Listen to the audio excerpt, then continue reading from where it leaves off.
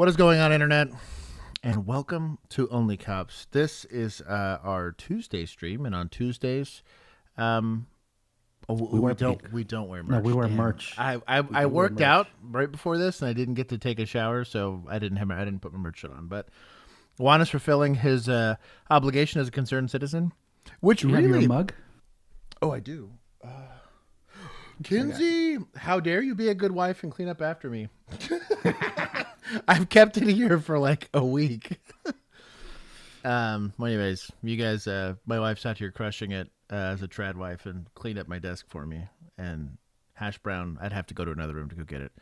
But anyways, Just get it during your tinkle break. right, exactly.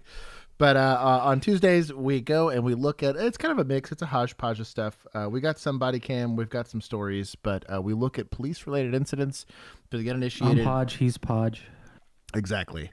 But we, myself, and then a lot of the people that we have in chat, and every once in a while, people that we have here in the Talkie Talk boxes, apply our law enforcement expertise and experience / knowledge. And most of, honestly, longtime viewers know more than most. I really am shocked now when I watch like auditing videos, which used to be good because really only the very, very serious people used to get into auditing. But just like everything else in the world, the second it hits like TikTok or Instagram, I call them the casuals, come in. And I've been really surprised at just how like, I guess, uninformed auditing has gotten in like the last 2 or 3 years, because there's great channels that cover it really, really well. We watch was it Ewu or whatever it is, really, really great, very methodical. There's a lot of lawyers and attorneys that are going on there and educating people on their rights, and for some odd reason people still suck at it. But here we approach it from both sides of the fence. One on the civilian side, to actually know your rights and to understand the strategies being applied on you as a civilian. And then on the law enforcement side, how to better just do your job in general. This isn't necessarily to nitpick, although we do. This is really more of a philosophical discussion, and even really like a tactical discussion on the application of force, the application of tactics, demystifying stuff like de-escalation and what that is and what that isn't. Teaching you your rights. Literally just tell you, just shut your mouth. Just shut your mouth. And also like pitfalls. Really, you see a lot of cops that they fall into what I call norms. And they watch one cop do it, or they saw some guy on NCIS do it, so now they do it. And it's a terrible way to learn how to do legally binding actions. So anyways, we try to educate people.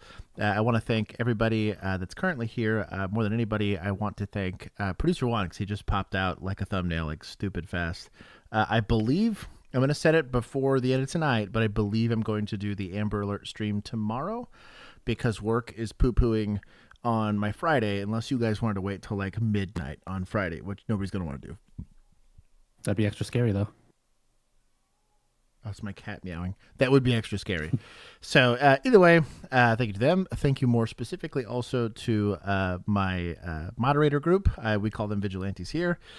They help tirelessly to put together and get all of these videos for me. Every once in a while, I'll pre-watch some of these, because they'll like, hey, is this going to get us in trouble? Or is there like a talking point to it?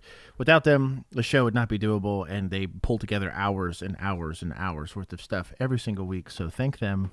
They are the best. And then I say hello to everybody at the beginning of streams, because without them, we'd be talking to nobody but the internet. So when you see me click off of the scorecard, you'll see this. You know the stream will have started. If you cheated and did it right now, you're going to have to wait a couple more minutes. I will give my hellos, and then we will get on with the show. I gotta update this. It is Jordan. You were indeed first, my friend. Jordan. It was so funny. He shared something in the Discord, and it was the coolest thing I'd ever seen. Yeah. Guy had a mag light, like ghetto clipped to the like the beneath of his M16, and they're all wearing like, I guess they're Marines messing around on a boat. And I was like, oh, it's the coolest thing you've ever tagged me. And he's like, oh, just kidding. Somebody else just didn't at you. And I was like, and revoke it. But at least I can give you some love here. Jordan Yaros, you were indeed first. RJ, you were a very close second. And Mr. Toastar, third place, nobody talks about. But we do love you. Thank you for being here. Easy. Just Christie, Jazz Hands. She is indeed the first mod. Brave Django made it. He went to go get food. I saw that also in the Discord. Cosmic Dark Matter, it is good to see you. Hold on. Pontiff, who dis? Pontiff? Pon- Is that Poe? Pontiff? Making maybe sheriff? Pope joke? Maybe a Pope joke? Oh, like Pope? No, that... Like the Popo? Well, because last week we were the Popo Pontiff. We were the Popo Pontiff. You know what? I'm here for it. Pontiff? I'm here for it, Poe. I'll give you a pass. Raira, it's it's good to see you. Sam, I drank the whole thing. Be proud of me. I'm hydrated today. Mark Musso, Caffeinated LD, Brett, Tyler D 242, BWP Photography, Find My Phoner, Andrea, it is good to see you. Chief Deputy, I don't know what he changed his thing to, but Chief Deputy Millennial changed his little his face, little profile thing to something. I can't make out what it is, but it looks weird. Oh, it's a screaming lady. Oh, it's from some body cam. It's a lady screaming on a Ring camera. J-Bake, it's good to see you. Uploader 755. I am 100% caffeine immune by this point. I'm getting there. I was talking to the wife about this, that caffeine basically just like numbs my headache that I get for not drinking caffeine. That's really all it does now. I'm an addict. I did the 23andMe thing, which now they're selling all my data. So it's super fun. But it showed that I had that gene where basically caffeine affects me way less than a normal person. But it does give me that So it does give me that nice little hit of endorphins though. So it doesn't wake me up, but it just makes me happy. Oh, I for sure get like a dopamine hit from caffeine for sure. That I can agree with. Brian Miner, Notorious Emu, welcome. Trash describing withdrawals. literally. And it's funny because I liked caffeine. College, I have a little bit to blame. I worked full time while I was going through college. It took me 6 years to get a 4-year degree. So much so that the very first police department I made it all the way through and applying for, it gave me a rejection because they were like, look, dog, you qualify for everything. We just have no guarantee you're going to finish. Go look it up. Shout out to Plano PD. That's no dig on them. I mean, if you would have looked at my transcript prior to my final semester, I get it, dog. There's so many withdrawals and whatever on that thing. I knew exactly how to game the system there. And it was ironic because I made the dean's list that semester. Because I was very motivated to finish. You're I'm about to fail. Nope. I'm out. Yeah, I'm out. Yeah. So, but anyways, I started my caffeine. I had some caffeine, like in high school. I worked at a Starbucks seasonally. That was my first kind of start into caffeine. And then Red Bulls became way too cheap and available, especially the sugar-free ones. And then I preferred the taste of coffee over sugar-free Red Bulls. Also, they made me feel a little less weird. I don't know what they were doing to Red Bulls back then. But then definitely coming out of college and then working nights ruined me for coffee. And then Patrol just made it worse. And oh yeah, I have post coming out of all of that, I can appreciate and have a lot more sympathy. It's no longer empathy. I guess it's empathy, no longer sympathy for addicts. I whether it's alcohol, whether it's meth, I don't care what it is. I'm like, dog, I get it. Withdrawal's got to be hard, yo. I don't know. I feel like it once makes you get me to that point where you're not doing it for the high. You're just trying to get back to baseline. Just I'm just trying to get back to feeling like a human again. Yeah. You periodically have to go on 3 or 4 days where I just don't drink any coffee or sodas. And the nice thing about caffeine is it does, unlike other drugs, it resets itself. So you can reset your tolerance relatively well compared to other things. There was about a week where I think in that week, I think I had 5 days where I got 8 hours of sleep, which is wild. I was like a new person by the end of that. And, that was the most I had gone without drinking more than I think I had 2 or 3 cups of coffee in that week total. I don't remember what I was doing that I did that. And Yeah, that was the closest to a normal human being I've probably been since then. I'm far too busy between this, my full-time job, and then I'm in the process of reactivating, which, like, for those of y'all that want, I'll give a video on how that went and how complicated that is. God bless y'all that are going through that process. But don't lose your, if you're going to leave, don't give up your license. If you let it lapse, and I'm sure any teacher would tell you that, anybody at any field, that you have to work really hard to get your license. If you go out of compliance, dude, that board makes you work very hard to be like, well, you see, you missed like 3 in-services in between now and then. And so after 400 hours and like $1,200, then we'll let you do the thing that you were getting to do beforehand, having learned nothing. We would rather have a fresh out of high school. Literally. Dummy. Yeah. Than you. How dare you? Yeah. Anyways, Roswell, J Bake, I'm done complaining. Robert Carson. Lisa Rowe, welcome. I haven't seen you in a while. Ivan is here. Garrett. Guy Fieri Raptor 24. It's good to see you. Rice Krispie, who actually has a like Rice Krispie treat box in his thing. John C. Ricky Ricardo from Oklahoma. He is on the Boomer Sooner today, my friend. Studious. Andrew Sawyer. Frag, my brother. Oh, you might get Cat here back there. There's Cat randomly disappearing into my thing. You can kind of see the little tail. Yeah, it's like right there. That blind. That blind is broken from them pushing past it. Who am I missing here? Said hi, Moses. What's going on, brother? Shannon. Mac Daddy just showed up. Mac Daddy. Oh, it just refreshed for me. Eric D. Got to be really careful with that name there. I had to cut back just 1 cup of coffee to. I couldn't even fathom 1 cup of coffee a day. So this is what literally mug on the coffee. I struggle. Rely on that Zevia. But especially like post rowing, I'm so close to a sub 8 minute row. I'm like consistently like 8:05, 8:06, but like the last 5 seconds of that are gonna be like life changing. It's a lot of work. I went down though from like 8 minutes and like, well, no, the first time I did it on a water rower was like 12 minutes. It was terrible. It's a lot of work.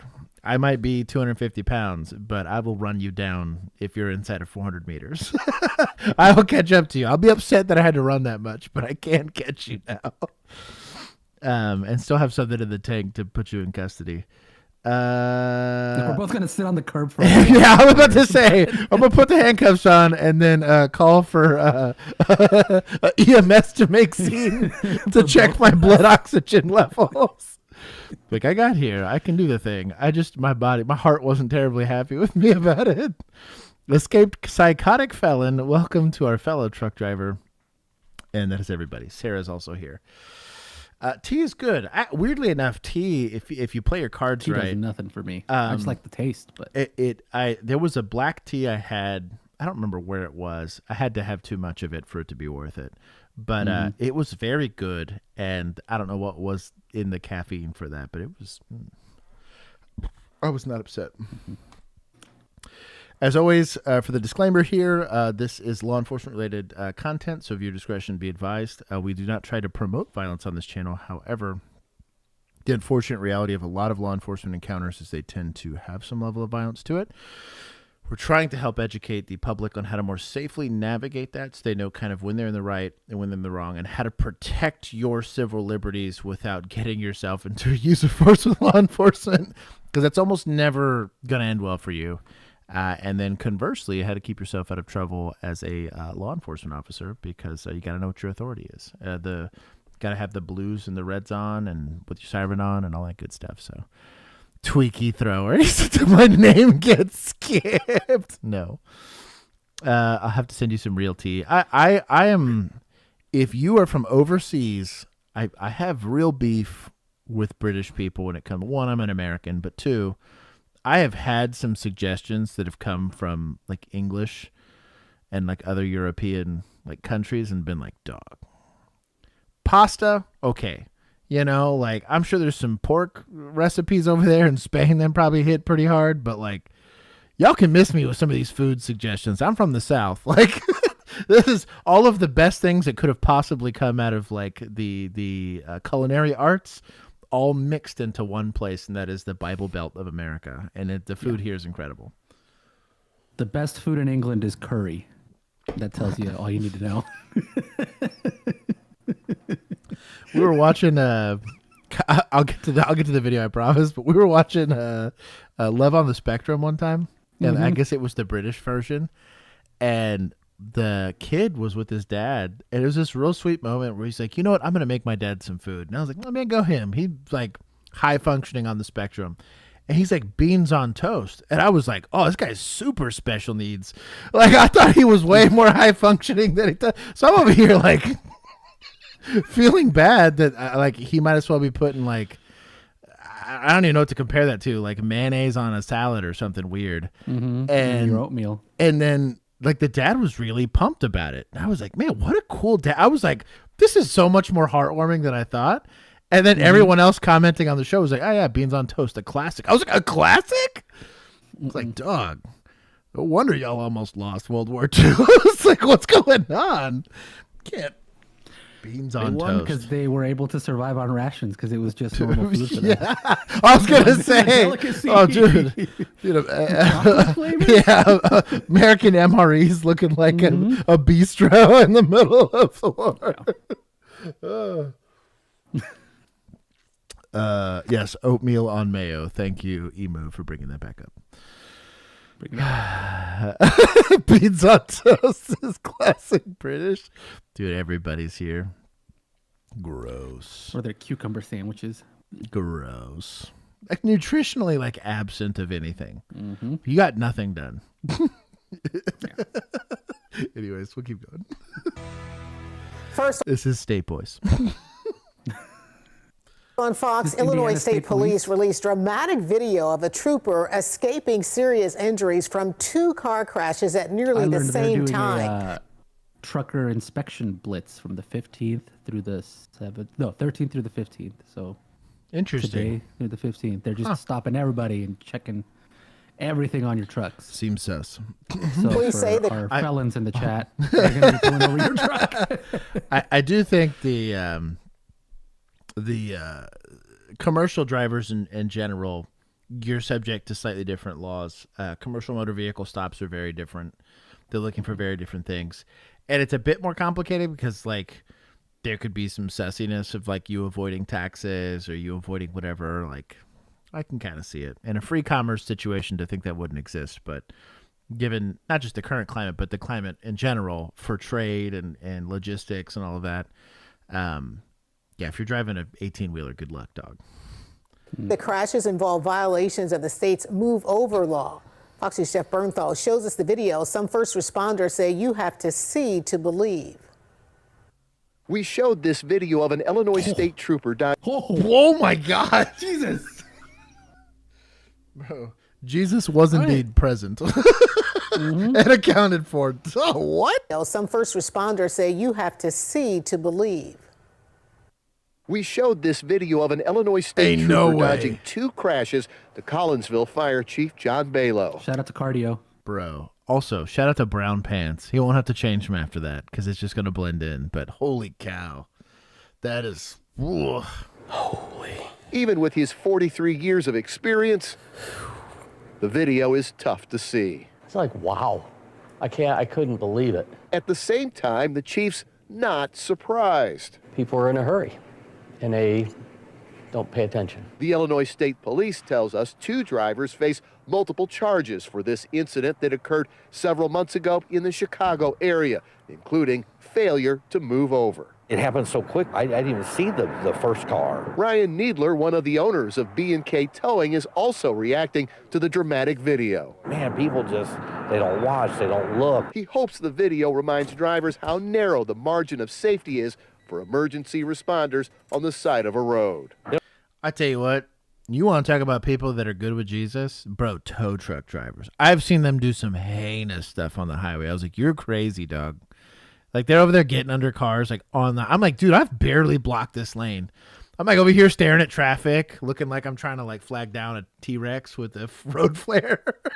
Like, bro, like specifically tow truckers that are working to clear accidents. Those guys, brave. That or they're just good with it. They're like, hey, if it's my time to go, it's my time to go, because they'd be doing some sussy stuff.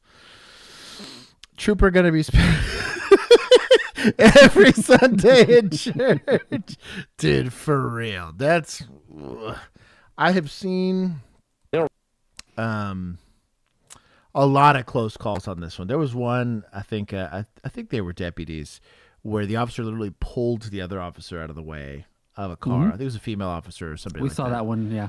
Bro, we saw that on was stream, close, but that was one car. My boy dodged two in two different directions, which is why. I think that was an admin skit too, where you roasted them. Yes, that was. For having two people on one stop. How dare you, bro? The classic admin days. I'm so far removed from that pain. If that makes any sense. I think back on it. I call it the old me. There's the old me. Every once in a while it'll creep up. I'll see something. Trooper Neo. But yeah, that is the old me still there. I just keep it pretty buttoned up for the most part. Every once in a while y'all see it here on stream. These vigilantes be pulling some heinous videos, and I'm like, I was doing so much better. What are we doing? I need to talk to them, okay? Yeah. I need to talk to them, You ready to okay? 1095? Yeah. You're gonna go to jail. No. He's not doing. Don't touch me, old man! Don't touch me! Don't fucking touch me! Let go! Poll time. Headphones warning. I'll let a poll happen. Does she spit? Oh, spitting for sure.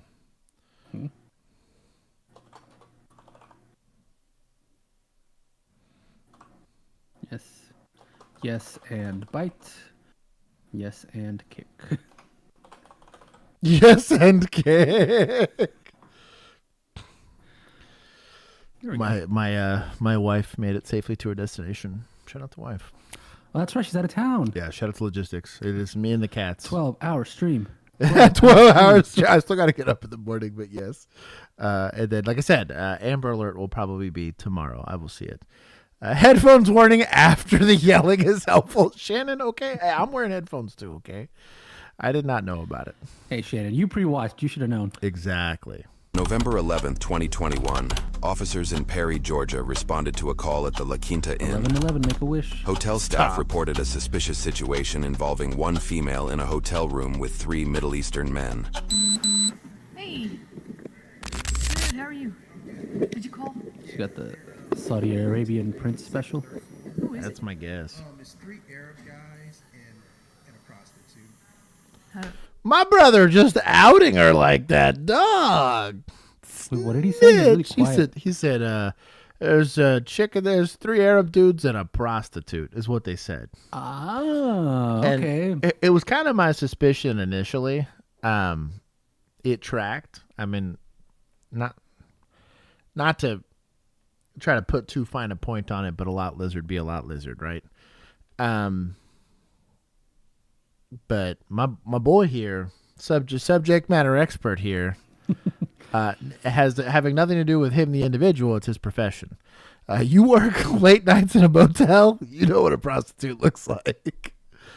I'm assuming there's also probably like some sort of sussiness about it, that he doesn't want any problems, or potentially you might also have like a guest that complains and they're like, well, I don't want the police to show up due to a complaint and I didn't say anything about it, because then there's like bigger implications. There's no duty to tweaky throw chill. Yeah, there's no duty to report on their end, but there's gonna be federal eyeballs, potentially, definitely likely investigative eyeballs that get into there if they believe that you're aiding and abetting in prostitution. That could bring what people call heat in the streets, which is what nobody wants. It's a bad look. What was that again?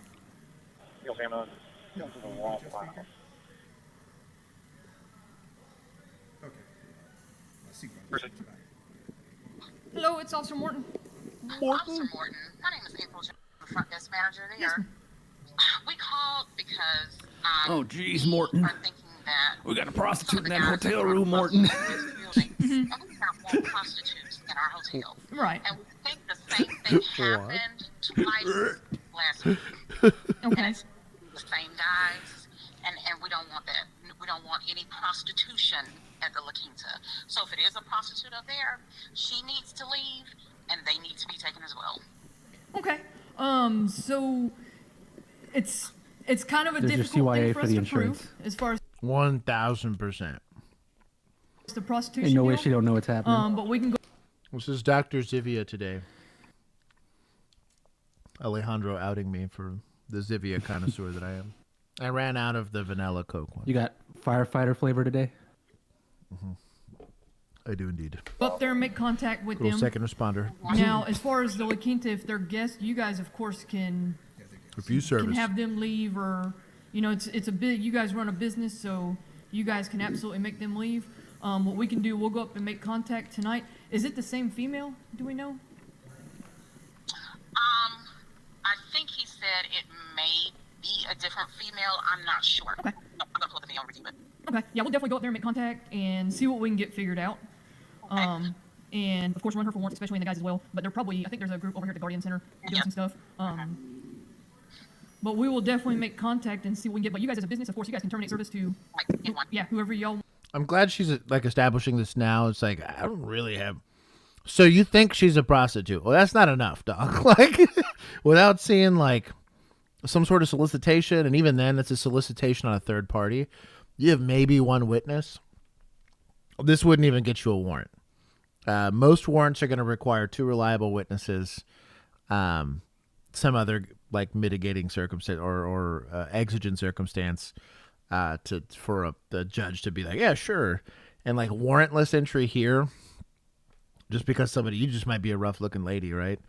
And they think you got sons that you adopted. You have no idea what the circumstances are of these people, but they do have the right to refuse service. And I'm glad she's going with that route now, so she can have staff on standby and they can expedite a lot of that stuff. Hey, this might look like a duck, quack like a duck. They're going to go ahead and terminate service. We're going to go with the CT. They don't want to comply with the CT. We go take people to jail. If she doesn't have a room, you can absolutely get rid of her. Right. Do we know how she got here? Yeah, they had all let her in because they're driving like a blue SUV. Okay. What? And they're in room 323. Okay. All right. Well, I'm just waiting on one more officer, and then we're gonna go and make contact with them. Good on her. Okay. You're welcome. We're gonna go up there. So. Hey, shout out to 30 for 30 for knowing her lawful authority. She's doing better than most. Most of these, it's not going to arrest by herself. Right. Crazy. Took the time to be like, hey, I know I'm not super cop, so I'm gonna get a backup here, and then articulate my authority to both the complainant, which would be staff here, and then make a game plan for how we choose to make contact with them, and then come to a determination on to whether or not we could do anything. Good on her. 2006. I guess it's the Middle Eastern guys that are here. So that the manager wants to go, well, we will have prostitution looking to someone on them. She's got my haircut. If it's a prostitute, we will all go. I said, man, that's hard for us to prove. So True. I said, you guys as a business can absolutely, you have the right to do whatever you want, kick out whoever you want. But unless they just come out and say, Just want to stand there and wait. well, that's what you're the prostitute. You should know. But I need cell phones and other rings. Well, that's what I can rub you on your neck.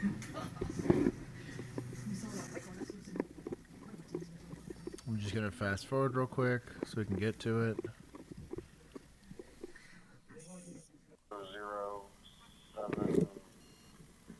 07.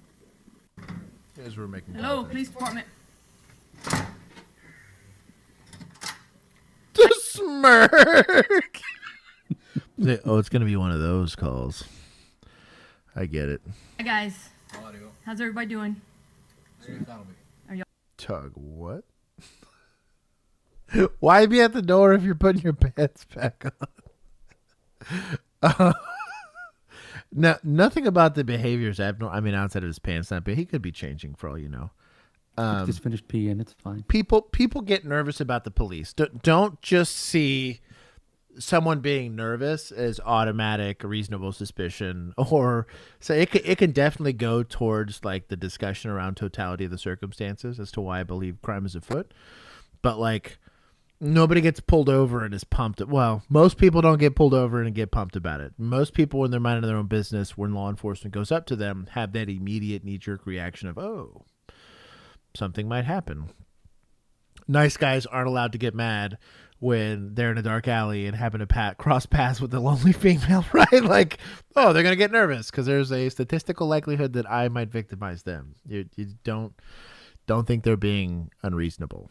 Y'all good? Okay. I need to talk to the female that's in here. Because I need to talk to her. Yeah, the lady that's in here. Lady? Mm-hmm. I heard we've been standing out here for a minute, so have her come to the door so we can speak to her real quick.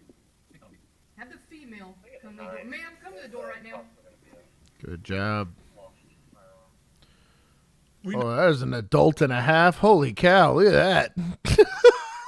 I know it's canted, like we're getting a Dutch angle for this for some odd reason, but still, like, you just kind of look at the door frame here and holy cow. So homeboy standing like this. This is an adult. No, you're in there. We sat out here and let's do you talk. Come to the door right now. It's the police. I need to speak with you. No lady here. A Fit Watch, I think. I don't know that this is an Apple Watch. I was about to send it, and then I can't tell. I don't think so, unless it's got like some kind of like just additional a protective active case. little case or something like that. Yeah, which is still better because then it's not as likely to get all scraped up and broken. Yeah, no, good lord. Like, I mean, I get it's a fisheye, so there's still some weird stuff going on here, but like, this is the plate for the room, and this thing's not even coming up to this dude's like chest line. Goodness gracious. Also, a weird body cam too.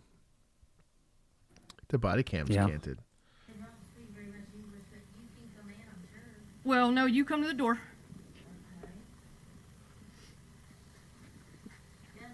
You can step out here. You guys got ID cards? Hey, step out here. I don't have my shoes on. Well, just come step out here. We just gotta talk real quick. You guys got ID cards? Get your ID cards. What's going on? Okay. What is your name? Identificación is kind of immediately what I wanted to say. Or papeles or something. It wouldn't work. It's not Arabic, but I know. I had 7-Eleven brown. Yeah, I had a. Now they would have started speaking Arabic to you immediately. Immediately they would have been trying to explain themselves in Arabic to you. I had a mosque and a synagogue in my. Were they across the street from each other and like a dog for real? Was it like street a West Side Story street situation? Beeps were weird. Yeah, they typically didn't have any problems, but like the Utes that came out of those communities, I sometimes had to cross paths with. Was it on Gaza Street? No, it was not on Gaza Street. Where's your ID card? What do you mean my ID? You got ID card?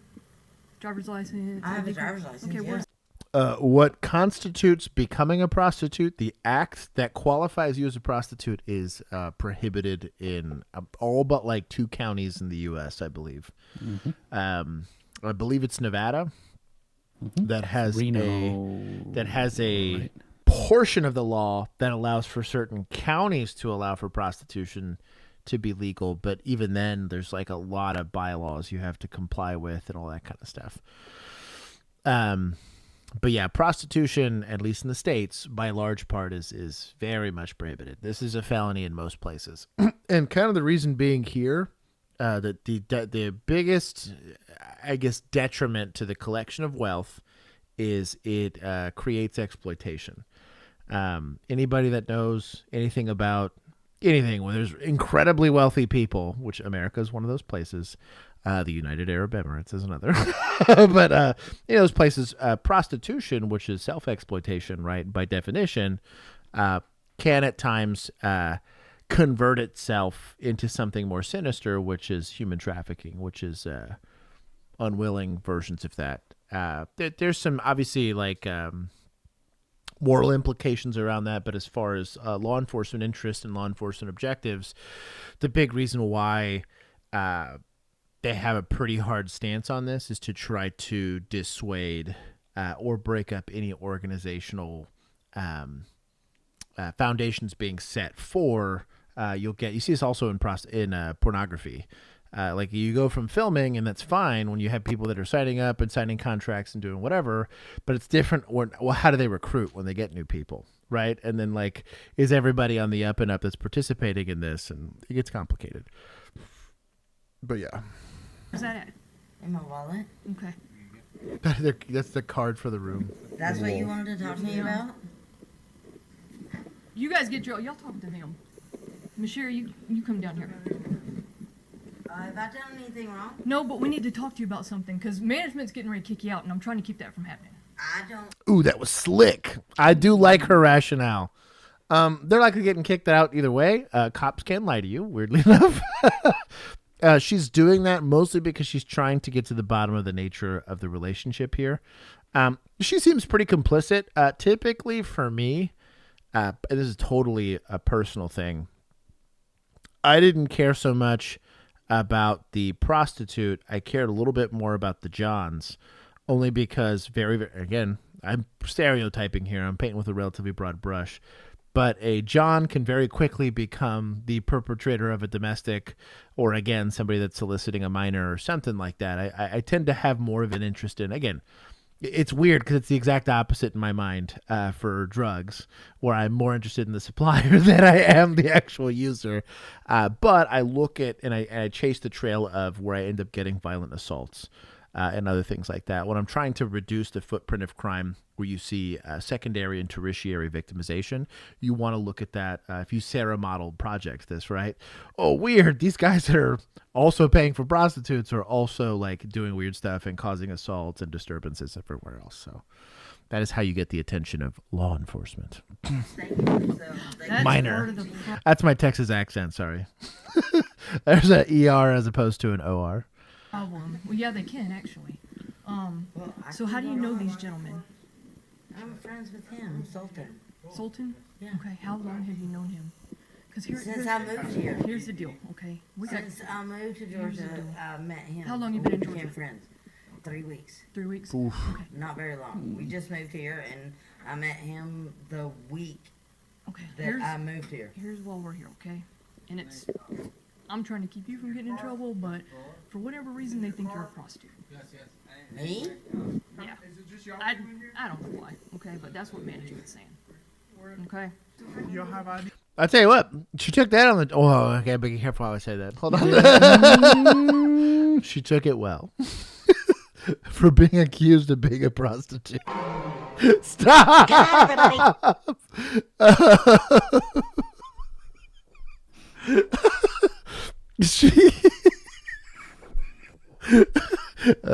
be on the soundboard eventually. Yep. But it's a clue, right? Somebody not being very put off by being accused of being a prostitute. Again, also kind of the nature that there potentially is a language barrier here. You'd be real hard pressed to solicit a prostitute with a professional. Chill, RJ. But it'd be pretty hard to solicit a service like that without having some sort of grasp on the English language. I mean, I guess you could chat GPT it or whatever. But they are going to likely default to that as a defense. Axon, normally I don't like giving props to Axon. However, their new body cameras have a translator on them that apparently doesn't suck, which is pretty rad. I've had to use Language Line before, and no offense to Language Line, but like on a crappy flip phone on speakerphone in the middle of a domestic is a very hard time. It's a very suboptimal solution. So having something like physically on your body camera that can actually interact with them. It probably records what is said and what's translated to also kind of connect towards some of your probable cause statements. Google Translate is honestly, towards the tail end of my career, we just used that every time. We'd skip the language lighting. The only downside is Google Translate is not a certified interpreter. So there is some legal leverage a defense attorney could use to say, well, do you know that it was translated faithfully and accurately? Are you trusting? And so then it's going to say, well, do you Google what the elements of the offense are? And it sticks you in a weird place because you don't have a professional translator that is certified in some way, shape, or form that can honestly give you a good rendition of what they're saying. Because there's also some like cultural nuances to some of the words that are being used where taken out of context to an English speaking person, you might misappropriate meaning behind those words. And that can get you really hemmed up on when you're having to like reach for, well, in the totality of the circumstances, he seems sus. Like, What the definition of is. Right. Yeah. Literally. ID cards. That's a room key, ain't it? Room, yes. No, ID. Passport. AD. Passport. I don't know if you've been in here a few times. They are renting the car that I was renting when I first moved here, and that's how we met. It's a rental car place. Where they work? Google They're D's. They're working with the Guardian, yeah. Yeah, and they're fixed to be there every week. Well, that's what we don't want them to get in trouble. We're trying to quell all this. And Yeah, my just boy bought is a house. humongous. Who's we? He's like almost in that door Me and frame. my fiance. Who's your fiance? Is he in there? No. Oh, okay. Now, what'd you say your name And was? my Sherry? son, yeah. Sherry what? Is your fiance in there, sitting in the corner? It absolutely is, because we're here for an investigation now. Okay, what's Frank, the you're investigation correct. about? Of prostitution. Oh, so y'all think I'm a prostitute? No, but we've been called about it, and the management, they are getting ready to get rid of everybody. So that's Okay, what we're trying to that's keep fine. from happening. So, Well, then I want to talk more. okay. It's my car. It's in your car. Passport. It's in your car. Yes, yes. I my car. Is it just y'all two in here?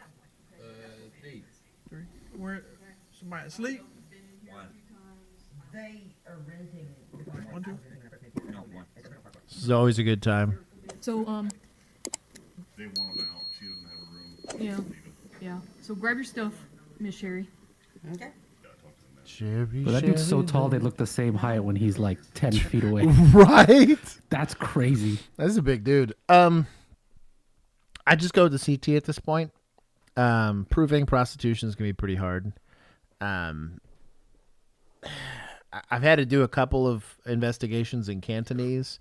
Not my expertise. I also did one in Vietnamese. We had a very healthy Vietnamese population there. And then a few in where it was strictly, it was Arabic. And I'm like, dog, wrong brown dog. I don't do Arabic. And so I think I used Google Translate for 2 of those and then language for some of those other ones. Our language line, but it's I don't believe she had priors. Yeah, probably not. But I'm not a prostitute. They're my friends. No, but she is. That's what our investigation's for, man. They think I'm a prostitute. I do like it. They didn't force the envelope as far as going into the room before they're gonna do the CT first, and then if they were gonna go into the room, they did it there. They did everything outside of the threshold, so they can't be accused of forcing entry or anything like that. Huh? Yes, problem.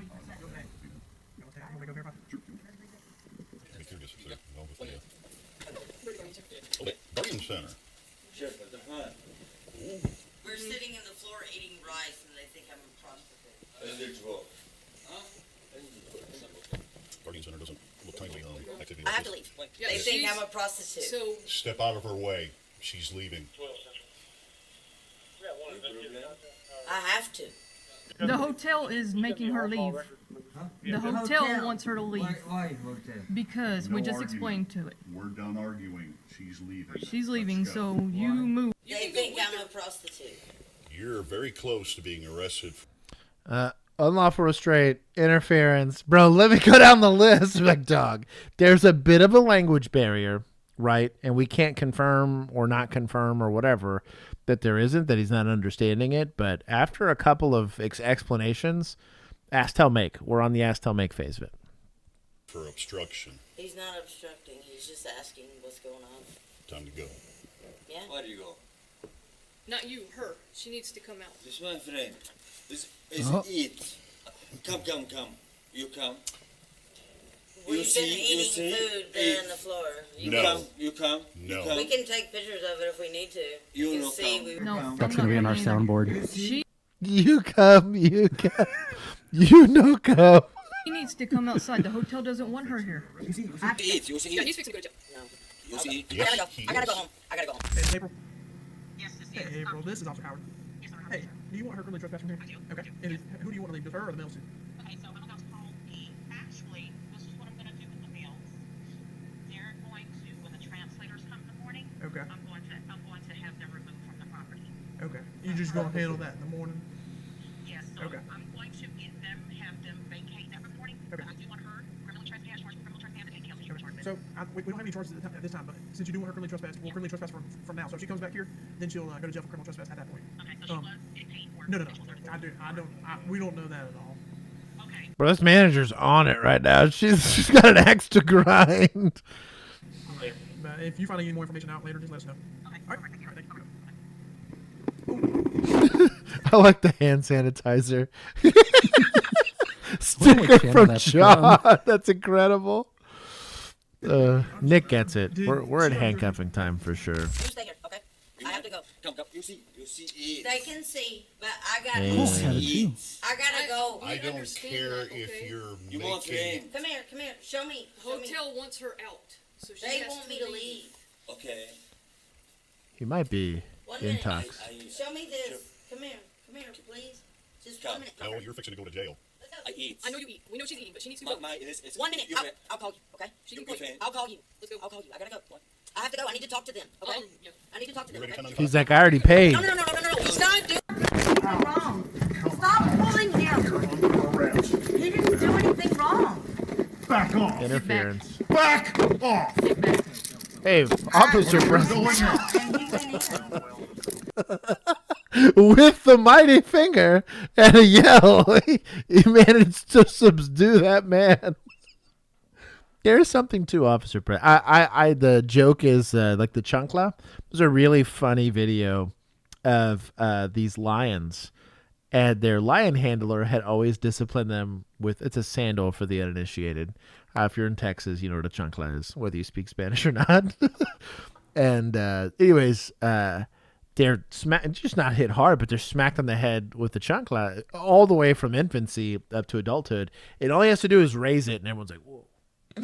These lions back off. I have the same reaction. I'm not as ferocious as a lion, but it has the same psychological effect on me. Having officer presence does that. I am consequences. If you can convince them of that, you don't even have to touch them. Very, very good. Why are you doing that?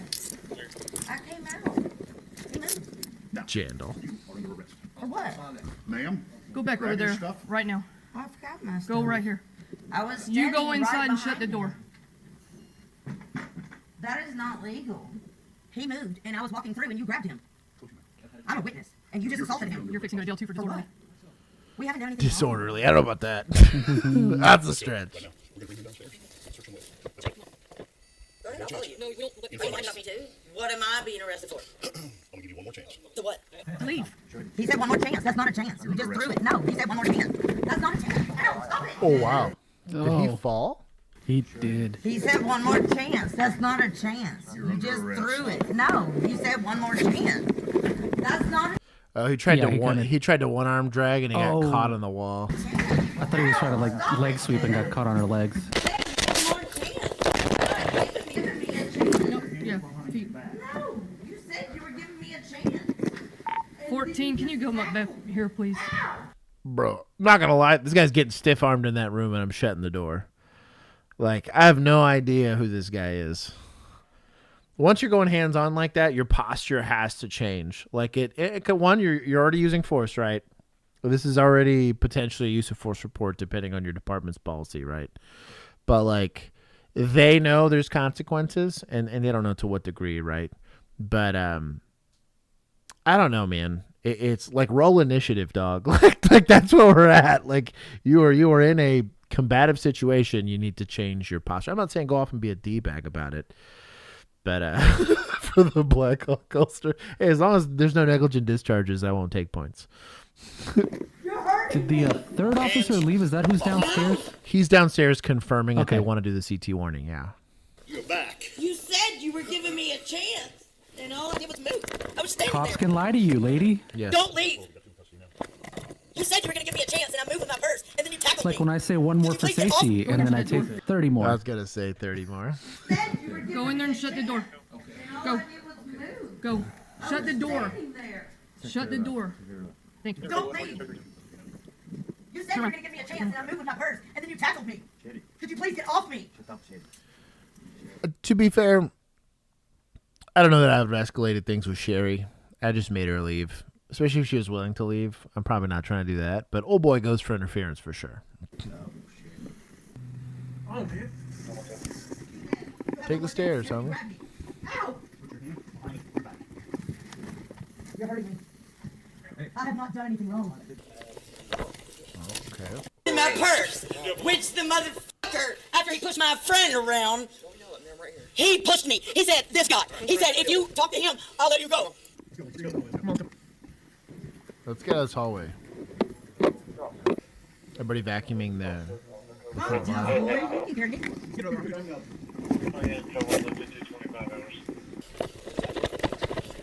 You step aside.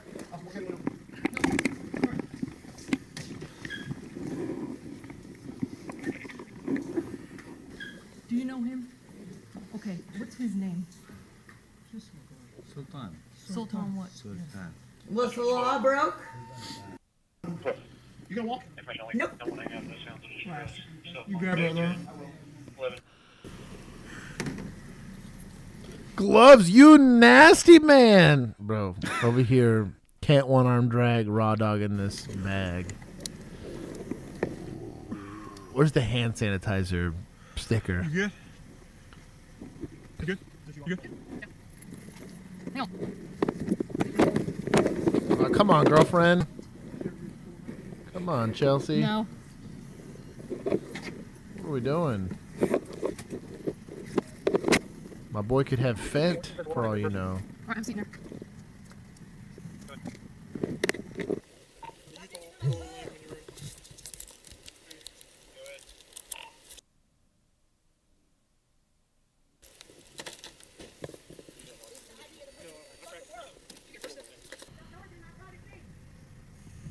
Throw the cigarettes in the trash, or No, don't throw her cigarettes away, dog. Like, don't be like that. Just leave it in her property. Just inventory the thing.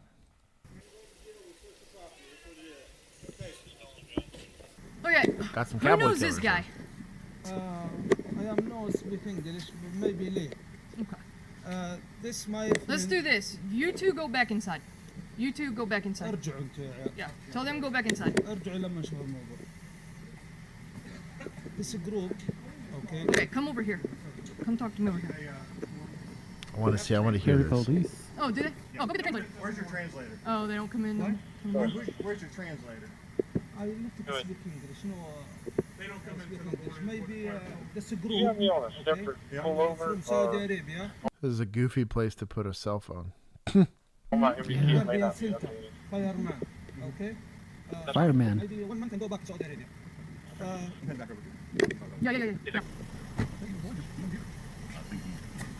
oh, they all been drinking. Yeah, They've been drinking.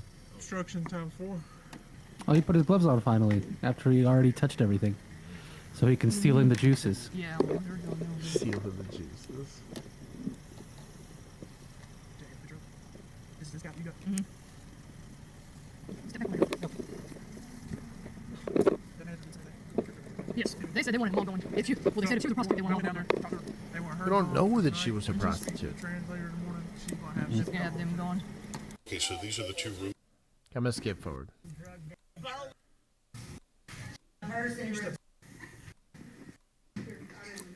The foreign gentleman staying at the hotel was charged with 2 counts of obstruction. The unregistered female guest was charged with criminal trespass and 3 counts of obstruction. What do you... That seems real weak. The obstruction, and even the criminal trespass is a little weak. His obstruction charge, I think, sticks easy. Tested positive for goodies. They all did now. I will give 5 only because it happened safely. That's it. Everything else, a little sus. I would have liked to have seen some better things, but. Good evening. A Henderson police sergeant PC, use of maybe? force against. Well, just like know what you got and be efficient with it. And I'm I think probably they were doing real good until homeboy started blocking the door. Right. And then I get a big dude being like, "Hey, you're obstructing. Right. You stop doing that, or you're going to jail." That part I'm fine with. The part where she gets thrown into handcuffs, right? Don't really get that. That I think he was a little in his feelings about, like, I just want to get this done and over with. We're kind of hem-hawing on it, but like Mhm. the I'm a little jaded because we had a big, I guess, standard operating procedure, if you want to call it that, about time on call. We tried to be as efficient as we possibly could be on a call because we likely had 10 holding. Big city, I worked a very busy shift. We worked calls like fiends. There'd be 20 of us out there and all 20 of us on something. Now, there were nights where nothing happened, but it was very, very common. And so typically you didn't try to, those calls weren't going anywhere. So like the longer this took, the more likely you were to get stuck on overtime. And there were just those nights where you're just drowning. Well, what are you going to do? A woman be called into question. Thanks for joining us here at 6. I'm Denise Valdez. And I'm Brian Loftus. Now, body camera video obtained by the 8 News Now investigators appears to be different from the sergeant story. Vanessa Murphy has this story you'll only see on 8. Henderson Police Sergeant Scott Allward responds to a call about an alleged combative woman, and this quickly escalates. The 8 News Now investigators obtaining this video from sources who want to remain anonymous but are concerned about what they believe is excessive use of force. We dug deeper. And in this report, Allward writes he believed she was going to spit in his face and used his open palm to strike her in the upper chest to redirect her body and the perceived attack. So we obtained Allward's body camera video to confirm his version of events. What we don't see is this woman trying to spit on him. Get over to my car, do it now. Let's start from the beginning. Follow simple instructions, go to the front of my car, do it now. She does not immediately comply. You're going to get taken to the ground if you don't listen to me right now. Get to the front of the car, do it now. Turn towards me. What are you doing? Get on the ground, roll over. Roll over. So we don't get a good look at this, but you can at least kind of hear what's being said. I'm going to go back to this here. This video from sources who want to remain anonymous but are concerned about what they believe is excessive. So you roll up on the call, right? And it's bring back robot cops, right? And he's already pretty amped. Now, I don't know what the call text was. Lady in the park being high or weird or whatever. Not an active shooter. Not an emergency domestic. None of those things. So they're like... Having to be amped is, I don't know. This is a pretty easy call, right? Some lady at the park, we just need to get her to move, or maybe she's CT'd, or maybe she's PI, something, right? Or maybe it's nothing. Maybe show up like, hey, what are you doing? I don't know. Nothing. Waiting for an Uber. Okay, bye. You know what I mean? Like, so he showed up pretty amped, and he was giving commands, and yes, there's a discussion for command presence. The question's going to be on the use of force ladder here is what type of resistance was she presenting versus the type of force that she used, right? And so typically, if I'm going to apply more than an empty hand technique, a basically left hook to the face here, it's open-handed, like it's like a shove of sorts. But it's still going to... What's the difference between an open hand and a closed hand shove like that, right? Not much, especially when there's pretty decent size disparity. She's a tall lady, but she's pretty thin. This guy in a vest is a pretty large human being. He didn't swing. I could see where maybe in his mind you could potentially have a spit, but unless it happens, like you're kind of SOL. Mm-hmm. You can't preemptively strike someone for a spit. He might have already reported her. Right. Pre-crimed. Pre-crimed it. But a spit, though if a spit occurred, sure. I would totally get trying to shove her face away or trying to protect yourself from it, because that could, especially if she's got some sort of communicable disease, be very much serious bodily injury to you. No problem with that whatsoever. There's likely a better way to do it than the left hook, right? But I have no issue with taking her to the ground and turning her face. The problem is if the spit doesn't happen, before the guy reaches for the waistband, you can't just smoke the guy, right? He's got to do some sort of, the term here is a furtive movement. There's not much for a spit, unfortunately. But that's a pretty wild. We believe is excessive use of force. We dug deeper, and in this report, on him. Get over to my car, do it now. Let's find Allward's body camera video to confirm his version of events. What we don't see is this woman trying to spit on him. Get over to my car, do it now. Let's start from. This is a yell. He's starting off pretty amped. Follow simple instructions. Go to the front of my car, do it now. Gave instructions. She does not immediately comply. You're going to get taken to the ground if you don't listen to me right now. Not sure why you'd take someone to the ground for detention, unless you thought they were like a flight risk or something weird like that. Get to the front of the car, do it now. Can you pause it? Go back. I want to see what's on the building. What's out this like building? Some kind of shelter, I think. Yeah, Hope Link Center for Children and Women. So I wonder if she was like a... Oh, that'd be so much worse. Resident. Oh, and shelter. Families. Oh, no. Yeah. Is this service? Or maybe this was like a welfare check on this lady. Goodness because she'd gotten out of the Can't do thing better. And she wouldn't come back in. This is getting Can you worse. Imagine? Yeah. Oh, my God. Anyway, when I saw it the first time, I'm like, that looks like some kind of government facility or something. And I was like, if this is like a government facility and she was standing outside of it doing weird stuff and they got worried about it, okay, maybe that's why he's so amped. So this is not looking good. As far as Nick goes with frequent flyers, I had a lot. I had, off the top of my head, probably about 10 or 15 people that I dealt with more than 5 times. And this is arrests. This isn't like they called and I showed up. This is like I had their like name and date of birth memorized damn near how many times I had to interact with them, right? Does not change the use of force ladder. Does not change.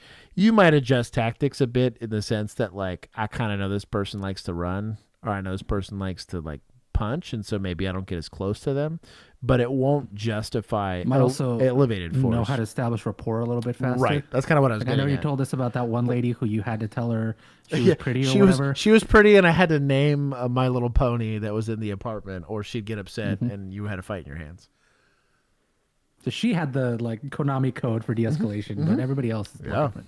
But the this is going to be considered unjustified, probably. Now, turn towards me. I just didn't see anything in that, dog. And I man, the amount of times I'm like, dude, deadly force is totally authorized. Why aren't we using more force? I have complained that not enough force is being used before. This is not one of those instances. What are you doing? Get on the ground. Roll over. Yeah. Roll over. Roll on your stomach. Do it now. Okay, let me. Roll on your stomach. Oh. Control Sam 2125. Allward calls. I'd be so pissed if I had to respond to this. Maybe I don't go back. So part of it's being amped. Like, I get it. We'll get some of these calls, and we just have discussions where I'll say, hey, they're in a hard situation. I'm not trying to criticize this officer. They just got shot at or something crazy like that. Let's just have a discussion about tactics that we'd like to have in the back of our mind if you happen to see yourself in the situation. This call, every single officer, deputy, trooper, anybody there's meter maids that are going to respond to a call like this. Where just they happen to, bro, you hanging out trying to walk your dog will interact with crackheads. Like, it is a thing, depending on where you live. And it's just not really a good reason to be this amped unless an assault occurred. This lady cocks back and tries to punch you in the mouth. Sure. We'll go have this discussion. It's assault on a peace officer. You're going to be able to use a certain amount of force to apprehend him. He's yelling about a 110-pound lady tops, that absolutely could be assaultive. She drop kicked him in the chest or spit on him or whatever. Sure.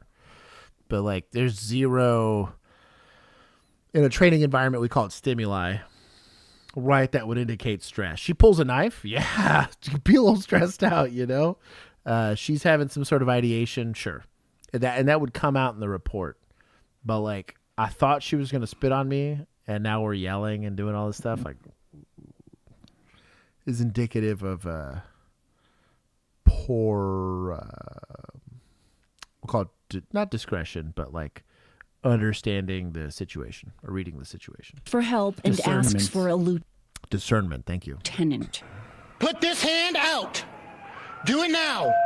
Do it now. Stay right there. Oh, Lord. This was October 26th, a Saturday afternoon. The call stemming from a park near Boulder Highway and Basic Road, the woman's sister telling police she battered her.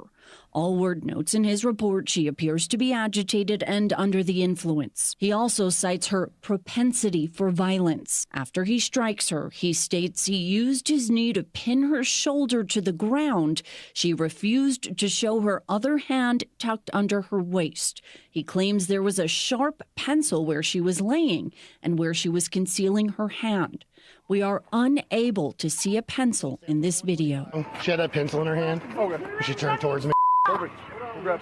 Just make sure you take pictures, please. Allward's report states the pencil was booked into evidence, and 2 witnesses confirmed the woman didn't comply. You don't have to force me. She refused medical attention, and according to the video, Allward did too. Any injuries? No.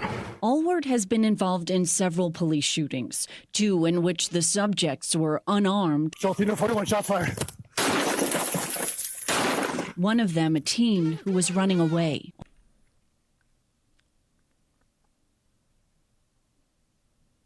I'm not saying there's never a chance where an oopsie doesn't happen, and I do believe that we are human, right?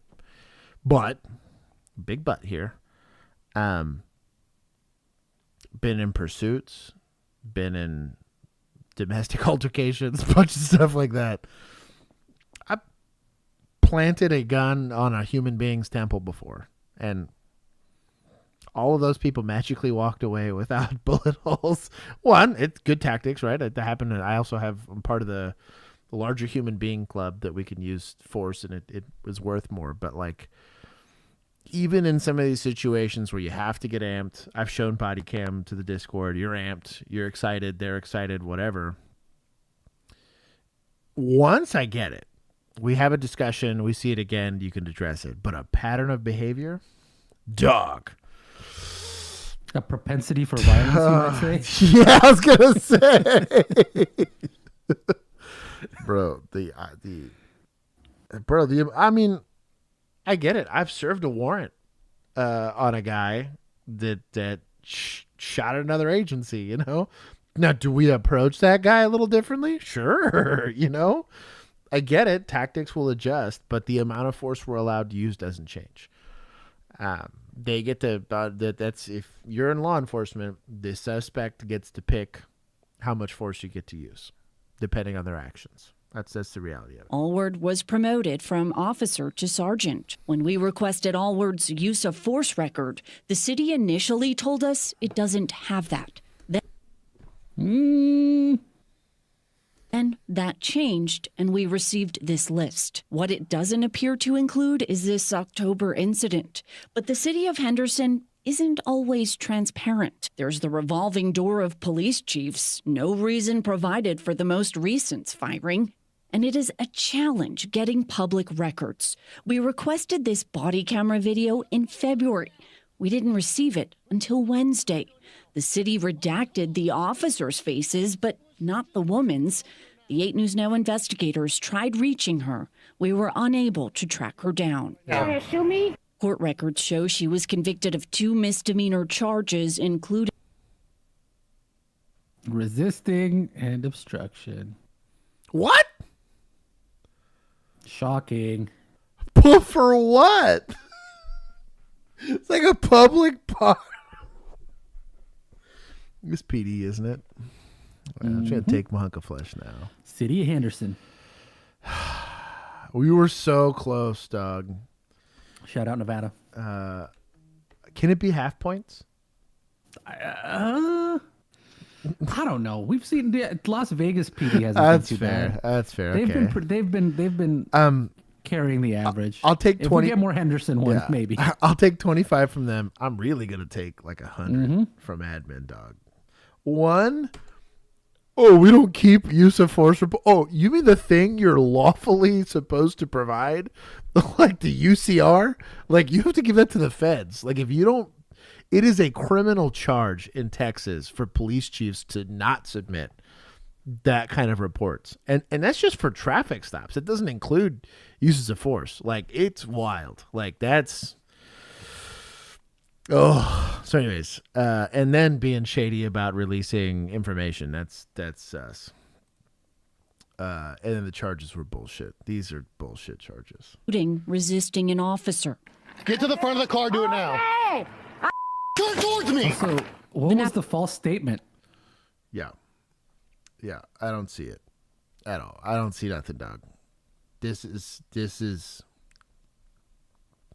what hurts me about this is that this is a homeless lady that likely has other issues going on, potentially substance abuse, likely more than anything, all stemming from like MHMR needs. Like she's got mental health needs that aren't being met, or medicated, or therapy. None of that stuff's getting provided right. Then there's the normal complications of being chronically homeless. And these uses of force happen probably a lot in these cities. So if there was a thing that we fail at in law enforcement, it's knowing how to handle this specific segment of the population, and it's people with mental health needs. They're chronically homeless and everything else. Now, society doesn't have a good solution either, so nobody's really helping us here, but like, yeah, dude, I'd have been terminated for this where I was at, and I'm okay with that. That's probably the last time Sergeant What's-His-Face here is wearing a badge in my department if I am a police officer or police chief. Asa Murphy, 8 News Now. Yeah, there's plenty of times where... Again, there are times where you have to use force. I am perfectly okay with that, but this was not one of them. And you have to, if you want the ability to use force on people, you got to hold yourself accountable to do it the right way. I hate that. Okay, hold on. Okay, so somebody mentioned this in one of our comments that you might have the entire page muted. Like there was something. Maybe hit the 3 little dots or something.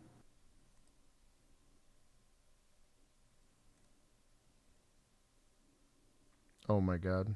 This is the Stoke Bros one. My dog. Yeah. Here, just show your password real quick. No, I'm kidding. Right. Let's see, unmute. I don't see it. Desktop. Need to access the account's profile and adjust the mute settings. Unmuting from the desktop is it? Blah, blah, blah, blah, blah. Here's how to unmute someone. Oh, that's a different thing. Because, like, I have... Click the, 3 little dots next to your face up in the top right corner. Like that. And see if there's, a volume thing that comes down. I don't see it. Huh. Weird. I'll mess with it. This lady's yelling at her radio for help. I hate it when I have to agree with the crowd, the 30 for 30 crowd. But this is the unique set of circumstances. In the same way when people complain about police qual scores, 9 times out of 10 is not a problem. Like the fact that cops suck at shooting doesn't really matter. I chuckle at the amount of CHL carriers that shoot even worse than cops do. And it doesn't matter 99.9% of the time, right? But in this instance, it's more likely that you will have to use some level of force, right? As far as command presence and having to go hands-on. So I do have some context for this one because I did look it up. You'll see it on the back of her vest here. So here, was she a meter maid or something? Essentially, yeah. Oh, well, then she doesn't have the training or any of that. Yeah, it's like there in the UK, it's called a police community something officer. something like that. It's on the back of her vest. But they're basically like, they're technically peace officers, but they do not have arrest powers. They mainly do like tickets. That's a different type of officer. So station response officer, different type of person. I think that's just like a security guard for the station. There it is. Police community support officer. That's what it is. So basically, they got handcuffs. They're kind of like, I guess, maybe constable-y, but without like they have no arrest powers. They're like, they're mainly like there to provide tickets, and then like it's like, oh, you know what, like that those Japanese cops with the little box station, where they're more like. You're like a service provider in the sense that like you try to, hey, you're lost, or hey, you need help with applying for an extension on your mortgage or something stupid like that, rather than have people fall into like issues. Like, hey, like let's work on your resume, and like let's make sure that if you're having like just a domestic squabble, like it hasn't elevated to domestic assault. Like let's work on maybe figuring out how we can find an amicable solution and stuff like that. Yeah, I get that. Yeah, they're also like crowd control. They do like ticketing for littering and I'm guessing probably parking, stuff like that. There's a good use for that.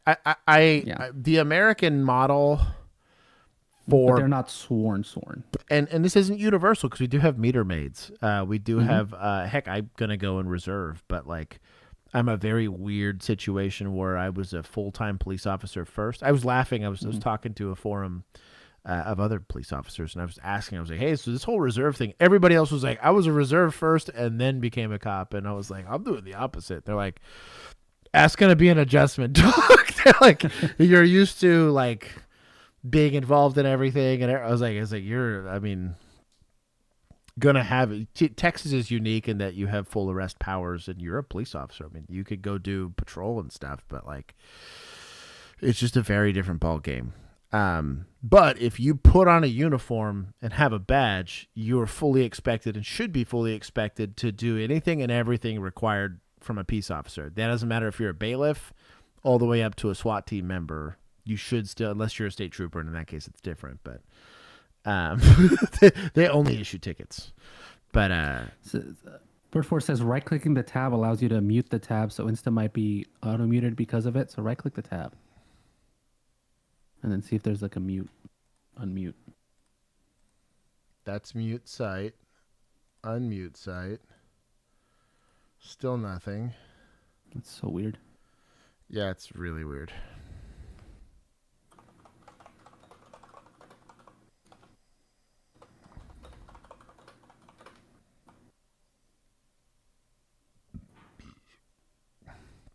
So clues, this guy's either under substance abuse, potentially homeless, potentially whatever. You got some level of unkept. Obviously, his shoes aren't tied. He might have slid those on. His behavior's kind of weird. I think the reason for them approaching him was he didn't pay for his like subway ticket or something. Yeah. I'm glad at least she didn't. Off a comment. At least she didn't. She understood the situation. I will give her props, 30 for 30 or not, right? One, it's London. That she was never expected to step up and do this anyways. She knows that, and she's self-aware enough that it's like, I'm not going to go and clench this dude or go hands on. Like, I'm just trying to report it. But kudos to her for still wanting to provide some level of like officer presence, if you want to call it that. There is still public here. Like, let's say this guy's becomes combative. She's at least there to go do something. I would, again, that's a very different model. Big cities in America have these. So NYPD, stuff like that, you'll have meter maids. The vast majority. Texas, this is pretty much unheard of. This position pretty much doesn't exist. There might be some exceptions to that. But I guess she just is fish cops.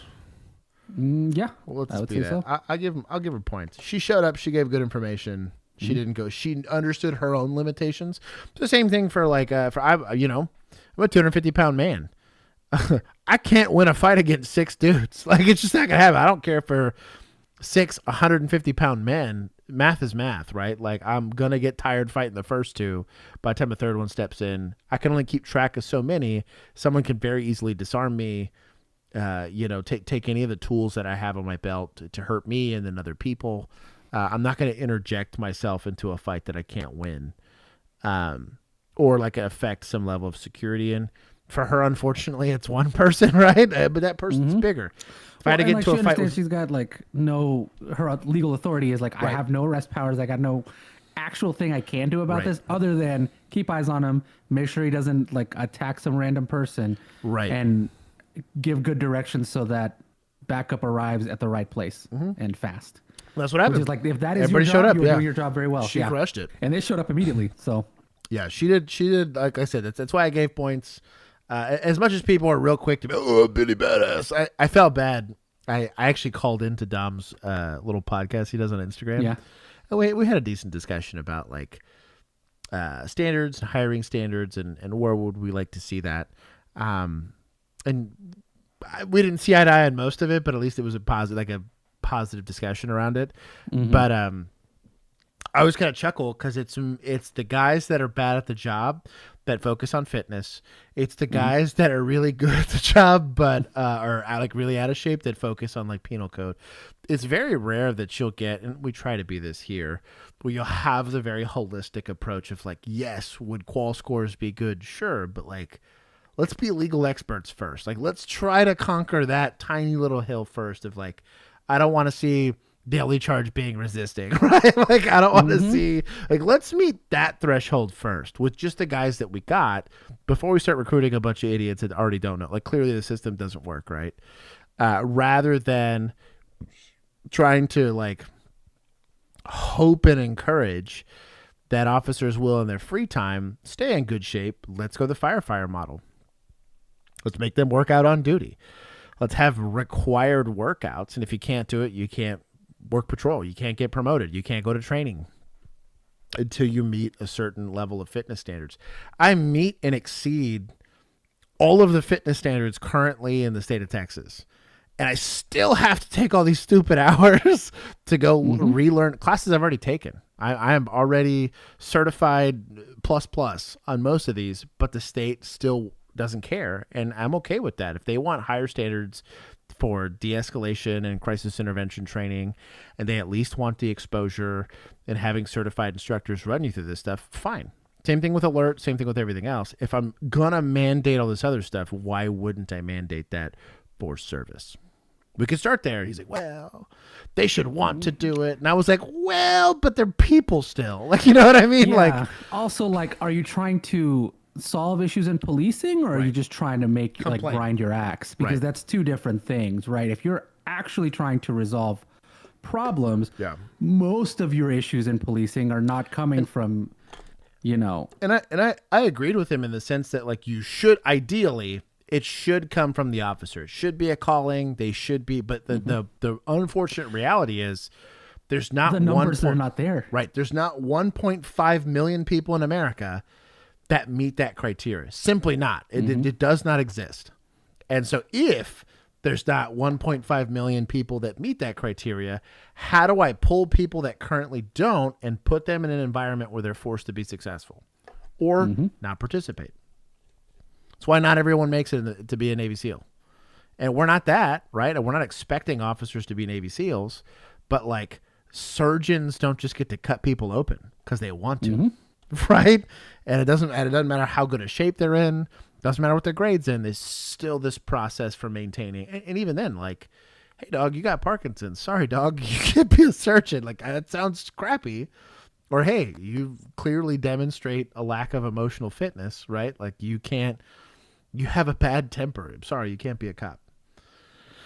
Like, I don't know. Or if you have a bad temper, let's figure out is that something we can work on or is it not? Is that something you can demonstrate? Do we put you on a probationary process where anytime you act out, there's like a 3-strike policy or something? What can we implement that helps you? Yeah, is that a skill you can learn? Can you manage to your anger, or are you going to be a problem the entire time? If you're going to be a problem, then cops like most have to pass the bar exam. To be fair, as much as I want to say yes to that, we can't. Like you would have 500 cops in America. Top, it's like also, maybe go and do just like a practice test on the bar. Like, bro, you're not going to need that. Even lawyers don't need 90% of the stuff that's on the bar exam. It is a memorization test for I'll be honest, the TCOL exam. So I'm studying it for it now. It's funny now taking it post being a police officer that I'm like, I would never use this. Mm-hmm. I don't care whether or not TABC law applies to like a horse race. What if I don't have a horse race in my jurisdiction? I don't care what the legal authority for a college is, like a college officer, because either I'm getting dispatched or I'm not. Like, you know what I mean? Unless I'm a college cop, that there's so many of these things don't apply, but I still don't have, I mean, that's the exam they want to give. It's the exam they want to give. It is what it is. But like, you're not going to exam your way out of the problem. A tax test is the perfect example of the standardized testing in public schools. Is a great example of this, where if the litmus test for the exam, because you see this a lot of times, like the SAT, right? You take the SAT, that's something that helps you get into colleges. Every single kid that's ever gotten into a college has taken the SAT and passed it to some degree, right? Mm-hmm. Why isn't there 100% success rate in graduating, right? Like, why is that? You know, there are plenty of reasons. There's behavioral, there's whatever, like, I don't know. Just took a sample bar exam. 73 is pretty good, dog. That's like really good, yeah. My dog.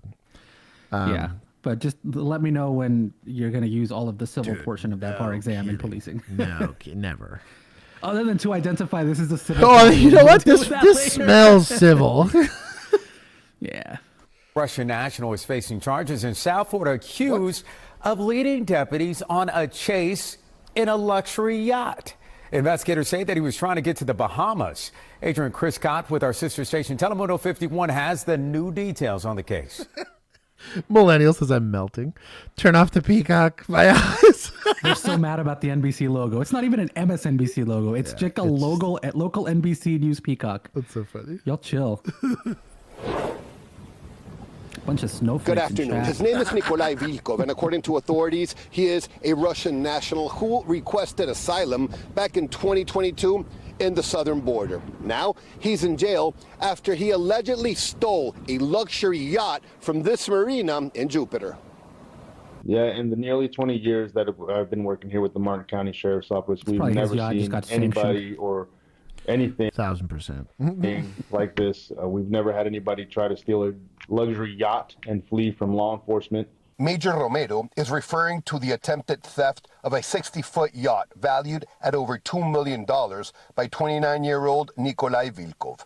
It happened Monday afternoon when the boat's captain, who was at Blowing Rock Marina, noticed the yacht was moving. He immediately alerted authorities, who then pursued the suspect. Our Marine unit and our patrols definitely did a good job. We were watching them via our helicopters, our drones. Our Marine patrol did an excellent job. This is something that we haven't necessarily trained for, but their knowledge of the way boats work. They just takes three Dog, I don't want to give county points, but boat pitting is kind of hard. Would these be fish cops, maybe? No, they're deputies. They're deputies. But I do like the fish cop stuff. You know what? I'm okay with it because I've got I'm on deputized. Oh, you're side today. deputized side? Work and the water. They took action and were able to kind of push the boat onto land and essentially ground the boat, preventing it from moving any further, pushing it into the sea grapes and on some of the sandbars that are there. The suspect, who claimed to speak only Russian, was arrested and taken to Martin County Jail. The reason behind his attempt to steal the yacht are still unclear. Having a great day, maybe under the influence of some sort of substance or alcohol, and what he wanted to do on this day is take a boat ride. According to authorities, dude, FAFO, I am here for it, dog. I'll give him 10. They had the tools and the equipment. They did a very good job. You know what? I'll take points from suspects though, because that was a really terrible attempt. You had a yacht, you know. Probably only had like one engine going because they have typically like multi-engine things. I don't know. Where are fish cops when you need them, right? Yeah. Millennial said they grounded the suspect. You gotta chill. It's gotta be the best pirate I've ever seen. Oh my God. I got the reference. A sheriff's office is investigating after a man pulled out a shotgun during a road rage incident. It was all caught on camera. Fox 7 Austin's Crime Watch reporter Meredith Aldis has the story from Bastrop. Carlton Powell says he was driving the speed limit. The other driver clearly wasn't happy about it. I thought, well, this is the end of it. Charlton Powell says he was driving along High Grove Road in Cedar Park. Bro, this is a cruiser. Mm-hmm. Why are we threatening this guy? Come on now. The speed limit posted at 35 miles per hour. I was in my 07 Chevrolet truck. I had a cattle trailer behind me with a calf in it. He says a red truck came flying up behind him. This man got in the bar ditch past me, and I come over, and he went on out in the bar ditch further, and then come back and cut me off and jumped out of his truck, come back there fussing at me. The driver then grabbed a shotgun. I'll be honest. It should be a dirt nap. You should be taking the asphalt. There's no... If he collided with you, maybe this is an accident, and he threatened you, sure. You're threatening my family, and there's an accident. And even then, I'm probably just driving off because I feel, I got a car, I can leave. But, like, over some petty dispute, ag assault all day. Stupid. He's lucky this was in Austin. Ricky said, try that in Houston. They do. They do regularly. They do. They get shot, though. I was going to say, they do, as the kids say, they air it out. Out of the back seat. What an idiot. There's a lot of kids playing on this road. Would you like your kids run over? I have appointment. Okay, well, go get your appointment, put your gun down. I just saw his Dixie flag sticker. Put your gun up. Trump bumper sticker. I've got you on video. And the don't tread on me over here. He had. He's got the collection. You shoot here, to be honest. I know that sounds weird, but legally speaking, my dog is brandishing a firearm. I couldn't do it. A pistol in his truck Propensity and for was violence. worried No kidding, right? about having to use it. If he'd ever raised the barrel, that'd have been the end of the hunt for him, because I'd unloaded on him. Powell took his video to the Bastrop County Sheriff's Office. I want him to arrest him. He pulled a shotgun on me. Who else is he? He may pull a shotgun on you before you get to Austin. The Texas Penal Code states a person commits the offense. Disorderly. They're going to go into disorderly? What happened? Didn't we just do a whole thing about deadly conduct? Bro, deadly conduct, brandish, whatever. Of Class B disorderly conduct if he intentionally or knowingly displays a firearm or other deadly weapon in a public place in a manner calculated to alarm. The Bastrop County Sheriff tells me they are investigating to see if there are any criminal charges. You have a victim that has complained and behavior that was well documented that meets the elements of the offense. Yes. Cedar Creek. It's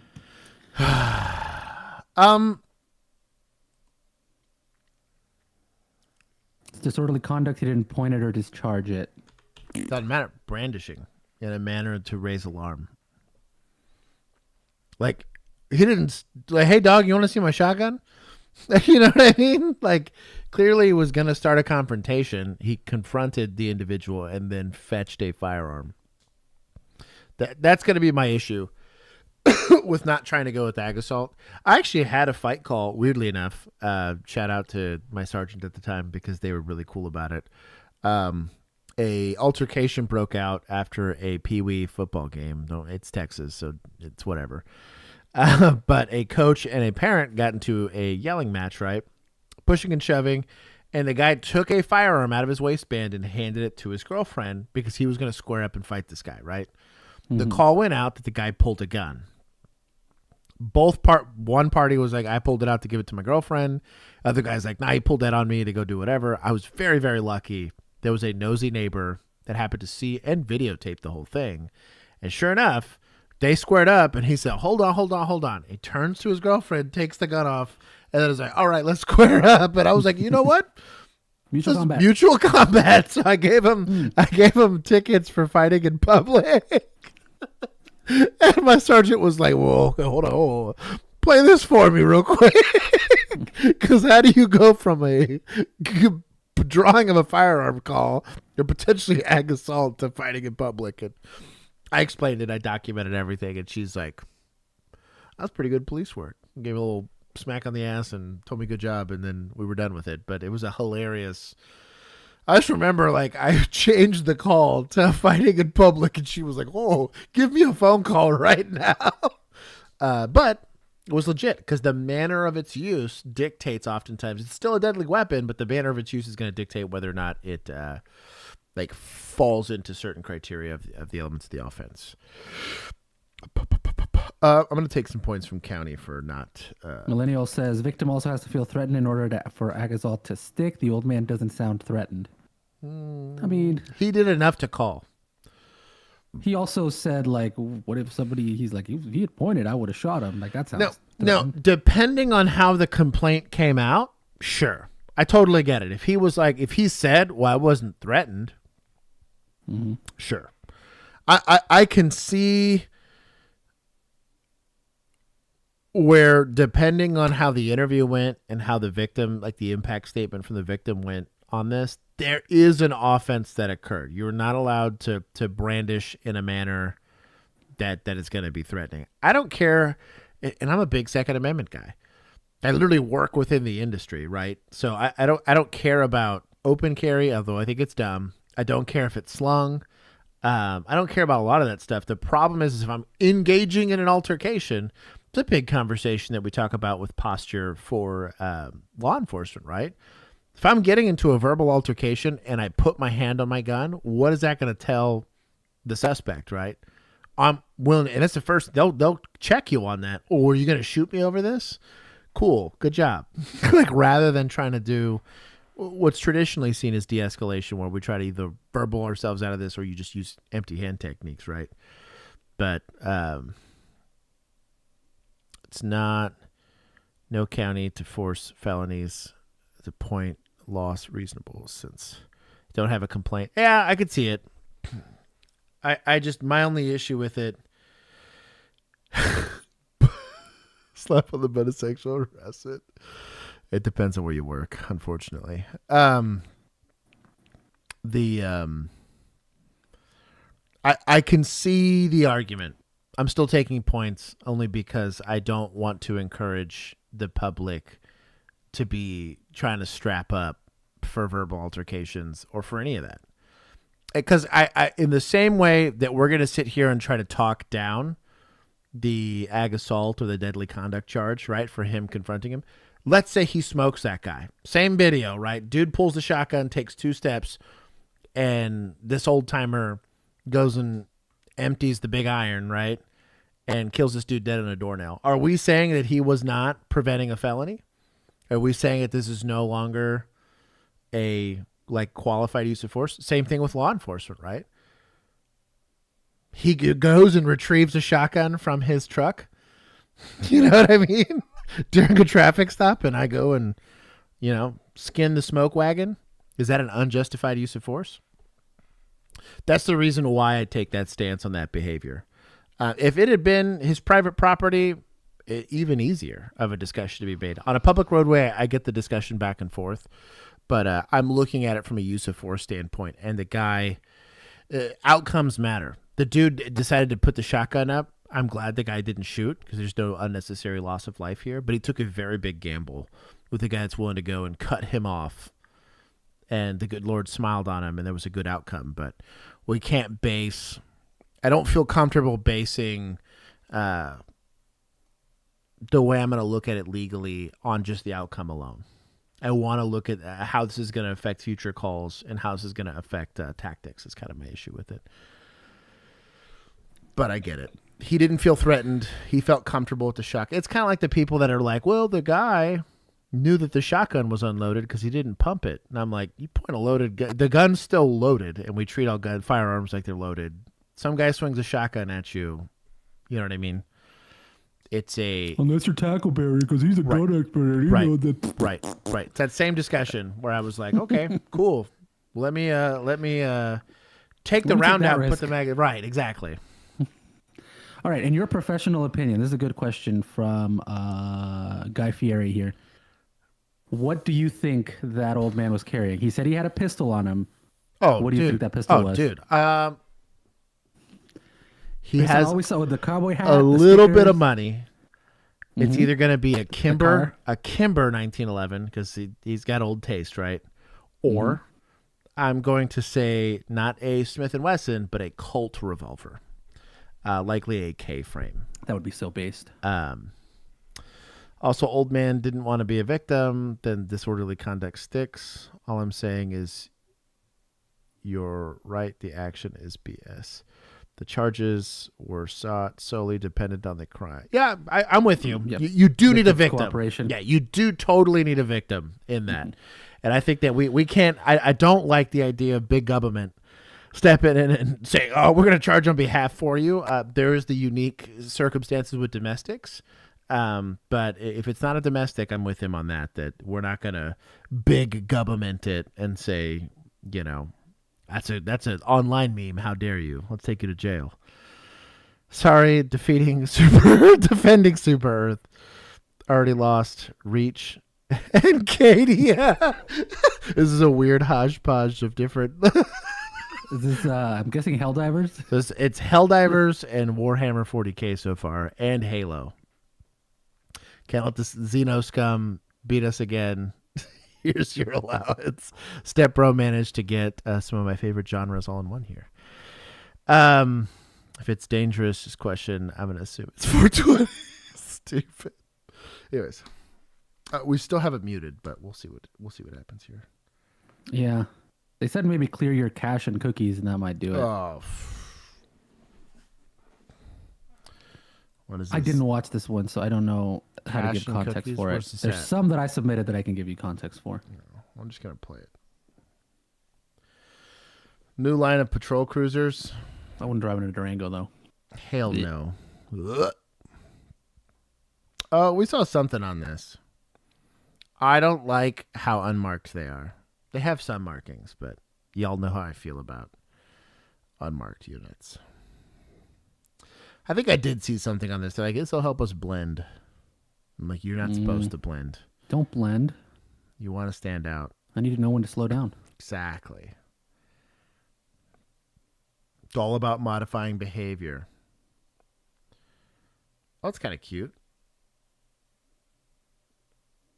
I mean, I'm sure they're nice. Fed boys spending Fed money. I'm not even going to give them points. I'm just going to let it stay. That's a non-point getter right there. I need to see it in action. Exactly. Then they get points. Exactly. I need to see it. This looks like do this on the regular. Oh, this is a Florida deputy for sure. Lasso and everything. Ain't no way.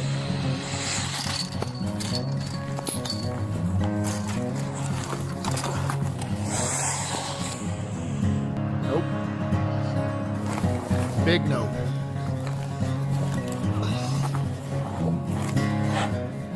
I just want to do this for the picture. This looks like do this on the regular. We do.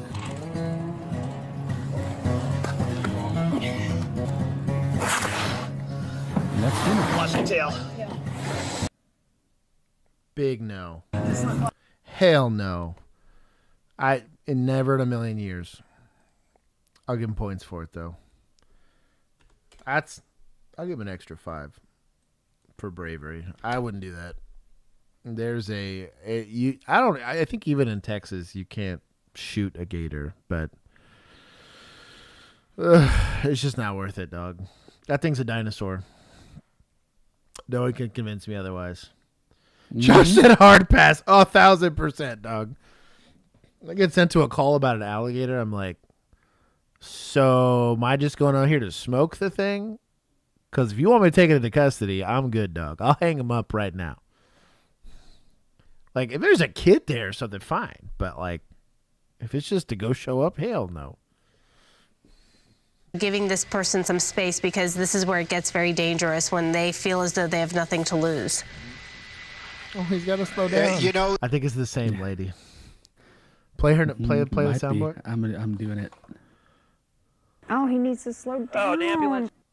I'm trying to. Whoa! Oh my God! Show that on television. Yes. Oh no! Oh wow! No! This is good. This is one of those ones where I don't even want to push in on that. No. I think the driver was ejected on that collision right there. We're gonna need a moment or two to actually find out exactly what happened, but definitely collided with that pickup truck. And this is what I was talking about. The whole. Hit it again, one more time. Oh no, he needs to slow down. I was gonna say replay it for educational purposes. Okay. So they have nothing. Oh, the ambulance to lose. I'm trying to. Whoa! Driver was not ejected. That was the bumper, bro. He's freaking out over nothing. Dog, I don't know. I've done this. That's You've exactly done what happened to my SUV this? too. Yeah. Well, mine actually hit me on the driver's side, so that was more back window. But yeah, same thing. 18-wheeler, like that. That's exactly what happens. Your whole side of your car just explodes. I'm with Juan. Push it, Shannon, you sicko. Like, what are you a cameraman for, if not to capture the action? Dog, that's a little sussy. That I saw floating around on the outside of that vehicle when that collision happened, but it definitely looked like it definitely hit on the driver's side. There is no doubt about that. And of course, it ripped open the side of that car. California Highway Patrol making their way over there right now. I'm looking for some kind of acknowledgement if I can push in a little closer, if I should stay wide. It looks like they are taking the person out of the vehicle now. Okay. But that condition, I can't say because we can't see it. But this pursuit coming to a very tragic end out here. We're in the Pasadena area, technically 210 right. Tragic, bro. Ain't nothing happened to this truck. Sorry, I'm teasing. Bro, he could see it if he would just push in. Yeah. 19, which I think might actually be the 2. But these are the ones that it saddens me to see that type of incident happen out there. And of course, this person probably very injured, and this pursuit coming to an end out here with a tragic collision on the 210. that was a violent end. Self pit, I call it justice. Outcomes matter. So this is CHP. I'll give them points. We'll take some points from media for not pushing in. I didn't take much, but don't run from law enforcement. I mean, if you're gonna, I guess, get away. But if you're going to, also try not to put anybody else at risk. He's lucky he hit a truck. If he'd have hit like a smaller vehicle, or no, I'm saying if he'd have hit a smaller vehicle, it's extra charges for ag assault and probably damages and all that. Millennial driver probably barely noticed. Millennial's like that truck driver's losing money. 1,000%. Good look into the minds of oh, he's probably getting They're on the front lines dinged for preventable accident, even though right. It rear-ended him, right? Yeah. And facing ever-increasing scrutiny from commanders and community alike. They're also killing themselves at an alarming rate. Whoa, trigger warning. The high team worked with the Fraternal Order of Police to survey thousands of the nation's cops, and the results are eye-opening. Here's News 4's David Ushery.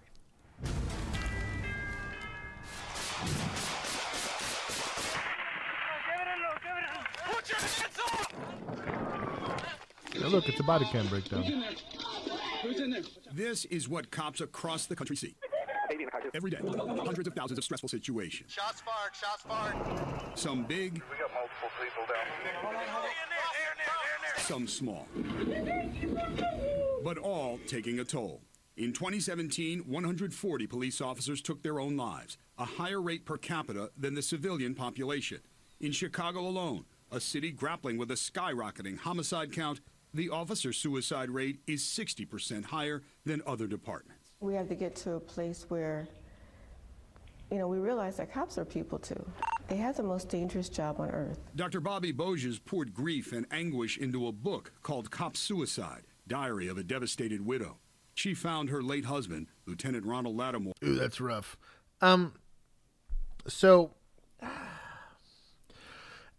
this is a hot take, so buckle up, right?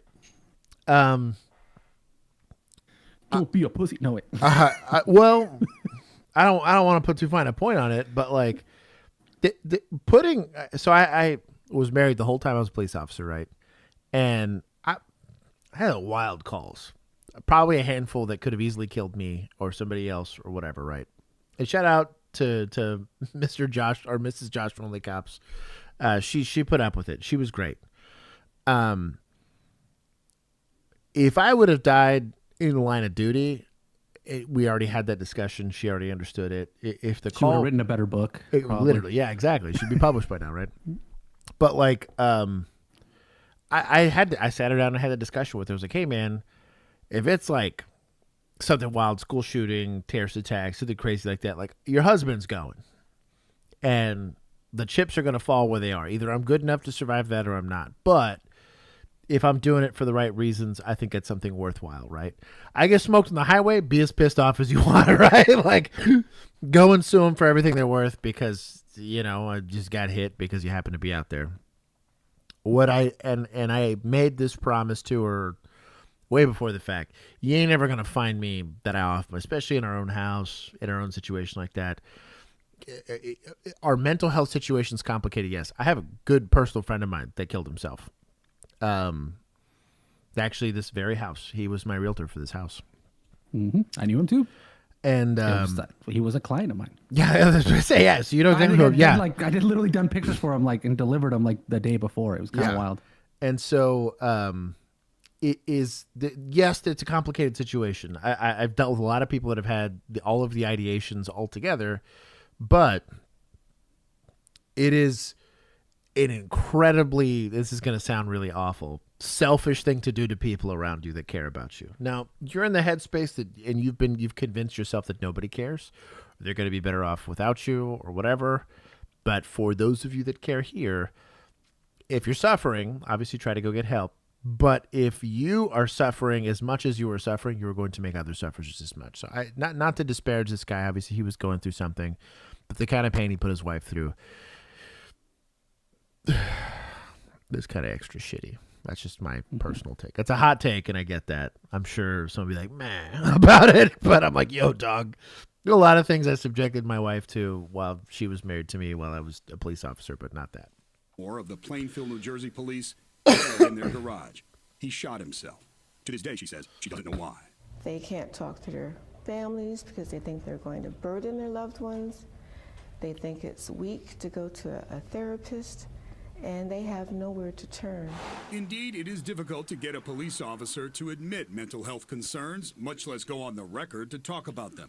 But yes, there's major legal implications that will come out in the court of law because you decided to go and talk to a shrink, and none of those things are sacred. So yes, I do understand kind of where they come. I think there's also conversely, like we talked about this. This is a really interesting discussion about like bias and use of force. I don't remember where I was talking to somebody about that, and that you're going to develop a certain kind of bias, whether you want to or not, if you're constantly in an area where every single homeless person you deal with attacks you or assaults you, right? And there's a certain amount of stress that comes with that, right? Every time I smell Swisher Sweets, anybody that knows me, has been around me, I smell Swisher Sweets and my hand clenches a bit. Because I'm like, man, the amount of assaults I've had with the aroma of Swisher Sweets in the background. But, like, I'm still in a position, and even while I was still in the job, I was still in a position where I could still make good, effective decisions doing it. But I had to be in a healthy, like, headspace to do it. In the same way, yelling universally stresses everybody out, right? Car almost hitting you is going to universally stress everybody out. You're still going to be expected to perform the job. The problem is that the way our legal system is currently set up, it is set up to, it's an adversarial system. It's not perfect, but it's definitely way better than a lot of other people's. You are absolutely hanging yourself as a police officer if you go up and admit, heck, there's things I've disclosed on this show that as I go back to reserve that I absolutely am going to have to take into consideration when I go, and if I have to use force or do something like that they're going to pull up random clip number, whatever. Oh, Josh said that he had bias. And I'm like, yeah, but you can't prove that I applied it here, right? Everybody does. That attorney clearly has bias because he's over here grilling me about my personal feelings on a matter that has nothing to do with it. But Is the I team the team's eighth backup? What? The A team, because it's an alphabet joke. It's not important. What? Sure, yeah. Why not? I think Axon just showed up and doesn't know what we're talking about. Oh, the I team. It's on the screen. I see it. And I don't know why they would ask a dyslexic person. We found a way to hear from them. In cooperation So I did with the have patrol. a question for you, just like to kind of pause it. When we're talking about being able to use seeing a therapist against the officers, Right. if you were to implement a policy like we've talked about a bunch of times, where you are requiring officers to go meet with a therapist X amount of times, once a month or whatever, right? And it is a department policy, you have to go. Right. That does have the effect of also shielding your officers from that being used against them, because it is no longer, you are not deciding to do this. This is a department policy being enforced upon you. And that's and that's kind of where, kind of like very similar to qual scores, right? So are there officers that are better shots than others? 1,000%, right? But there's a maximum score for a reason. There's millions of variations within that maximum score that officers hit all the time, but they don't care. There's a minimum, just from a skill standpoint. You don't want like a liability out there. But the minimum's relatively easy to meet, and the maximum's very discerning. You don't know what the difference is. We don't keep track of time or anything like that. But I really think kind of what you're prescribing would make the most sense, because everyone does it. It is not something that you voluntarily show up to. You say, hey, there's appointments. You have to go. Whether you talk about something or not, I don't care. It's all confidential. It's all whatever. They burn them. They don't record them. Whatever, right? There'd have to be some sort of protection, but I'm with you that if it was just a policy outright that you had to go, just like you would for a fitness evaluation, just like we had to do medical periodically and stuff like that. It's not critical incident oriented or whatever. Just say, hey, quarterly you got to go see a therapist, whether you want to or not. I think that would be a very, very good policy. If you think you need it more often than that, that's different. And there's already some stuff that's being implemented. The Fraternal Order Police have a really good program for that. They had, not cops, it was the Blue Chip program is what my department had for it. I've never utilized it, but I've heard good things for the people that did. But I wouldn't be opposed to them just saying blanket everybody has, from day one officers all the way to the 20-year guys, that everybody at least has to do it. Mostly because you can have a qualified professional, one that specializes in police specifically, right? Or like people that are in high stress situations, veterans, stuff like that. That can just say, hey, I believe you're coping well. Are you under an immense amount of stress? Sure. You just smoked a guy, right? Or you're new and you're nervous about getting fired. And so you're under a lot of stress just from that alone, but you appear to be coping. Here's some coping mechanisms if you think you need them, whatever. I get it. But I'm with you. That's probably the only way to protect officers from using that stuff versus a lot of this voluntary stuff that it gets pulled out. It absolutely would be used against you, 100%. I don't care what policy would make you say that none of this stuff would come out. Just give a lawyer enough time, they'll figure out a way to do it. Order of Police, News 4 sent anonymous surveys to cops all over the country. Nearly 8,000. There's 1.5 million officers in America. This is such a minuscule number. I can't even no, I'm not disparaging. I'm very happy that they did the study, but depending on if this was regional, I know they said all across the country, but I mean, that's a statistically significant number. You don't need hundreds of thousands of people. No, in the study. I'm with you. It's way better than what I expected on the pool. I expected 1,000. Most or, of the or stuff, 100. especially in psychology, you're basing stuff off of 150 why I like people. to call it a squishy science, right? It's 150 undergrad students, right? That you convinced to show up for a candy bar and a bottled water, and $25. That's your sample size. Yeah, I will also say too, kind of from this, these are people that feel comfortable enough and safe enough to respond to this, because this again. I would like to see the 1.49,000 or million officers, right? That were like, hell no, I ain't responded to that. I know better. This is an IH was rep. this just basically a survey? Yeah. situation. Yeah. And also that is weak though. That's a bad. I mean, it's going to be better than nothing, but self-reporting is pretty trash in terms of evidence. Almost everybody lies on those.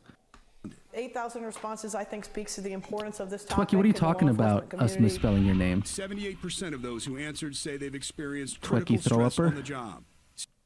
I feel like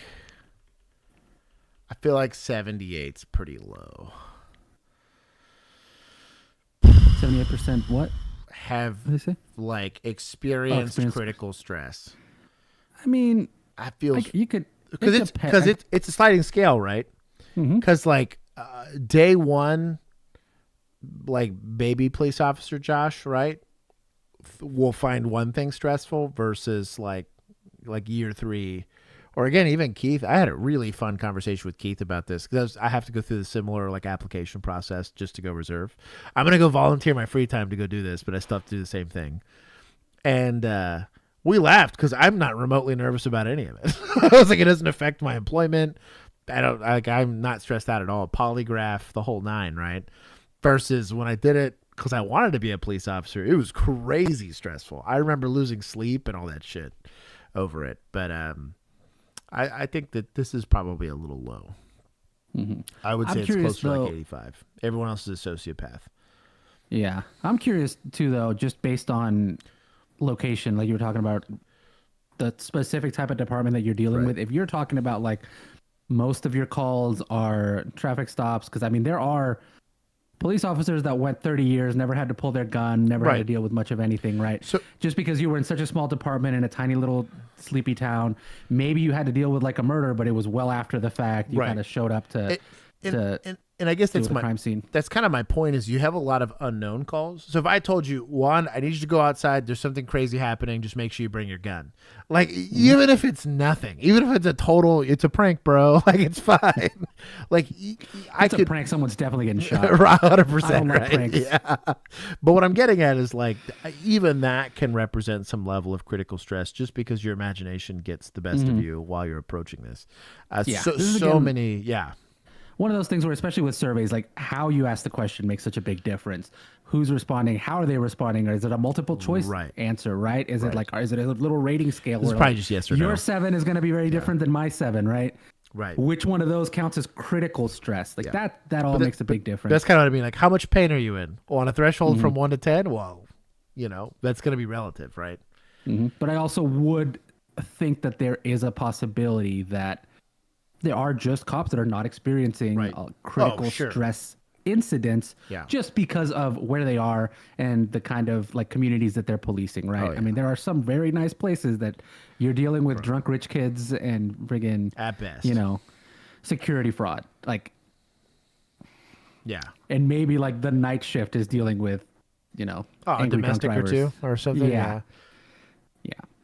On the job. 68% say that stress leaves them with unresolved emotional issues. 16% had thoughts of suicide. That's incredibly low.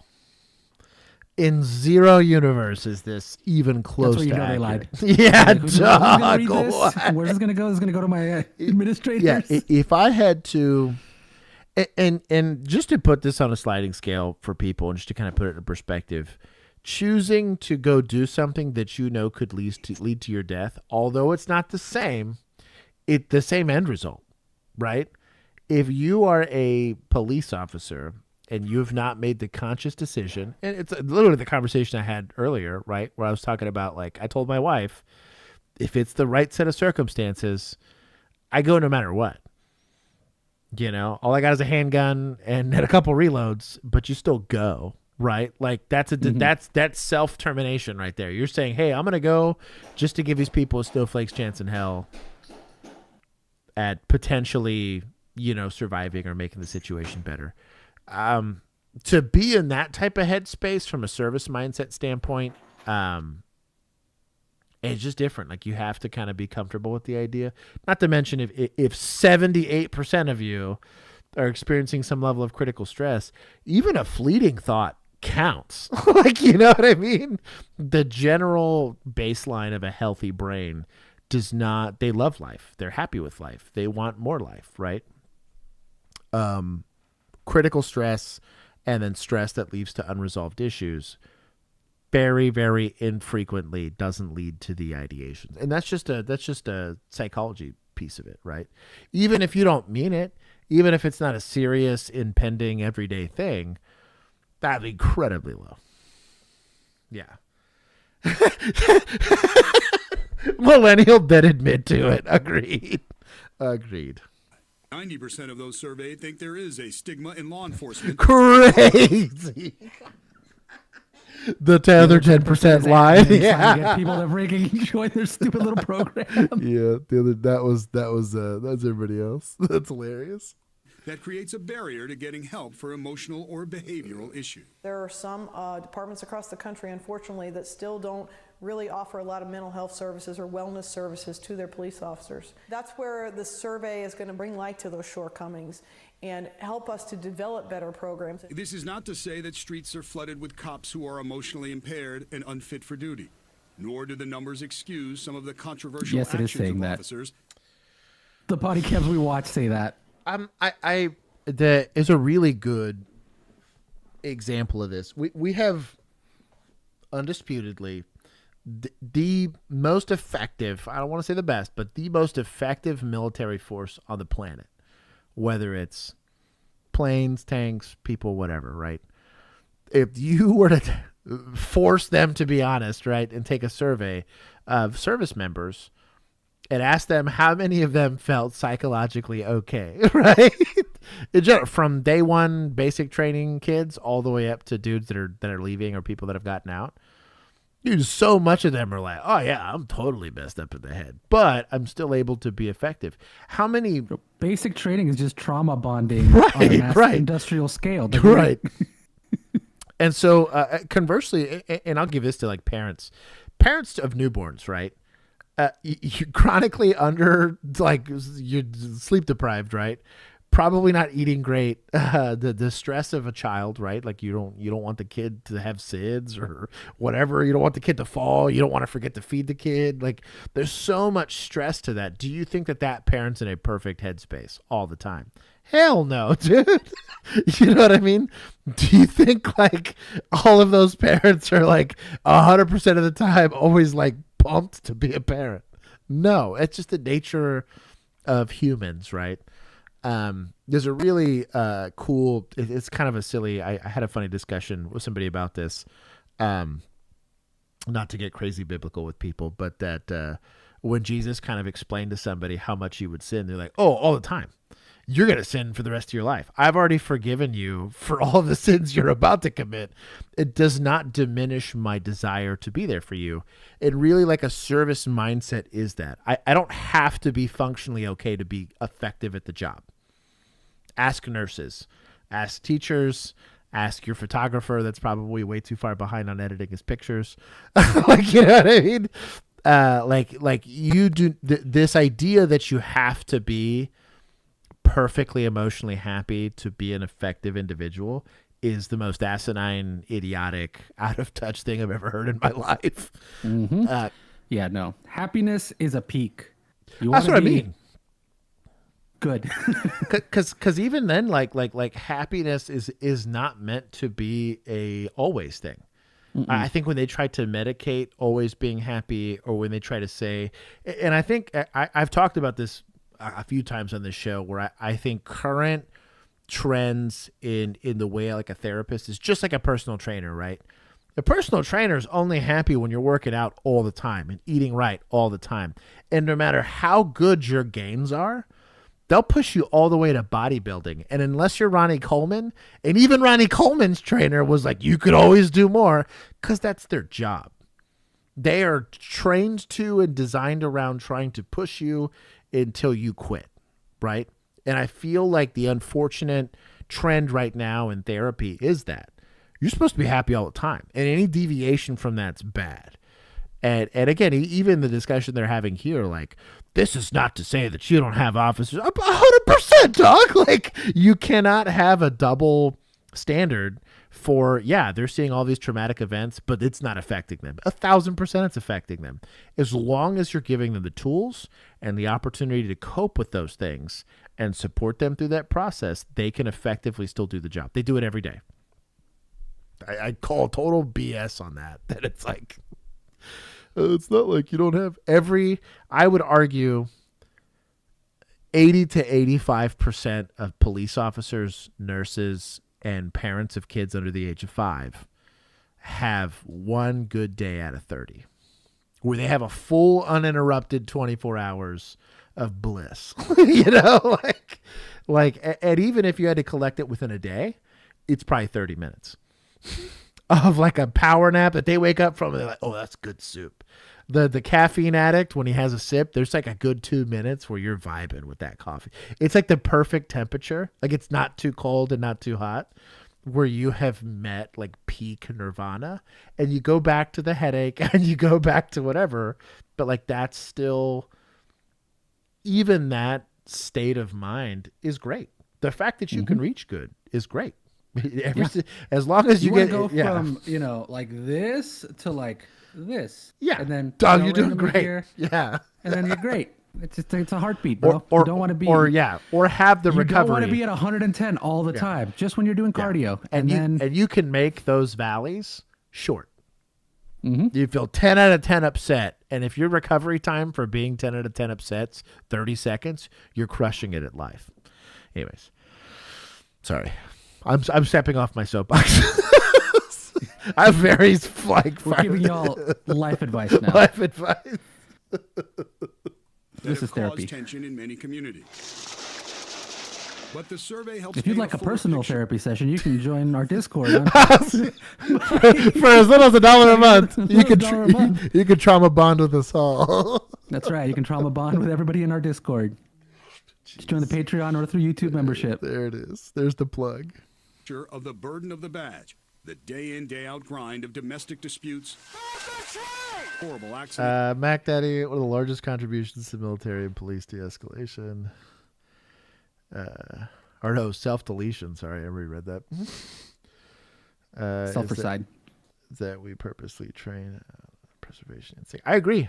I really think, and thank you, Mac Daddy, for the super chat. But it's like what I said earlier, like the headspace you have to be in where you're perfectly willing to die for a perfect stranger is a very weird one. That is not a normal impulse, but it's the expectation. I was in alert training 2 months ago, and we had a very candid discussion. And shout out to Tarrant County SWAT. They did a really good job of putting that thing on. But the instructor that was there said, and it was very sobering conversation to hear him say, but he said, if you currently are not prepared to die for someone that doesn't deserve it, I'm going to save you a lot of time, and I'm just going to tell you to leave right now.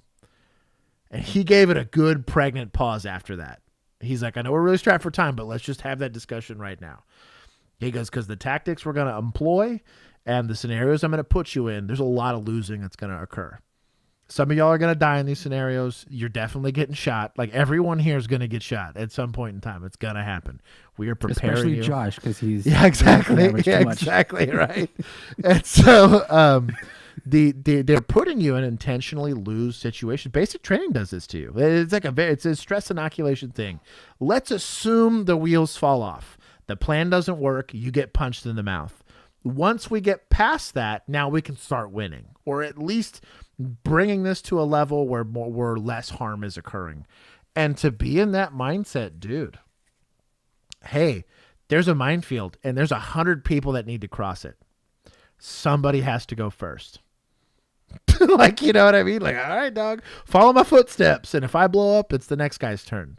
Like, that's a wild mindset, but that really is the, see, Millennial gets it, but like, that is a fundamental mind shift that you have to have leaving the civilian mindset. I do not expect the regular person to feel that way.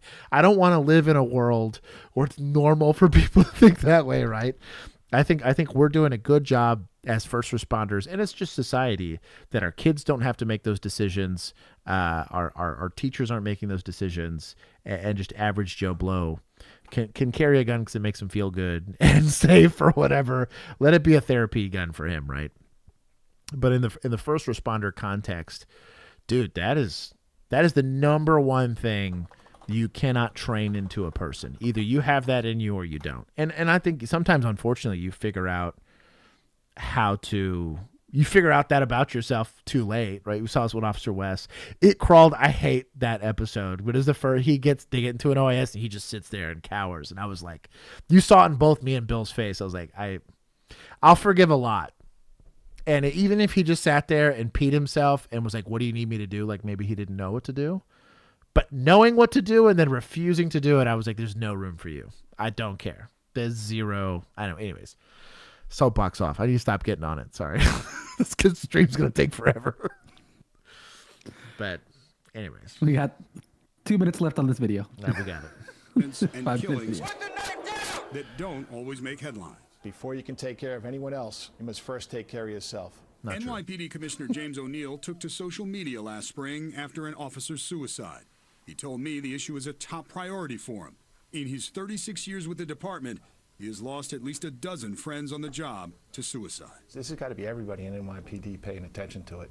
And that's hard, too, because it's, no cop wants to, say something that might affect another cop's career negatively. But we got to get past that. We got to get beyond that. We've had 4 suicides this year and 3 attempts. And that's unacceptable. One of them was Emergency Services Officer Nick Budney. The best of the best. That was Nick. His brother Chris says Nick dreamed of being a cop since they were kids. He went on to work in a gritty Bronx precinct where he was Officer of the Year 4 times before joining the elite ESU. Chris says Nick was doing what he loved and seemed happy. In January, he shot himself. He was 36. The last time that I saw him in person face to face, he was as happy as could be. I remember the color shirt that he was wearing and the smile that was on his face. We don't know why Nick Budney took his own life, but overall, whether it's shame, fear, or bravado, our survey suggests many who wear the shield are shielding their emotions, and they are not alone.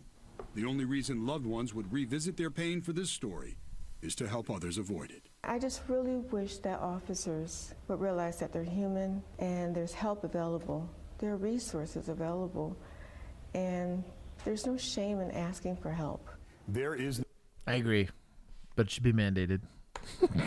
Mm-hmm. We will give. Don't ask. You're going to be voluntold to get help. Yeah, basically. Well, because that, from a leadership standpoint, that's a failure on their part. I every single time, and I this is not nearly as serious, but it is. I work in a team environment, right? And I have employees that are below me that have to answer to me, right? Every single time there's a complaint about their work, it never goes directly to them. I say, anything you need to say or complain to my editors or my photographers, my video guys, tell it to me. And I'm going to find a way to filter this and go to them. And 9 times out of 10, it doesn't get to them in the form of a complaint. It gets to them in the form of, hey, let's try XYZ. Or what do you guys think about XYZ? Mostly because they're artists, and artists have very fragile egos for the most part. But I want to protect that portion of them because that's not me. I'm a narcissist, right? Exactly. But there's a joy aspect to that, right? And so I want to preserve that. And I think from a leadership standpoint, if you know your guys are suffering, you make them get help. You see this all the time in critical incidences where plenty of officers get punched in the face, freak out, go see a dead body for the first time or whatever. And I don't ask them if they're okay. Hey, why don't you go ahead and take a seat in the squad? If they say, no, I'm good, I'm like, I'm not asking you. Like, you know what I mean? You just got assaulted. I just showed up. You know what I mean? This is nothing to me. This isn't even paperwork for me. Least I can do is stand here and be productive, right? How about you go take a breather, right? Millennial, I love you. I'll give some points to society for looking out for the popo. They need more help, and I'll give points to media. It was a good story.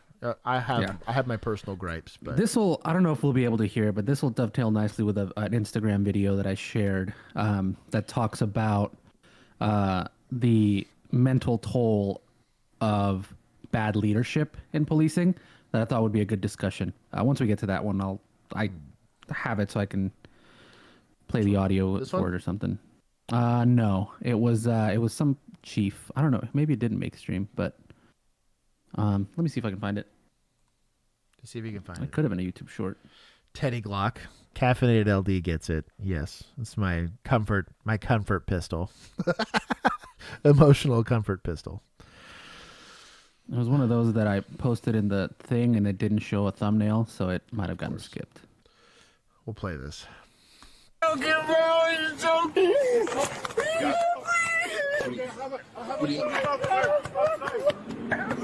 that is not how you help, in case you're wondering. I'm not saying it's a bad idea. I'm just saying there's a process. Now, this kid's in an awkward age, right? Like, not an infant, so like you don't think to treat him like an infant, but at that age, with that inability to help themselves, I still would try to, if you can, tip them over. You at the very least don't want head erect. Try to get them bent over, let gravity be your homie, right?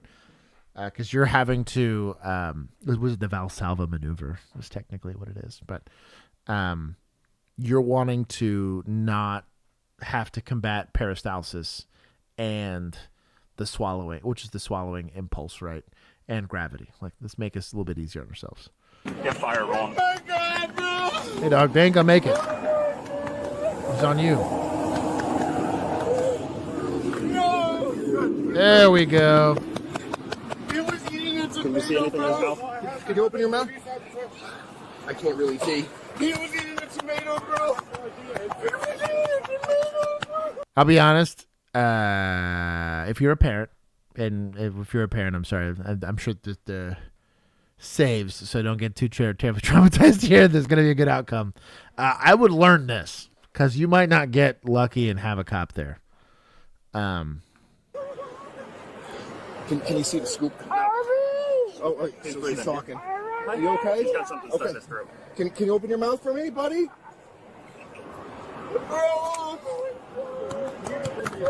Not up and down. There you go.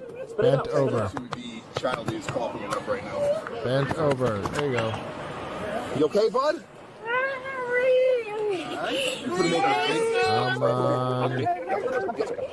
There we go. We're learning today.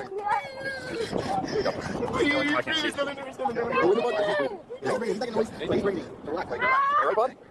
Spit it out if you can, okay? There it is. Hey, buddy. There we go.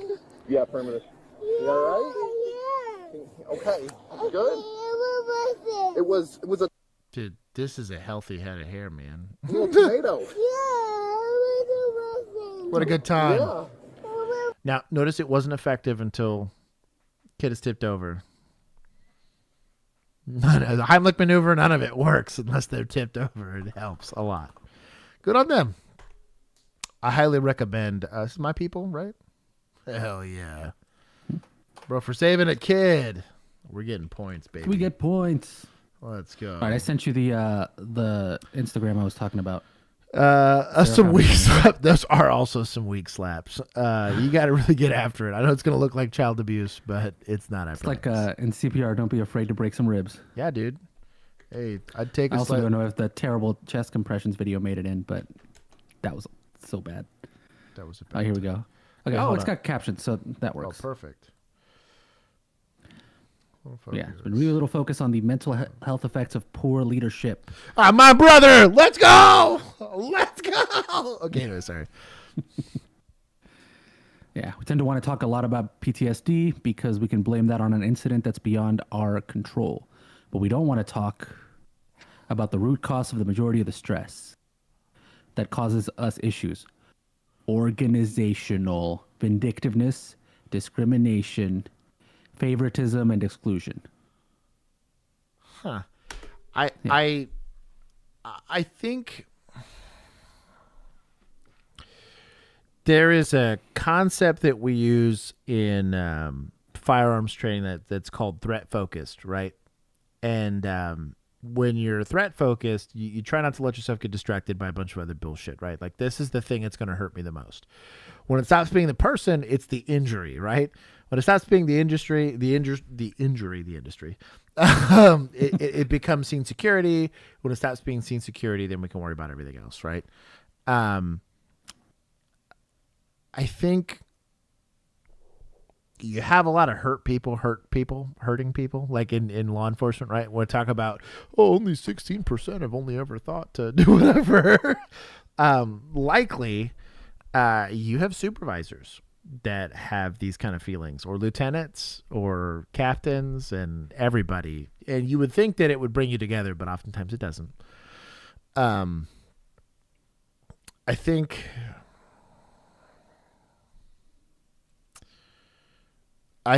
that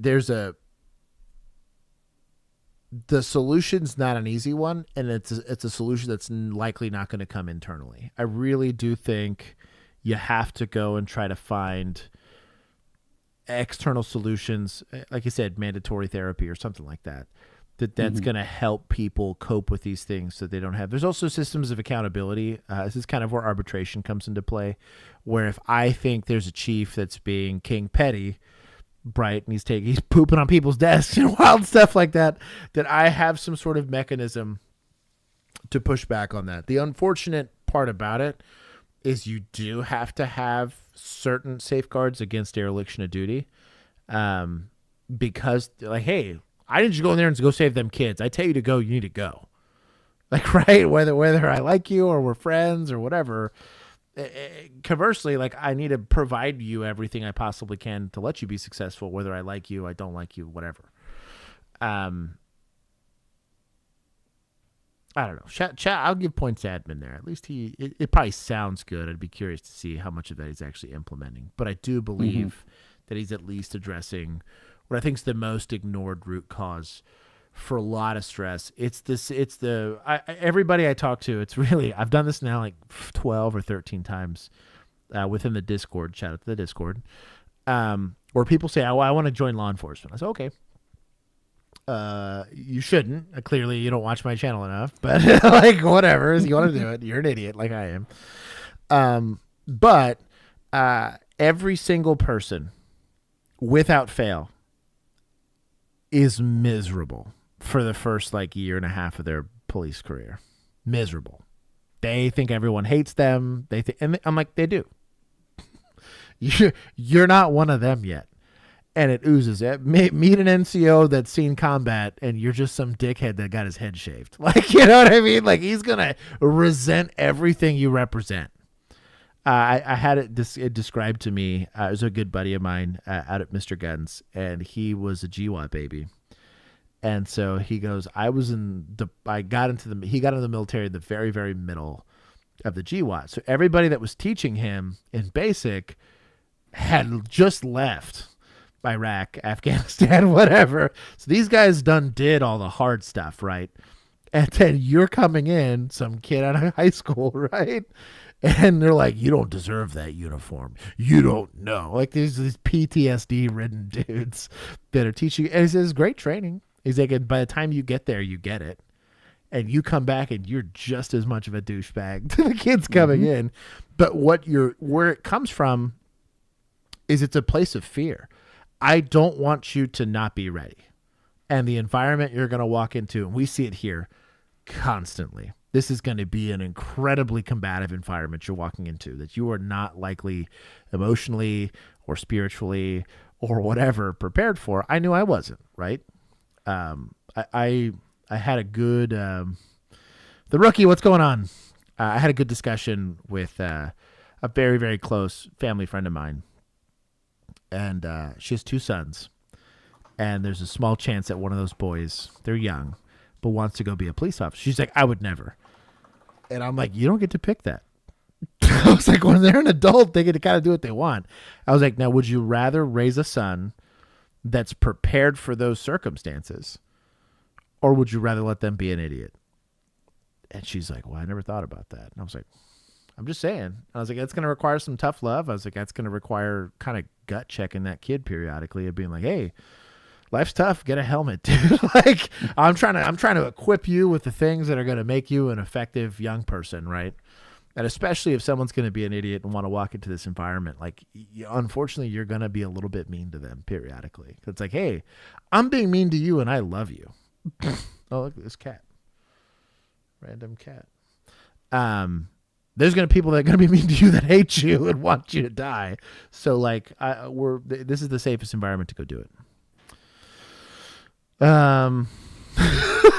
Not our mental health.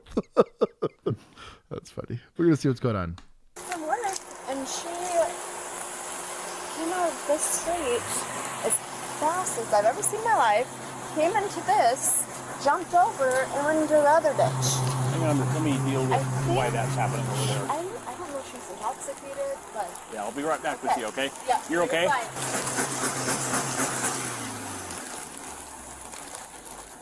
Hi there. My God, Val, put up with my phone. Hi there. Hi. Hi. Please, can you turn off your engine, please?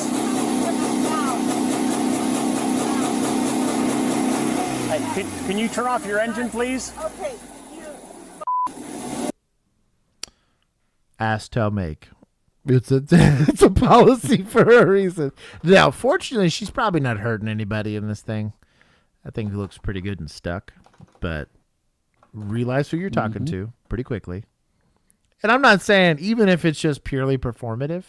I did a lot of stuff performatively for my body cam, or even for the public. I was just like, hey, sir, please stop trying to punch me while I proceed to potentially dislocate their shoulder, you know? Like, I'd say please and sir and all that kind of stuff. You got to be nice and professional, but let's start making some movements to making that happen. After we've done a couple asks, you can get onto the make phase. Mason, you're wrong for that. Collision code 1.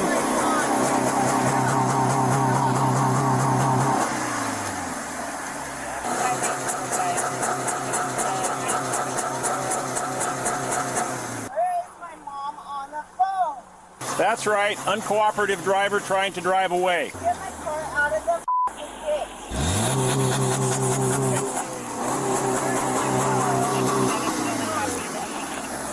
Close my door. Hi, can you turn off your engine, please?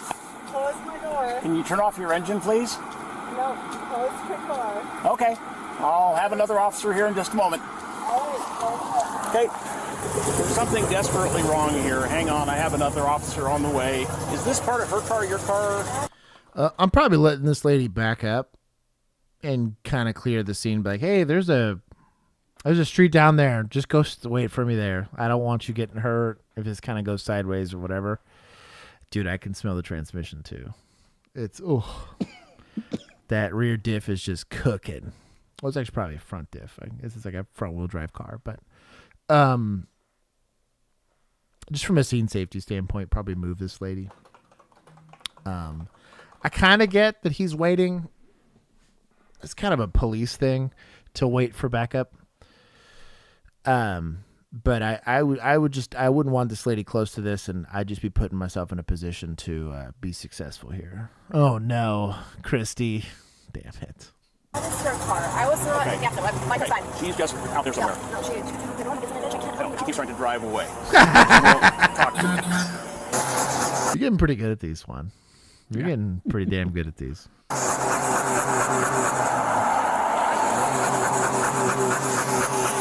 While she's doing that, real briefly, what direction were you driving in? This way. Bro, no! We got scene safety stuff here, dog. I mean... He said she ain't going anywhere. Yeah, he's making an executive decision, I guess. You're eventually going to have this discussion to do the crash report, but, like, what do we do? Okay, you were just coming up, you're headed this way. She came from this road? Yeah. So she jumped right in front of me and flew this way and flew that way. Okay. Did you hit your car? Yeah. Oh, I slammed on my brakes and she just... Okay, so you weren't hit. You just saw her pull out of there and go into the ditch and fly that way. And then I pulled over to check on her. Enough? Thank you for stopping. You're clear to go as a witness. Okay. I got you recorded. If I need to call you, I will. Otherwise, we're just going to deal with why this happened when the second officer gets here. No, perfect. Okay, Thank you. all right. Single car. She's not going anywhere. Oh, so that lady wasn't involved. To what? He said it. She's not going anywhere. Oh, she's not going anywhere? That's exactly what I said he was going to say. According to the witness, she came tearing out of here, went into the ditch, up over the ditch. I think that's the back end of her car, landed here. I tried to, or something. I tried to give dispatch the plate, but they didn't copy it. Hi, good afternoon. Hi there. Can you hang up your phone, please, and turn off your engine? That's what we're doing since I got here. Are you hurt? You're hurt? Do you need an ambulance? You do? Okay. If you keep revving your engine, you might start a fire, so it might be good to stop, okay? Just because your engine will overheat. Okay. Just so we don't start a fire as well, can you turn your engine off? But I'll get you an aid car. Are you a diabetic or epileptic? You're a diabetic? Watch as the drunken dimwit miraculously wobbles her way to freedom. No way. She might be a diabetic. Sunroof? In full car? No way. I'm about to be impressed by this car. Subaru for real, dog. Subaru.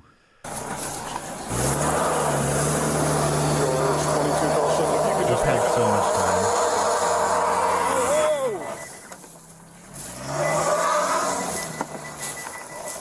Game respects game, dog. That's impressive. I fully thought that thing was completely stuck. She ain't going anywhere. Wow. We're suspects. I'm hating from outside the club, dog. That is incredible. Gotta give me a Subaru. 22. She's trying to take off now still. You don't say. 1-5 Colton, we are westbound on Thornton, approaching Church. See, it's weird because, like, had we just broken the glass and pulled her out and turned the car off, we wouldn't be in a pursuit that's now putting everybody else at risk. It's self-pitted. It put itself in the ditch. That's whatever. Speed is 40 miles an hour. Suspected DUI. George 22 Colson. I'm with him and monitoring the pursuit. I'm going to block her from the front.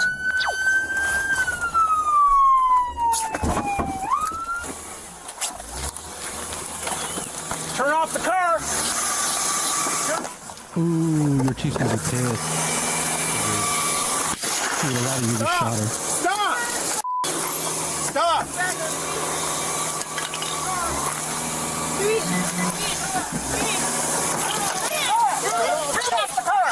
Turn off the goddamn car! Ow! That's a write-up. Ow! Ow! Off the car. Ow! It's off. Ow! It's off. You're scaring me. Get out of the car now. You are under arrest. Do you understand me? You're scaring me. You are under arrest. Get out of the car on my side. Yeah, Josh. Tone it down. Listen. Is being scared an affirmative defense to prosecution? No. Oh. Guess Damn. you were wondering. I thought it But- was because a lot of people use it. I'll tell you what. It doesn't keep them from trying. Listen, you need to get out of the car on your side. No. Tweaky, don't be calling me out. You need to fucking get out of the car. 1-5 Colson. Yeah, 1-5 Colson. Lock her Ow. into Pacific Highlands. Take Ow, another unit. you're scaring me. You're scaring me. Then get out of the You're car. hurting me. You're hurting me. You're hurting me. It's gonna. You're hurting me. I You're understand hurting me. that. You're hurting me. You're hurting me. Okay, then get You're out of my hurting me. side. Come on out of my You're side. hurting me. You're hurting me. Get out of the car on my side. You're hurting me. Bring your other Get foot out. out of the car. You're hurting me so bad. Okay. Get out of the car and it will stop. Get out of the car. Get out of the They're doing this gently. And I'm not saying that's a bad thing, right? I believe in using as little force as possible.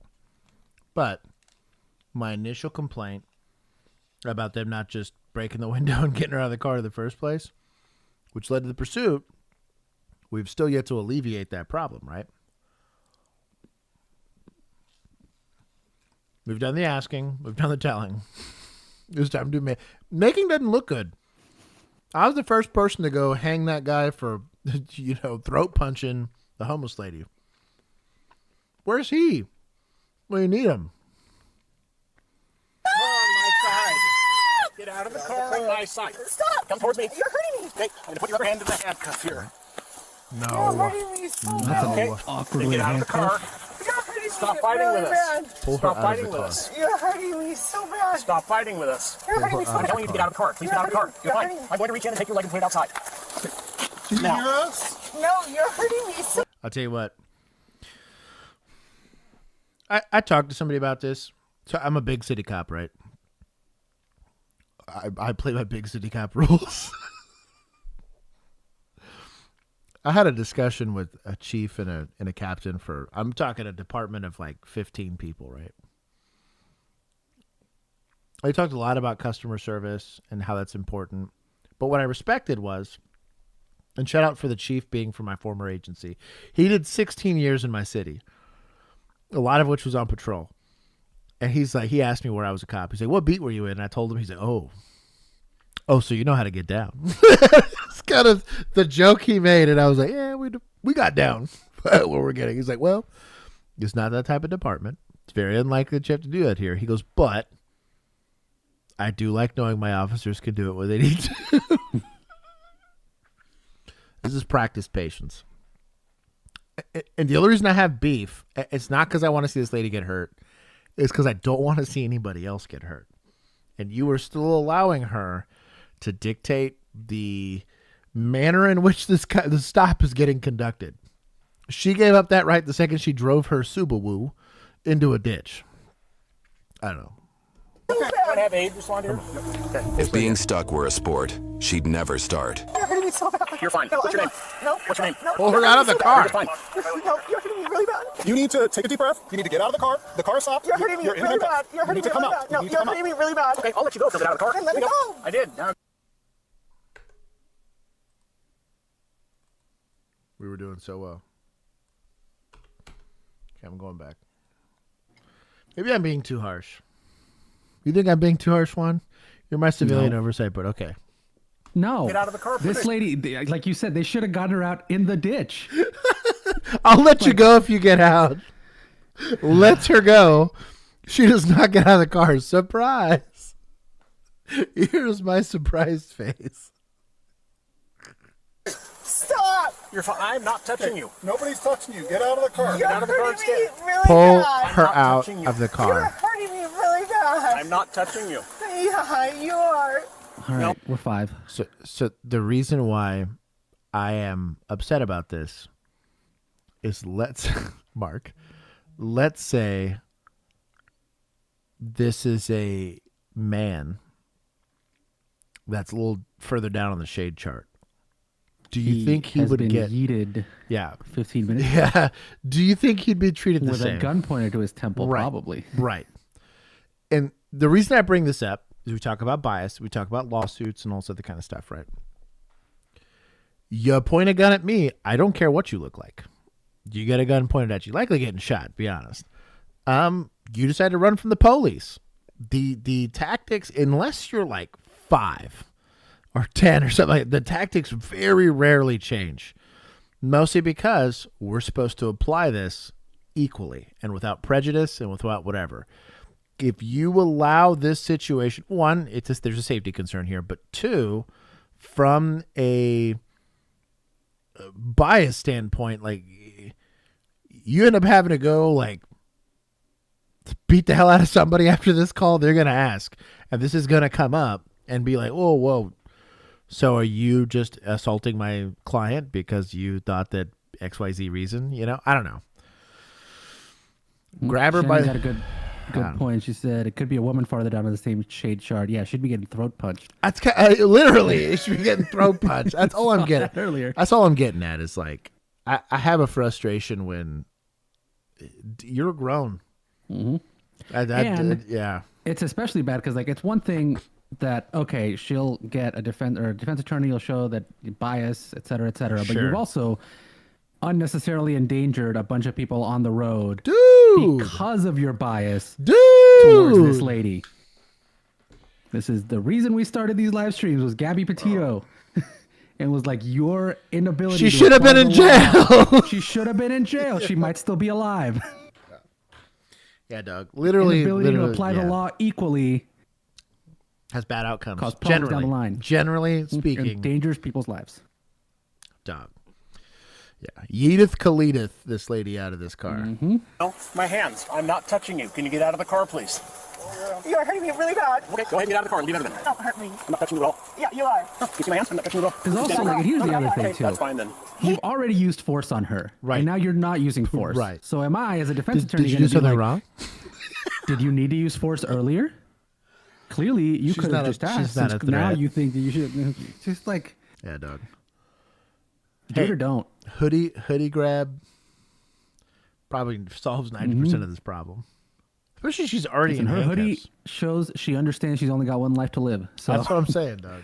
He did it. No, he did it. He did it. I don't know your name. Can you tell me what your name is? I don't care what your name is. I'm asking you yours. Oh, what's your name? My name is Steve. Steve Damage. Police Department. Good job, Steve. Thank you. Can you tell me who you are so I know what to call you? I won't call you. You're refusing your name? You crashed into my car. No, you crashed into my car. You pulled in front of her vehicle. You're going to be at fault in that accident, dog. Sorry. You know that everything you do. Ow! You're in my car department. Everything's going on right now is being recorded by my body camera. You understand that? I don't care. That's fine. I work, you know. I work for the police department. You work for the police department? Yep. I don't recognize you. What's your name? Yep. I don't think I've ever seen you at the office. Yep. Who are you? What's your name? My name is Awesome. Your name is Awesome. Okay. Get off my f***ing... Come on out. Come on out. Out of the car. Nate. Stand up on your feet. Nate. Stand up on your feet. Stand up. Ow! Stand up on your feet. She didn't fight that hard. dog. Now, please sit down on the gurney. Bro, she didn't even fight that hard. No. I'm glad they brought EMS, though. Here, okay? Have a seat on the gurney. I'm really going there. Have a seat. Okay, sit down. There you go. There you go. I'm not going there. I'm not going there. All right. Okay. I'm not going there. Can you get my shoes off? Can you get my shoes off? You are under the care of the medical personnel now. I don't get my shoes off now. Okay. Oh. I'm Officer Levchenko. You feeling all right? Yes. Okay, anything hurting? No, my arms are hurting. Are they handcuffed? Yes. Okay, well, I think they placed you in a custody. Oh my God, Val. So I'm here to investigate and help a little bit. Okay, whatever. Have you had any alcohol today? No. No? No. Have you? Lift my... Stephanie. Okay. No, it's not my name. Try. Go to back. Okay, so there. Did you want to talk to a lawyer? Yes, I do. Okay, what's Get their... the off my hands. Okay, what's your lawyer's phone? Do you have the... Do you have Do you have your attorney's phone number? Get them off my hands. Right Give her Do you want to talk to a public points. defender? Give her points right now. That's so good. I'll allow it. Deserved. That's pretty savage. You earned that one. Get this off of my hands right now. These are your blind consent warnings. Take this off of my fucking hands. Warning. You are can't under make me. arrest for RCW 46-61502. Okay, so we're going to have to reapply those. Cool. And they're going to be probably even tighter now. Cool. Since you slipped them, okay? Cool. Are you feeling okay? Yeah. Don't touch me. Don't touch me. Don't touch me. Okay, so don't fucking touch me. Don't fucking touch me. So we don't want to hurt you. Hey, you know how they probably could have Okay. prevented her from slipping those cuffs is by maybe not cuffing her while she's still in her seat in her car.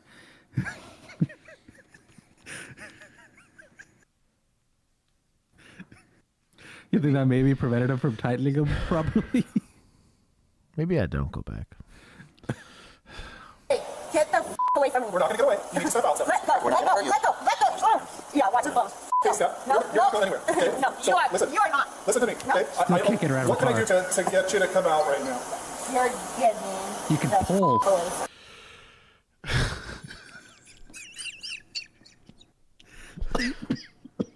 I am the concerned citizen of pull her out of the damn car.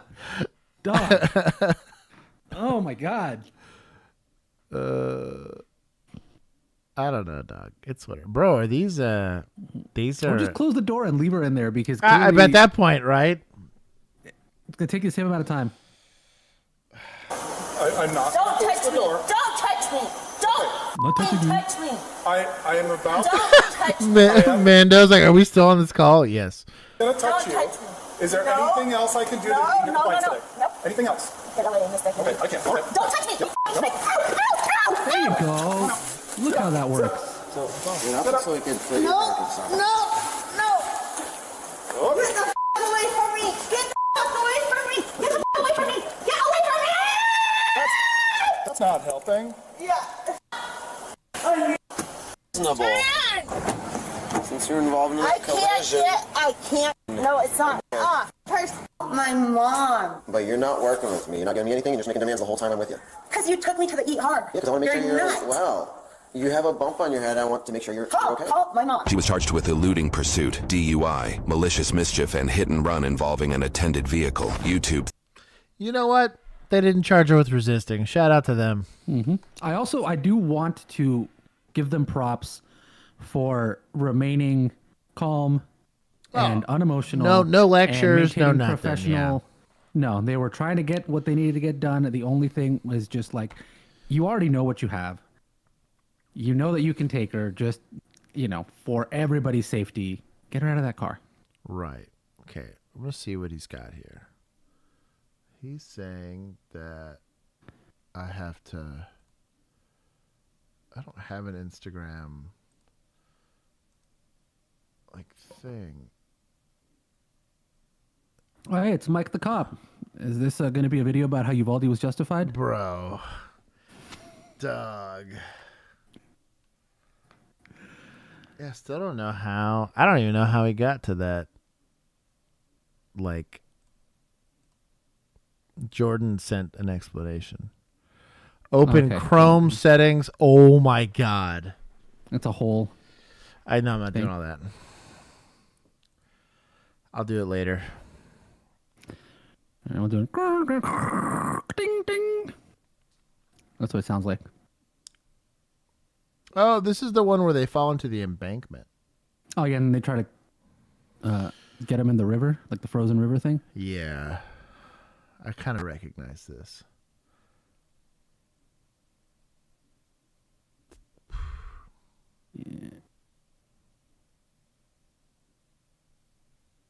Yeah. Yeah, it is the one. Seen it. Okay. A little late on that one. Bring their work home. I mean, I won't be able to hear this either. See if it gives us captions.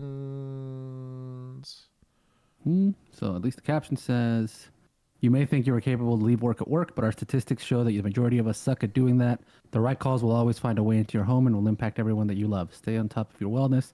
People are depending on you. So as much as I agree that you should never put off your personal stress on others. Like your trauma should not traumatize other people, right? Hurt people, but if you're a conscious adult, you should be able to combat that. I do think you are signing your whole family up for that. There was a really interesting, most of the people that I was academy classmates with and all of that, they didn't tell their spouses anything. I pretty early on, I tried to adopt that policy, and I just kind of told my wife, I was like, hey, look, I just want you to know why I'm so grumpy sometimes, right? It's just the reality of it. And she's actually really grateful for it. Now, not everyone's built that way. I do think I have an exceptionally wonderful wife, but the likelihood that if you are a cop that you are dating somebody who's built that way is pretty low, dog. I don't want to throw shade, but I'm pretty lucky when it comes to that side of the fence. I've met most police spouses, and let's just say there's also some poor recruiting in that department. But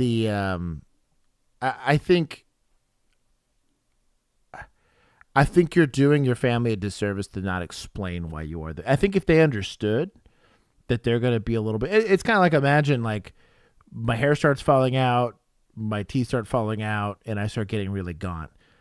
I'm either doing meth or going through chemo, but those have two separate things. One, I am mad at you for, right? Because you're like, dog, why are you doing meth? Right? Why are you ruining your life? Versus two, I'm trying to combat something that's killing me, right? But if I don't tell them anything, how are they supposed to know? Kind of conversely, you think about the Breaking Bad scenario where he's got cancer but doesn't tell his family, right? He's like, I'm just trying to raise medical funds or whatever. Because of that failure to communicate, you do nothing but drive a wedge between you and your family. Now, do you need to come home and traumatize your family with all the stuff that you see? No. Don't do that. You don't have to go into crazy gory details about all that stuff. But that's what stream is for. Exactly. That's what this is for. But I do think you at least need to contextualize your stress, right? And at least if you're contextualizing it, they can better understand it and maybe know how to help you with that. But I think conversely, again, if you're seeing the shrink or if you're going through and working on the coping mechanisms, most of this, again, everybody has stress. Is it different? Yes. Is the stress unique to law enforcement and the fact that you're not guaranteed to experience stress every day? Sure. But that's not really a good excuse for letting your family suffer. What's Instagram? Axon, I love you for that. Section in Florida where a man's truck is disabled in the middle of busy traffic. The initial deputy that arrived advised that the driver was not listening to her and that she believed that the driver has an issue with them being females. Hi, sir. How are you? I'm fine. Can we help you get off the roadway so we won't... Vehicle will not move. Okay. You had it in park? The vehicle will not move. Okay. Do you have it in park? The vehicle will not move. Okay, that's not the answer to my question, sir. Do you understand the statement? Do you understand the statement I just put into you? The vehicles will not move. Okay. The question was, do you have the vehicle in park? The vehicle will not move. We're not going to go round and round. So we got a tow truck coming. Then you don't understand. So we have a tow truck coming. You don't have to be rude and nasty about it. I'm not being rude. I'm not being nasty. I asked you a couple I'm not being rude. I asked you a couple of times to make sure the vehicle will the vehicle go in neutral? You do not understand. I do not. Yes, I do understand. Perfectly clear. No, you do not. The vehicle will not move. Okay, that's not what I asked you. He seems like a nice guy. So understand who you're addressing, right? Maybe intox, potentially MHMR, or as Keith. I was thinking either intox, potentially dementia. There's a more than likely chance is just an undiagnosed asshole, which they exist, right? You're a cop. The unfortunate reality for this officer is she's a female deputy, so she's gonna meet a little bit more resistance than male deputies will. That's just the reality of the job here, right? Understand you're now dealing with an emotional terrorist, so change your tactics. That's not what I asked you, sir. I don't care. Frag 100%. This is a good training moment. Okay, I don't care either. So when the tow truck gets here, you're going to be ready. Get out of my face.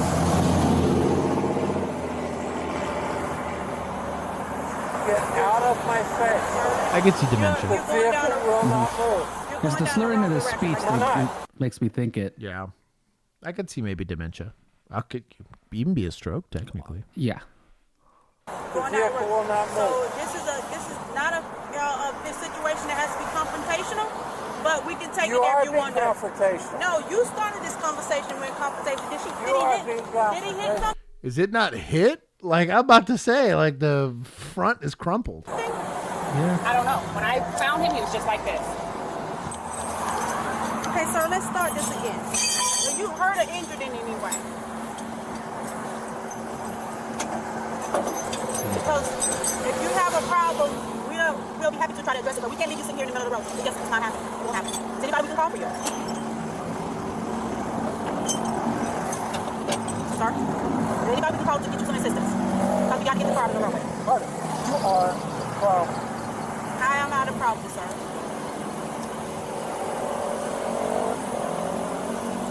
I am not a problem. You are the problem, Carter. Okay. That is my name. I understand that. But I would like to know how can I help you today? You are the problem. Well, you want another officer here? Another officer here. She. Okay. So, how can I not be a problem to you? You are the problem. How can I not be a problem? Because right now we're sitting in the road trying to address this, and you're refusing. The tow truck is here. We can get you out of the road, but you're refusing to exit the vehicle. You are the problem. Obstructing traffic, operating a motor vehicle while impaired, likely. Resisting. I don't know. The breach of peace, something, dog. Like disorderly conduct. Oh, you got really obstructing traffic's the easy one. Like he's willfully doing it now, right? Like he's like, hey, the tow truck's here. I know you don't have to answer any of my questions, but you do got to get out of the car. We are clearing the roadway. Ask, tell, make. Speech pattern is giving me like it's making me think senior moment. There's that too. What is it? Being old. What is it? Curb Your Enthusiasm. What's his name? Larry David. Yeah, it's a Larry David moment, possibly. Well, because I literally just worked like a senior nursing home facility, right? And we were just doing pictures, but this happened multiple times. Like exactly this type of conversation happened between the staff and where they were just you would ask them a question and they would exactly like he's looking at him, just kind of look like processing, but not actually processing. Like trying to process, but wheels aren't turning. And so it's giving me that exact same speech pattern that I witnessed like a week ago. So that's where I'm. Well, and where she's coming off saying like it's possible. Well, I don't care, and I'm not the problem, and going in the back and forth, it's unproductive. And he's getting stuck on those specific things that she's saying, right? That's why he's going, "You are the problem," and he's like, "How am I the problem?" It's like that little loop. Yeah, that makes me think it's possibly either that or intoxication could do it as well. No, but I think you're on the right track. That's probably the most likely. But I don't think like if you're just being an a-hole, that's not a speech pattern for just being an a-hole. He would have made more critiques about her or tried to roast her or something like that. Yeah.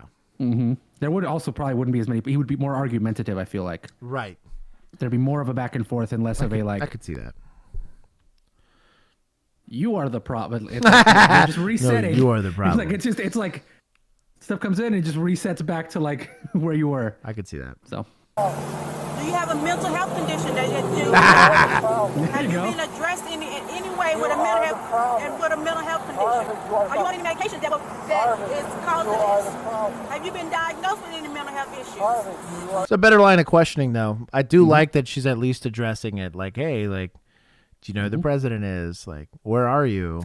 Yeah. You know, are you? Yeah. Probably, actually, those are probably better questions than like, have you been diagnosed? Because like he might not remember. Right. But like, if you can ask them a very basic question and they go like, what time of day is the it? problem? Yeah. Right. Something it's like that. You're starting to get more clues. And then you can also work at an ED. Screw it. There's not even a charge there. It's an emergency detention. That's what you give being an old crotchety bastard. By medical. Yeah. Exactly. So you have a mental health issue. What's your disability? I did not say that. What you are the problem. Do you look up his address and see how close it is? It's in Boynton Beach. How you doing, sir? Are you okay? If you run his plate, would something like that show up if he's the registered owner? Yeah. So you get a home address and everything, dog. It's super helpful. Oh no, sorry. I meant like not necessarily diagnoses, but like maybe he's had other interactions where. Okay. You might have in your report writing system. If you've been NED'd before or something like that, would that show? In your report writing system, yes. So you would run his name. We called it RMS was the software we used, but I could run his name and see how many reports came back from him, and I could find it that way. But it's not going to come off his plate. It's not going to come off of like running like a CCH or anything like that on him. I would just see it because that's only going to be arrests and stuff like that. But yeah, you find something. You all right? You diabetic by chance? Good question. Shannon, we're trying to get Gotham a better class of criminal. I want to check you out, okay? Are you all right? Need medical attention? We're called to come help you out. Are you okay? You want to talk to us? Just trying to help you out. He's asking the important questions. Maybe. Charles, can you answer a few questions for me? What city are you in, Charles? There's the magical questions. Let's go. I did not give you my name. Well, I was providing you that. Okay. Piss off. We just want to medically evaluate you. Make sure you're all right. What's going on, Charles? Just trying to help you. That's all. All right. Well, now it's in board. Oh, all right. There you go, Charles. He's stepping out. This is good. How about we go sit on the back of your truck here? This is my wife bringing me food. Damn. There's like 4 chips in here. Gotta tell Megan she's got to step it up. Should show your mom that. Disparity. Take the picture and show. Hey, she knows. She knows. I do the cooking in my household. That's fair. And it's for everybody's benefit. No kidding. Oh, why? Piss off. Okay. Come on. Let go. This way. They're going to check your vital signs, okay, Charles? You may not. They're going to have to check your vital signs. Piss off. Okay. Put that back up. Come on over and sit down. Put that back up. Come on over and sit down. Put that back up. I just don't want you in traffic, sir. Put that back up. You ready? Watch your fingers. Watch your fingers. Can I check your are you piss off? We're not gonna let you get back in this truck. Get away from me. We're not gonna let you get back in this truck. Let go of me. Okay, at what point do we decide this guy probably needs to be detained for his safety, right? We're in the middle of traffic. It's been very uncooperative. We already have blocking a roadway, right? Easy money. Obstructing traffic. Pedestrian in a roadway now. Interference. Something. Anything. NED. Something. Let go of me. Let go of me. Let go of me. Hands behind your back. Let go of me.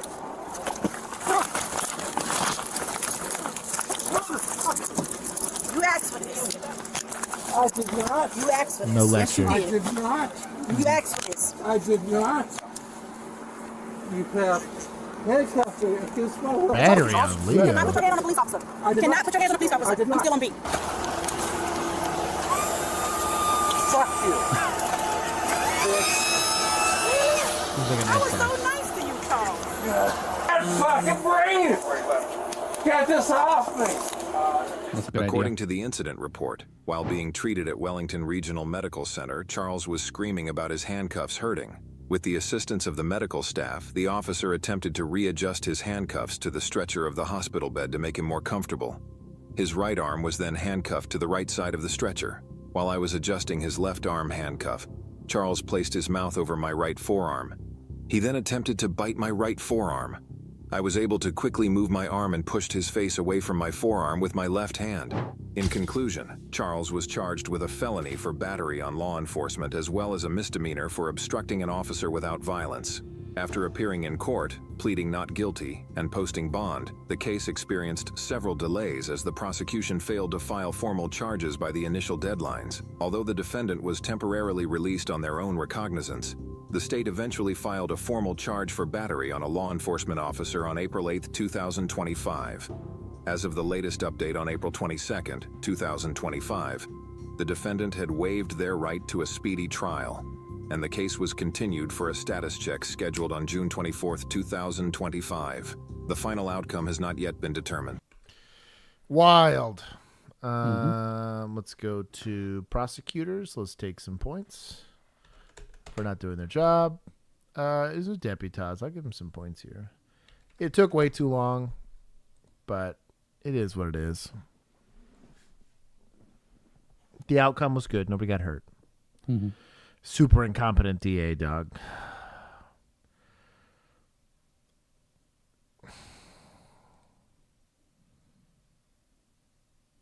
What is he doing? Oh, he's just in the background of a news story. What an idiot. I guess they're working a perimeter. Oh, my God. See, this guy's part of that 22% that has never experienced stress. No kidding. DEI hire 30 by 30. Cringe. Hey, he's the personality hire, okay? He keeps the office happy. Keeps morale up. Clearly. I'm going to assume that was State Boys. Shit. Take 10 just to be a douchebag. Take out enough points. Last 1, 2, 3, 4, 5. We're getting there. But it's only 2 minutes long. I'll tinkle after this one. Story you'll see only here at CBS News Chicago. We have obtained video from the moment Chicago police pulled that passenger from a flight at O'Hare last month. Police saying he had a loaded weapon on him. All this unfolding just moments before takeoff. Idiot. Sorry, I'm done. Though the Second Amendment says very clearly, shall not be infringed, it didn't say anything about an airport. There's one place I don't FAFO around, and it's airports, dog. That's federal time. You be careful. Our Sarah Maki has been going through that body cam video all day today and some new details on what may have happened allowing that security breach. Sarah, what have you found out? Yeah, this video shows some of the chaos of the search and a look at the arrest as it happened. Plus, a report just given to us shows that the security scare happened during a shift change. Oh, no, a shift change? Never. TSA? Yeah. Crazy. New body camera video from Chicago police shows patrol cars surround the United flight headed for Nashville, April 15th. I'm going to grab his backpack as soon as we go in there. Officers strategizing before the doors open and they head into the plane. But body camera video shows officers walk past 53-year-old Biznik Ismailai, seated on their right in the second row. We just passed. Oh, it's right. Before doubling back and making their arrest. Can we talk to him for a second? I'll take it. Yeah, that TSA really should have caught that. That's a thing to miss, dog. That's a layup. Fish cops. There it is. We'll make it 420. Let's go! Where's your backpack? Where's your backpack? Oh, right here. Oh, I'll get it. Just go, please. Officers took Ismailai's backpack from the floor in front of him. Searching it, they say they found a loaded Glock pistol in the front pocket. Not the day this glizzy. happened, a TSA spokesperson told us one of their officers detected an image of a firearm during screening, but the passenger reached inside the X-ray machine, grabbed the bag, and left for his flight before police could respond. A new incident report adds this happened during a shift change. Explanations that leave at least one aviation expert unsatisfied. I think so it's like not my problem. I'm going to write it down for the next person. Dog, no kidding. You can't go like, hey, you can't leave real quick. And then if he starts running, you chase him. I don't know. Shut down the airport. Whatever, dog. Sex. I also know what flight he's going on. Like, you know what I mean? Like, what are we doing? They got to scan it to get you in the plane and all that. Like, come on. All right, we can take some points from Fed Boys. Why not? Where's Fed Boys? You know what? Let's go. Somebody also, every time I've been to the airport, not paying attention. I don't know what airport was this, Chicago? Shift changer. Yes. O'Hare? Because like at DFW, you go there, there's like 8 TSA agents just standing around doing nothing, who I have always assumed were there to stop somebody in something like this. But now I guess they're just waiting for shift change. They're just chilling. Why? They're not responsible. Why? Or no. I mean, that's when you have to pay more attention. It seems the TSA officers didn't see who grabbed the bag with the gun. The incident report adding a witness, quote, who was standing in the TSA line, related that the person who was in front of her was a male wearing a yellow plaid sports jacket. It's that description that police used to review surveillance video tracking their suspect as he moved through Terminal 1. They looking for somebody at the airport. They didn't shut us down. That incident report. They done shut us down. I took my points. Dumb. How's it going, man? Tex Hub, I'm assuming you understand the reason for the stop right now. Yeah. Bro's a Texas State Trooper. You're screwed, dog. We were rolling, and I'll say it's taken me 12 miles to catch up to y'all whenever you originally... Petty dick. TSA can't do anything. You guys said they should. The officer would be fired. So no. I get that TSA couldn't stop the guy. All I'm saying is shut all the gates. Here's an accurate description. Maybe follow the guy. I don't know. Something. Point at him. Get a description. Be watching the area where, you know what I mean? A supervisor couldn't have seen this. Like, I don't know, dog. I just... Also, if you're a TSA agent and you see a gun in somebody's bag, take the write up, bro. Yeah, dog. I don't think people are going to be mad at you for stopping the dude with the gun in his bag. Yeah. Yeah, write up or not. You're a hero, right? Like, I don't know. Just say citizen's arrest and yell that as you're tackling the guy. Something, dog. Wild.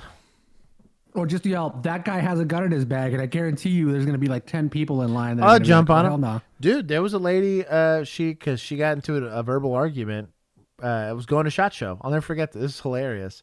So we're going to SHOT Show, and I'm behind other people that are going. It's kind of funny. You can kind of pick out who all's going to SHOT Show. And we're flying out of left field, and lady gets into a verbal altercation with the TSA person about her bag, something or another, whatever.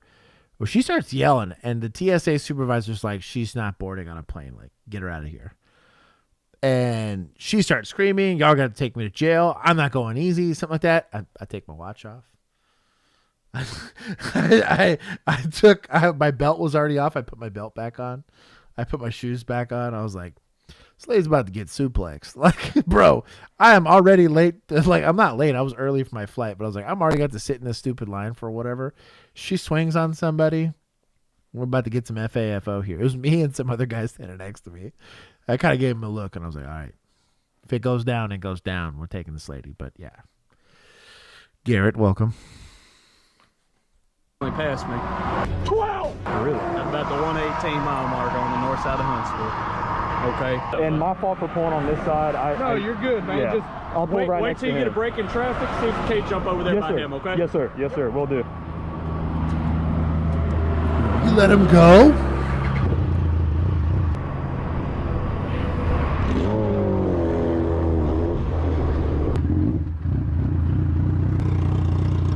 On a scale of 1 to 10, how fucked are you? Like an 8. Huh? He's been catching up to us for a while. How you doing, sir? Doing all right, man. I appreciate y'all stopping. Yeah, okay. yes, sir. Okay. Yes, sir. Yes, sir. So like I explained to him, it's taken me about 12 miles to catch up to y'all from where y'all originally passed. Oh, man. Only because, one, I can't be weaving around traffic, and I ain't going to try and kill other people. Sure. Sure. So I'm going to be fair across the board, right? I was not able to get y'all on radar due to where I was coming up on 45. Okay. But we know we were traveling fast, okay? So we're not going to have speeding tickets tonight, okay? Okay. We put 2 and 2 together, but I'm going to be fair across the board. If I can't prove it, put it on paper in court, I ain't going to do that. Okay? Yes, sir. I'm not a liar. I got my integrity safe, okay? We are rolling with an expired registration. Oh, get Shrek. This one. I got insurance on it, but I just haven't taken it to the transfer. Do you driver's license? Yeah. Proof of insurance on your bike as well as your bike. Okay, yes, sir. The proof of Mega based. I'm actually very impressed with this trooper so far. I like what's going on here. insurance will be on my phone. I'm sorry, I can't hear you. The POI will be on my phone. Is that all right with you? Yep, that's perfect. Yes, sir. So what size are these? I don't know crap about them other than the 100 numbers and the 1,000 bars. It's got an extra 0 on 100. Okay, so this one's 1,000. Yeah, 1,000. 1,000? Yeah. And are we wearing contacts right now? Yeah, yes, sir. Perfect. Perfect. Be really uncomfortable. I just had a pursuit with, it was a Yamaha maybe? Yeah, it's a Yamaha. I yes, chased sir. one of these last Friday and got him caught in Unalaska, but his was only a 600. You went all the way to Unalaska with them? Oh yeah. Oh my god. Man, you see the color of that hood? Oh my. White, baby. Oh, you're a white hood. Okay. Yeah. You see the color of that hood? I chased till the It's wheels wide and fell pointy, off. baby. We got him. The wide and pointy one. We'll run it, man. Sorry. Oh, Shamu right there already. Not opposed. Custodians, that's what I'm saying. I should have been driving faster when I got pulled over. They wouldn't have caught me. Couldn't have proved jack. Yeah, no, all right, guys, here's what I'm going to do, okay? You have insurance on this bike. Obviously, very current insurance, even if I look at it. It's going to be here, okay? I'll do a warning for speed on both y'all, warning for speed and registration for you, okay? Out here, y'all make it insurance report. All it takes is here, Grandma Betty, or one of these 18-wheeler almost took me out trying to catch up to y'all because he wasn't paying attention. So, it's just one of those, you know, it's a safety. I'd rather y'all make it home safety than the other ones that do not know. So it's one of those, we're back y'all safety. Hence the reason why we're not. I ain't one of those power hungry guys that's about to just absolutely get into y'all's stuff. So y'all go in. I was expecting the video to go 12. Yeah, okay. So let me get these warning types up. These warnings typed up. Give me a few minutes. Go ahead and play the State Boys song. All right. State boys on the highway. They stopping everything.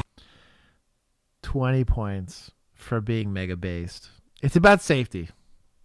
Didn't issue them citations.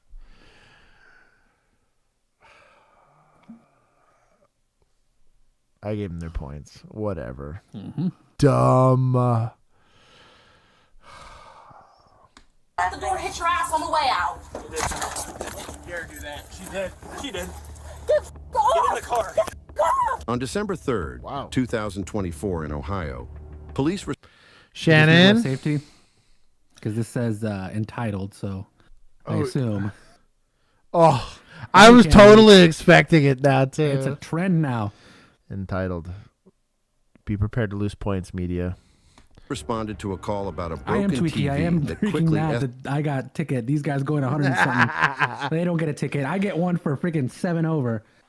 Bro, I'm so close. Dumb. I am inside of. Oh, I made it my 30 days, by the way. Oh, Just gotta very mail the nice. thing in. Very nice. I am inside of 30 seconds from the fastest time for my age bracket for the trooper rower fitness eval, which is like a mile. Might as well be a mile. Like, it feels like forever.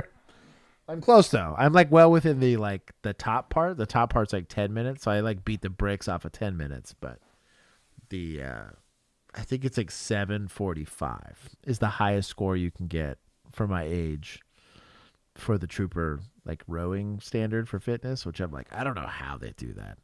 That's a freak of nature. Escalated into chaos. Hello, what's going on? Oh, my mom's crazy. She It started off good.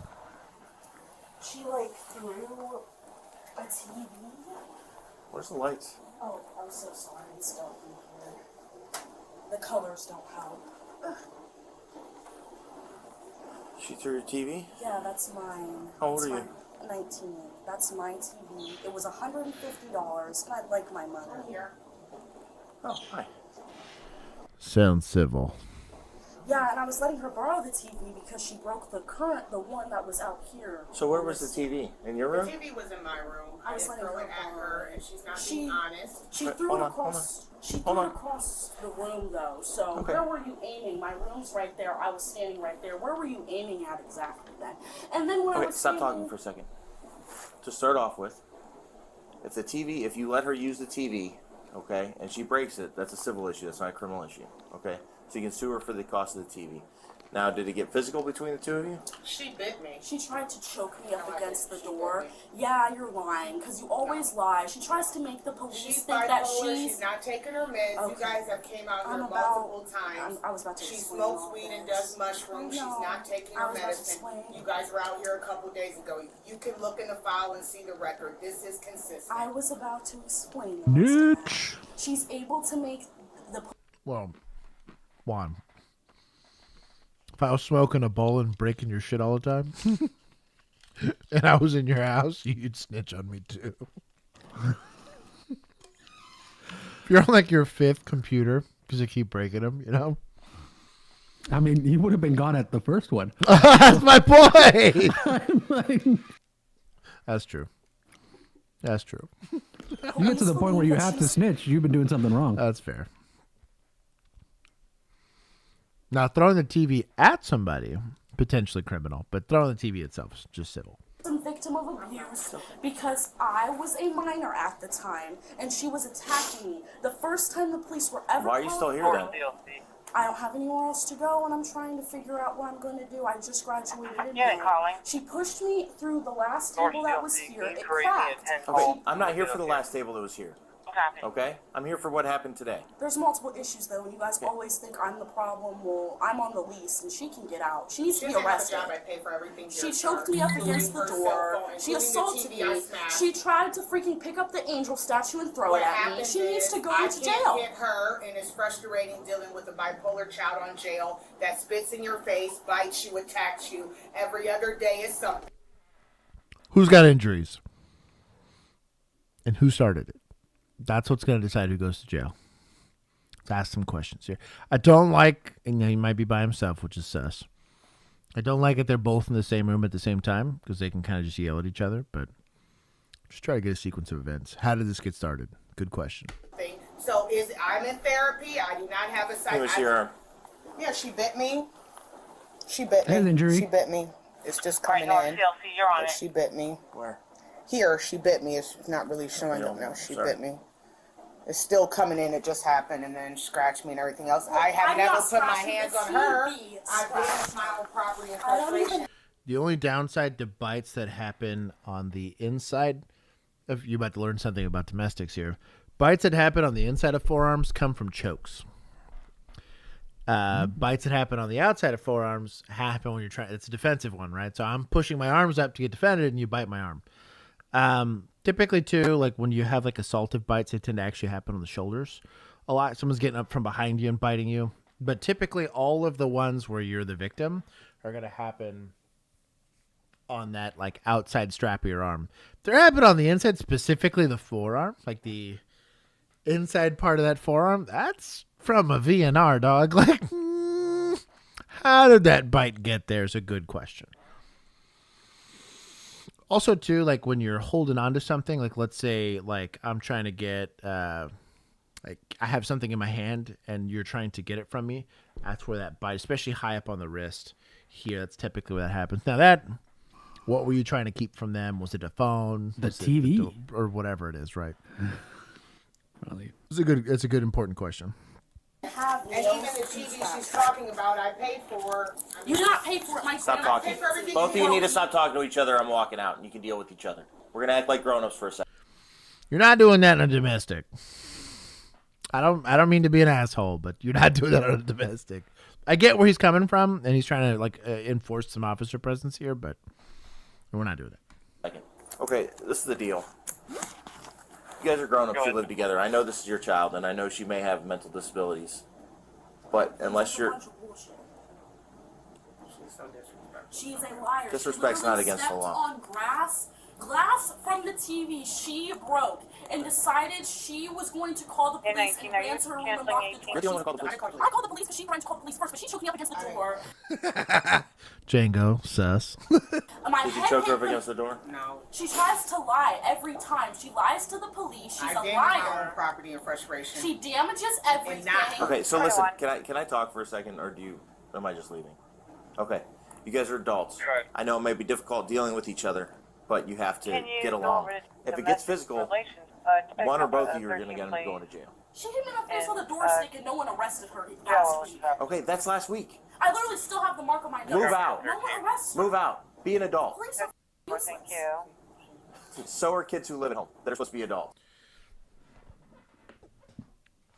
I'm not saying he's wrong. He probably is. But this is going to showcase bias. In the off chance this mom, and this is not unprecedented, has restricted any of her access to banking information, card access to a means to get to a job, any of that stuff, potentially some other like abuse issues going on, she might be stuck there, right? Especially if she's making a lot of these claims about like mental health issues, could potentially even have POA or power of attorney over her, which would make that real complicated. You got like a Britney Spears issue, right? Where it's like a guardianship or some crap where like you literally legally can't leave. So, however, conversely, we still haven't gotten to the bottom of, well, there's some clearly injuries. We haven't asked any questions whatsoever about the altercation or how the altercation occurred or who was the aggressor. Because at the end of the day, somebody pushed somebody. This clearly got physical. We need to figure out who my aggressor is so I can take somebody to jail. Hey, it's Jude. What's going on, homie? Could be a taking a bite out of crime. Stop. Well, I just You're graduated useless. in May. You're Useless. You're useless. Do something with your life. Yeah, go. You Instead should of actually leave. I should have never called you. You were a waste of time. man. Thank you. Is this PD?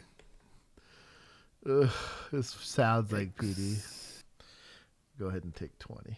Let's maybe not berate. Suspect or not. Victim. I don't know, Doug. Wild. You don't know yet. You haven't done a Wild. proper investigation. Wild. Okay. Have a nice day. Yeah, I will not. I hope you have the worst day. And that's mild. Go f yourself, you dumb. You guys gotta. I mean, you've been dealing with her for 19 years, so. She wasn't always. She just got diagnosed like a year and a half ago. No, I hate you because you're a bad mother who gives all the money and all the attention to your retarded son. Please Her go twin somewhere. brother is autistic and he's in an autism boarding school in Boston. I visit once a month and make sure he's okay.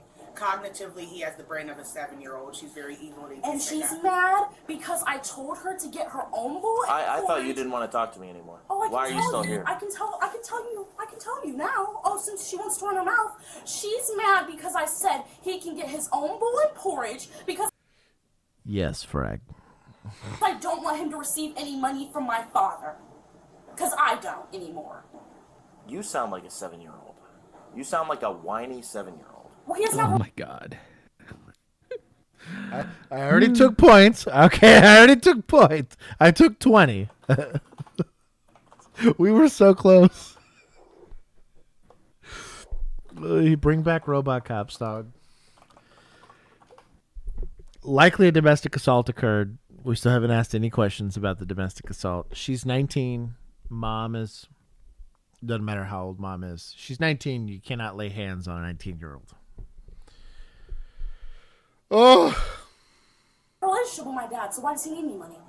Why do you need money? Get your own job. Get your own money. What's the matter with you? Are you... Do you not hear yourself? Do you not understand what the real world is like? This feels like one of those skits. Keep doing it. Keep doing it. Maybe it's fake. I have some fears that it's not, but maybe it's fake. Maybe this is a Darman skit. Yeah, this guy might just need to find a new job himself. Okay, maybe I don't go back. I take it dirty, saying it in chat. I just read it. For 3 years, I know what the real world is like. Do what? He's like, oh, is he doing that? And so they asked, are we in Minneapolis? Damn. No, we're in Ohio, which is worse. That's how I know it's fake. Okay, hold on. For the hand clap. Mm-hmm. Again. Please tell me again. Please tell me. This is unemployed Oh, too. good, we got a Please backup officer. No. tell me something again. You guys live here. He can get his own money. He's really sitting on his ass in the classroom all day. Worried about Where's vigilantes? Hold on. I'm just kidding. I'll give you guys points. I just thought you were going to take for defending themselves. no, For attempting to justify. No, I'll give them points. This is probably It was a decent affirmative defense, Christy. Dog. You know what? I think this guy's a 30 for 30 hire. Yeah, 100%. DEI. This guy got hired over a minority who would have done a better job. This is his white boy brain. Well, he's like, y'all should have figured it out. I used to punch the walls in my house all the time. I turned out fine. It's just like, in 99% of police departments, this will not get you fired. If you just so happen to find yourself underneath my authority, if I was ever in a position of authority in a police department, you would be gone. I would see this and I'd be like, no.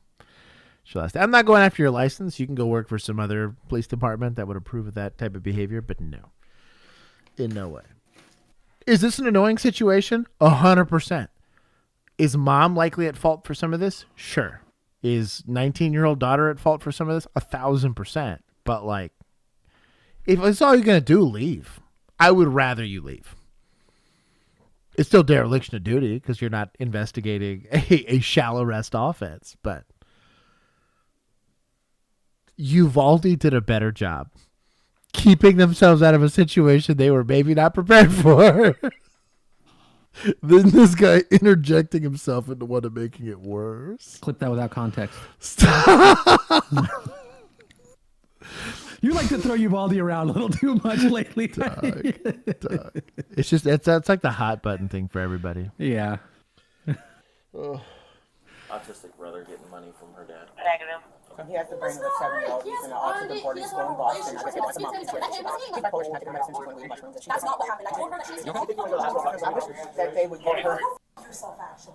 It's like they told me I could go and evict her, but that would take 30 days, and she'd probably make my life hell for 30 days. My parents, her dad, nobody, everybody says she can't live with them. Yet still, I Also, he's real relaxed, leaning on that countertop with his legs crossed and his hands in his during a domestic. Where you tell me, not checked any other room for that matter. There could be dad. Tell me out in the back. Tell me you've never been assaulted without telling me you've never been assaulted. We found the 20% that is never seen a critical incident. This is his stress.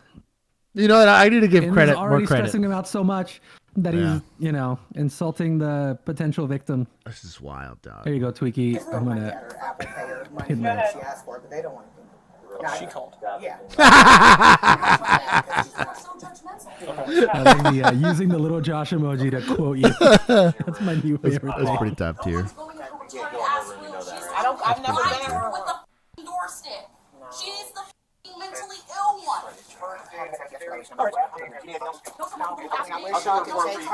you like the report number? Yes. I hope you get.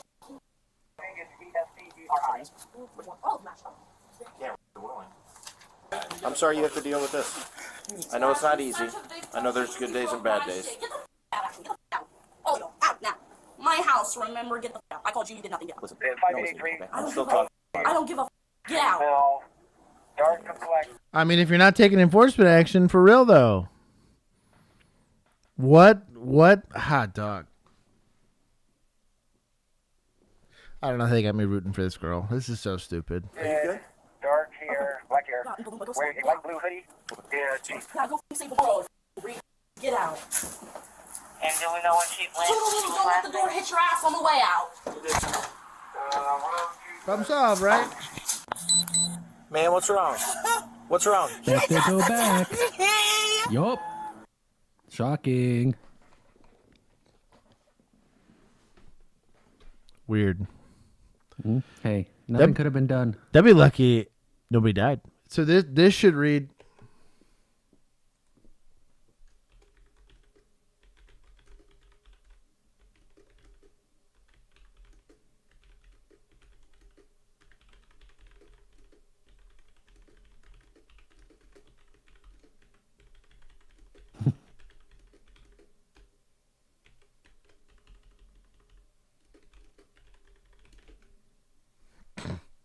How about just quit?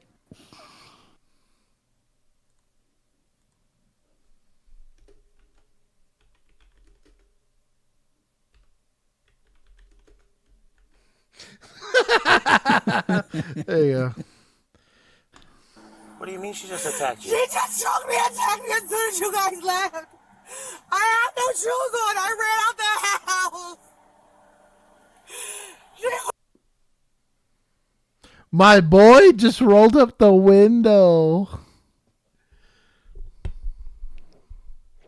Didn't check to see if she had ligature marks.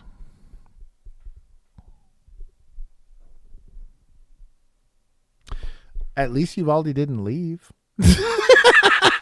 My point still stands. Stood there and watched. Okay. All right. They stood and watched. Probably all should be charged, but oh boy, what are we doing? What's choking me? Okay, ma'am. Hop in the car so you can get warm. Hop in the car so you can be warm. You shoot back here for a second. Bit me, I can't. She attacked me. I was screaming help as soon as you guys left. She attacked me. I'll reroute you back over. She was choking and punching me. I just ran. Okay.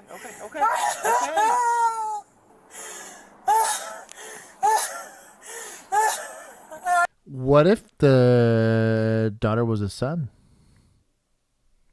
Think this would have turned out any different? Guarantee you who would have done something. Because he's biased. Shit has me mad, dog. Trusted process. Apparently he wasn't rolling it up to not listen, but to get out. That's what they're saying. He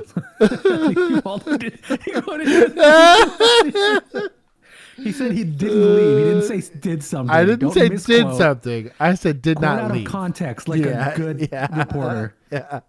Here it is. Hold on. Didn't leave. Didn't leave. There you go.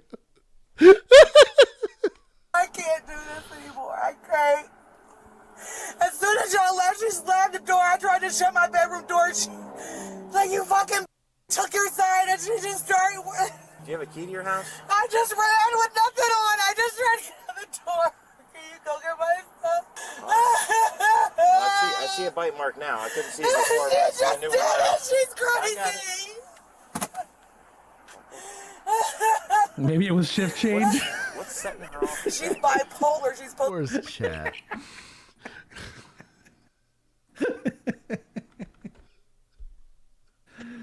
That's savage, dog.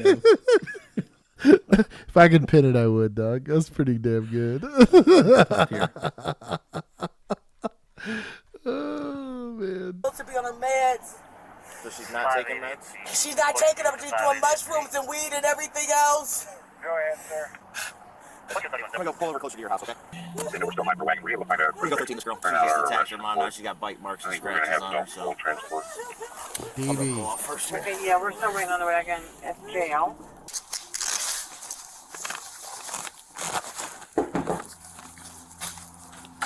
Fighting gloves. Have them on before you get to the door. Car 14. Open the door. Yeah, I know, bro. Yeah, I know. Get the Come on. If you can meet up with Total at 1700 Malaysia, please print out. So either we're gonna force entry or not. You can't happy medium it, right? So the second you put any amount of push on that door, that's forcing entry. Zero legal difference between you doing that and you blowing the door off of hinges. So let's shit or get off the pot. Or I guess the Uvalde analogy still stands. For arrest charges. Now that you had to go back to the pot. Yeah, that Because you didn't shit in it the first time. No kidding. Dakota, open the door, man. No, I don't want to speak to your white trifling asses. I don't want to talk to any of you. What? You didn't help me the first time. I don't want to talk to you. Well, we can't help you through a closed door. You know I got what? your don't mom in wanna the talk back to of the you. car. I don't give a fuck about my mom. You have to sign the charges. For what? To arrest her for domestic. I know this is not what that's about. What do you think you. That was a clever attempt. Clever attempt. Away from Tried. me. What do you think it's about? Me screaming in her face, and when I tried to pull open the door because my phone got stuck in it, and she started pulling my hair because she thought I was after her, when really I was just after my phone. Okay, well, open the door so we can talk. No! Why? You no! I hate the police. Where's chat? I'm doing pretty good today.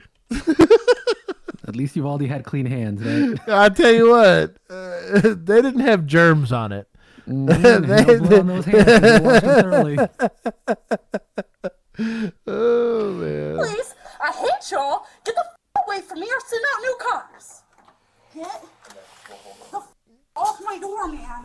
I still I make. don't want to talk to you. I don't have to. No, you were disrespectful enough. No. If this was a man. Okay. Well, guess what, Dakota? You're under arrest. We're coming in there to get you one way or the other, okay? No. Just do it. Don't tell her. I still make. No. I'm having someone come get me this. No. Okay. Who are you going to have to get you? Off my door. Get the away from me. Get the away from me, bro. No. I brought still her make. phone out because my brother was calling. What the is wrong with you, man? Okay, listen. We're going to kick this door. We're going to kick right through it.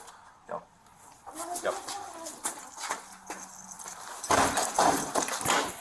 That was a good kick. I guess it was mostly open, but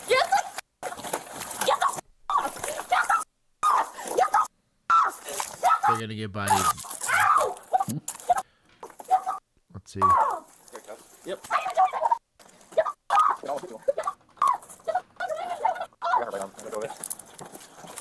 You know what really helps with people with bipolar disorder and likely a history of substance abuse? Violence. Great way to cure that. So stupid. Stop kicking.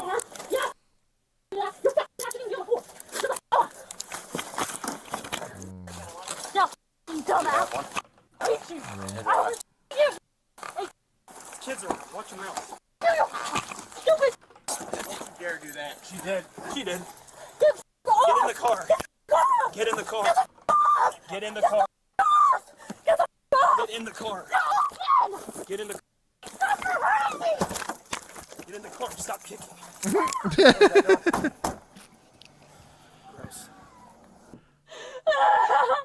Understandably upset. My grandma.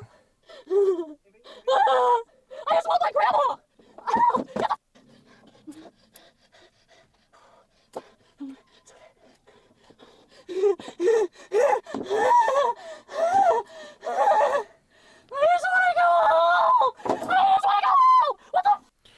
We gonna call for medical since we used force on her? Likely charged her with resisting? No. Weird. Should be an SOP. Also for mom who got bit. No shit. Let me go! Let me go! Let me go! Okay. We had it open. We just couldn't. That's okay. Okay, that'll be in the Thank report you. though. Okay, so you're taking her. Oh yeah. Did she try to attack you too? Huh? Try to attack you too. Oh yeah.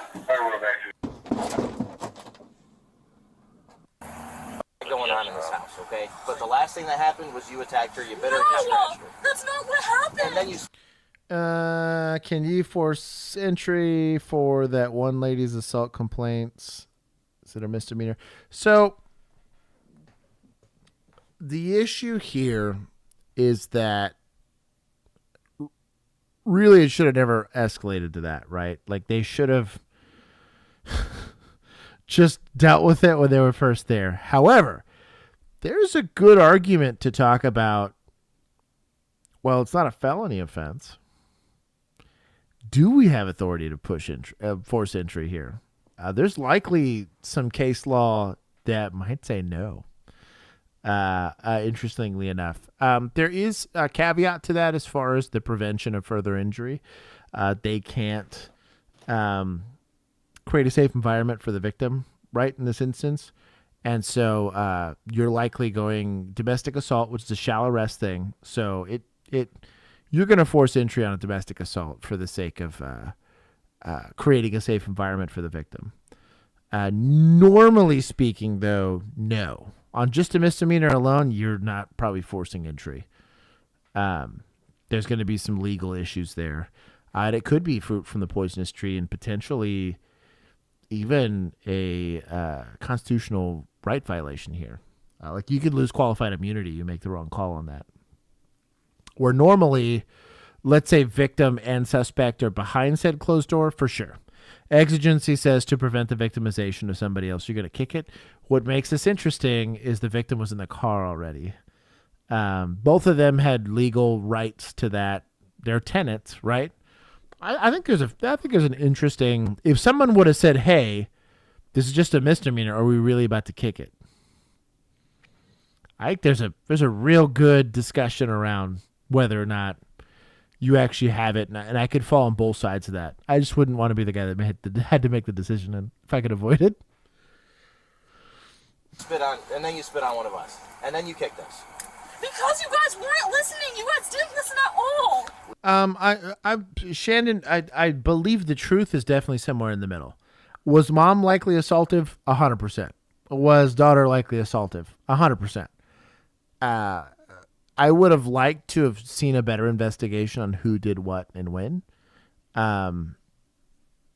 But the questions just weren't answered over what the thing was. Should mom be breaking furniture? She admitted to breaking the TV. That's pretty weird behavior for somebody that's trying to de-escalate, right? Kind of conversely, like her reaction to it leads me to believe that she's a subject matter expert on how to convince the cops to take enforcement action. Not to make any observations here, but there's not a male figure in that house, right? There's a lot of times where you had women that would weaponize. Well, he's sending her brother money, but not her. Right. But there was a lot of situations where victims would weaponize the police's their knowledge that the police have to arrest in a lot of these situations where they would hit themselves and show BI. It's happened before. I caught red-handed 2 or 3 people doing that. Also probably arrested dudes. And most times it's dudes or lesbian couples. It totally happened all the time. I don't know what the weird thing was. There was something in the water in Arlington for that. But where the story didn't exactly make sense, but I had to go based off of what I could prove. And the PC was in, hey, this person's got BI. They're alleging this happened, though the stories don't line up at all. I have to go based off of what I can see. And there was a couple of those that were sus, but you're not going to skip on a shall arrest thing. We did listen the first time. Your side is Uvalde did a better job. Arrest something based on you have different stories. If you saw my It's a pretty top tier soundbite. phone, it's on the floor. She I had cracked to put it in Keith's server because we ran out of space now. You said it was cracked before, even when we were here. No. What happened was, and you can put the cuffs back on too, if you would be nice about it. If you would be nice about it. All I wanted to do was talk to my aunt. That's all I wanted. I called her 5 times before you guys even showed up. All I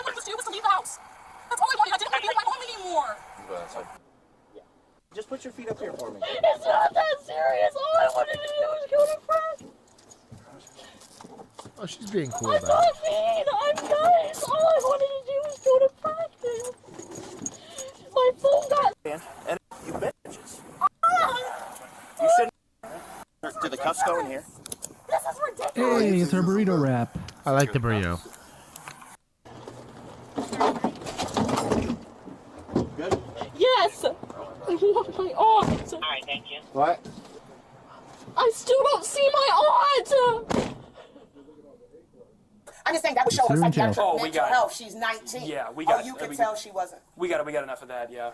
It's terrible. She Yeah. didn't get diagnosed till 18 and a half, so I thought I at least had one typical child. I tried to. Yeah. You know, it's just hopefully, you know, we can get some help on our end. You Where know, they put her in a psychiatric that's hospital. totally up to the judge. That's up to them. You We look recommend at like the mental how health she stuff. went to Belfair. I tried to get. She went to Belfair. Yeah. They expunged and erased all her record. I was trying to give her a fresh start. And what did she was doing therapy, taking meds, and then she stopped, and she's 19, and I can't force it. And then what did she do? So that's going to be on her record now. Yeah. Get arrested. And She was just about to go to Marine. She was doing the workout classes with Officer Metz. Bro, Marines will take anybody. Dog. Rip. Every Tuesday and Thursday. And just to think, she called you guys. Right. I've been getting beaten up staring her, and then it's, you know. So, yeah. Yeah, so she definitely wouldn't be a bill of military knowledge. If any charges, if she's convicted, then no. I'm a veteran myself, so they wouldn't. Yeah, she messed up. It's a felony charge she's looking at, so. Yeah. I have tiny wrists and I'm double jointed in my hands. And my thumbs and my pinky and my middle index finger. Can I at least know So are you're my in a charges burrito. serious? Are they serious offenses? Yep. Am I gonna get more than 1 day for this? We'll have to talk to the judge tomorrow. Yeah, that's not up to us. That's up to the judge. I'm talking about right now. Do I have to stay the night here? Yes, you have to stay the night tonight. Ridiculous. She should be the one arrested right now. We're good. We're gonna pull you out here. But the scene. Sorry about that. And charged with domestic. The woman was arrested and charged with domestic violence and harassment by inmate. If she's convicted, what? No resisting charge. What's harassment by inmate? I have no idea. She picked a fight in the jail? That's my guess. Nah. I'll give him 5 points for at least not adding the resisting charge, but I took like 40, so. Mac Daddy, misapplication of dad's belt might be why she's like that, for all you know. Yeah, dog. It's, in domestics, There's a line there. Yeah, in domestics, so much of the behavioral stuff with kids, especially like teenagers, there's so much time, space, and opportunity for victimization, and they have no idea what to do with that or how to report it or any of that. And then you got schools that are refusing to report shit, and I don't know, man. Specifically, young women. Young boys, they do stupid stuff. They tend to go steal or get jumped into gangs and stuff like that. But young women in particular, it's a very high victimization time. Or even like they get co-opted into self-exploitation before they really know kind of what's going on. It's the saddest thing about like current like OnlyFans culture, right? Is like there's a girl that a guy will go and recruit to do this thing that they don't fully understand, but the money's good and they want independence from their family or whatever it is. And his name is Andrew Tate. Right. And like, you don't realize, like the victim doesn't realize that they're a victim until it's way too late. And the damage is already done and they've already signed the NDA. And I don't know, man. With kids in particular, it's complicated. But in domestics like that, you have to do something. Leaving that first time is really bad. I really dig the helmet of shame. I wish we had one. I like the rap system. I really like. I am a firm advocate in that. I think that should be required in most police departments, specifically for people like that. I've had to take way too many people and carry them out of apartments, and but a couple people that are like 300 pounds, and something like that would help. The money's good. Where do I sign? Blake, there's somebody for everybody on OF. Mm-hmm. He gets it. She's bipolar. That's why she's like that. My only issue with bipolar on that being like the root cause for specifically acting out like that is she's old enough without some sort of like behavioral thing that she should have some sort of coping mechanism. I could see it where you get like a lot of stemming that happens from stress. You'll see it where they get like really, really, really stressed out.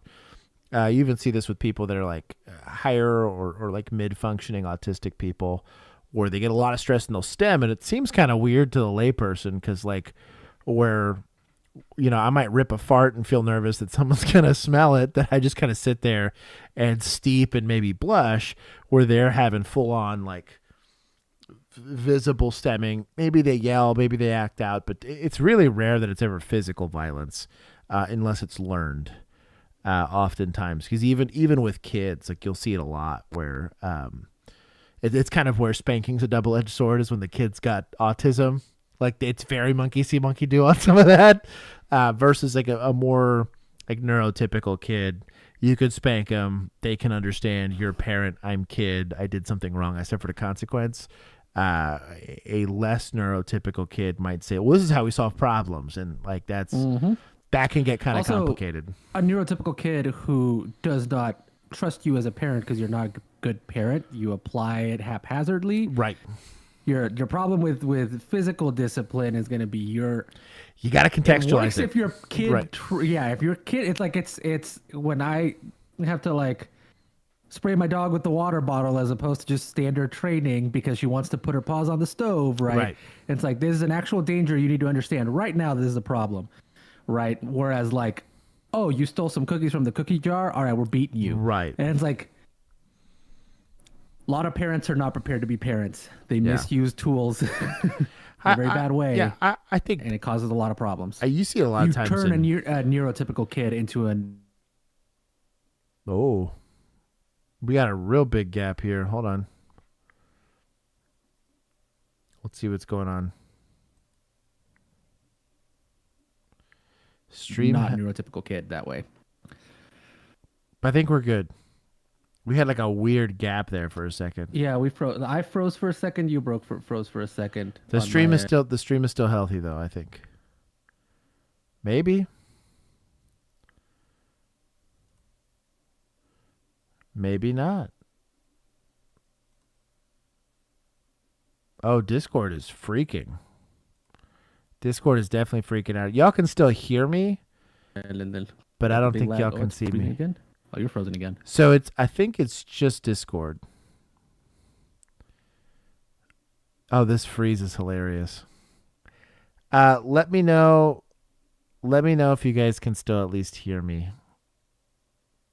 real quick before I decide to stop it. Josh, you're good for me.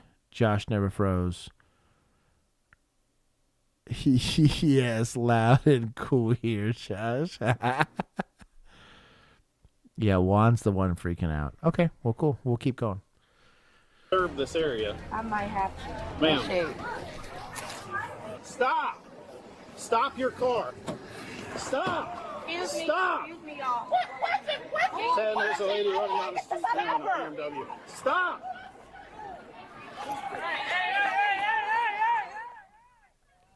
We begin tonight with the... I'll be honest, this is a deadly force situation. And this sounds kind of callous, but we've had terrorist attacks. Oh, wow. It is still definitely going. Ground control to Major Juan. Let me see if it's still... Oh, it's still definitely screwed here. Let me see. Oh, there we go. I think it fixed. Maybe? Yeah, I'm just holding steady now. I'm trying to get the freeze to land on a different pose each time. It's very weird. I guess I never froze. I guess I am frozen. Maybe this is weird. I'm back now, but the thing's probably screwed up. Let's see. Oh, the whole thing's getting glitchy.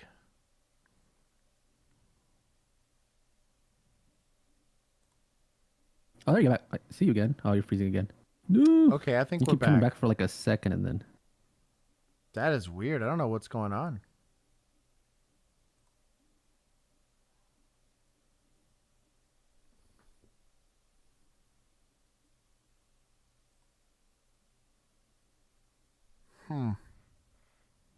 Don't speak too soon. I swear it's the weather. Can you hear me?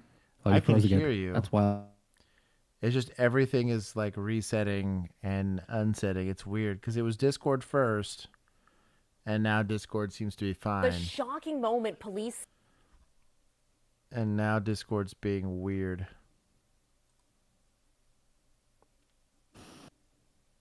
Okay, we're good. Okay. We're I can good hear so far. Josh. We're good so far. I can see you. Juan froze again.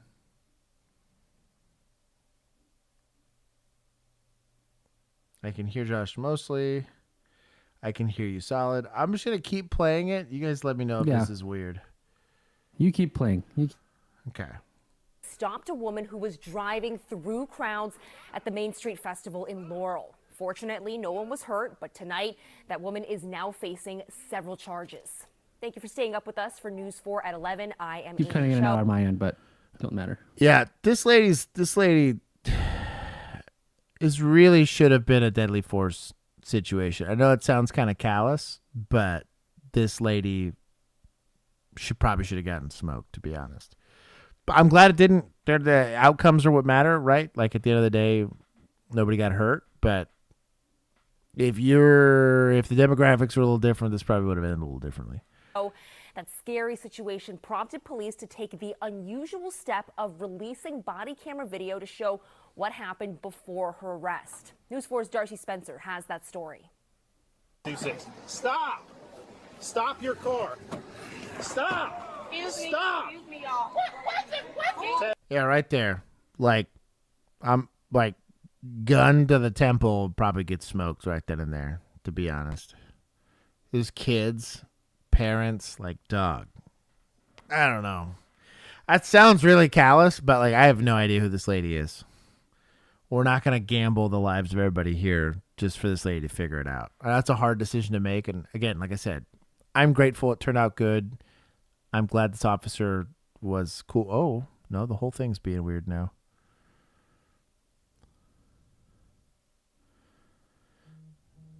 Huh. Oh, this got weird. How is...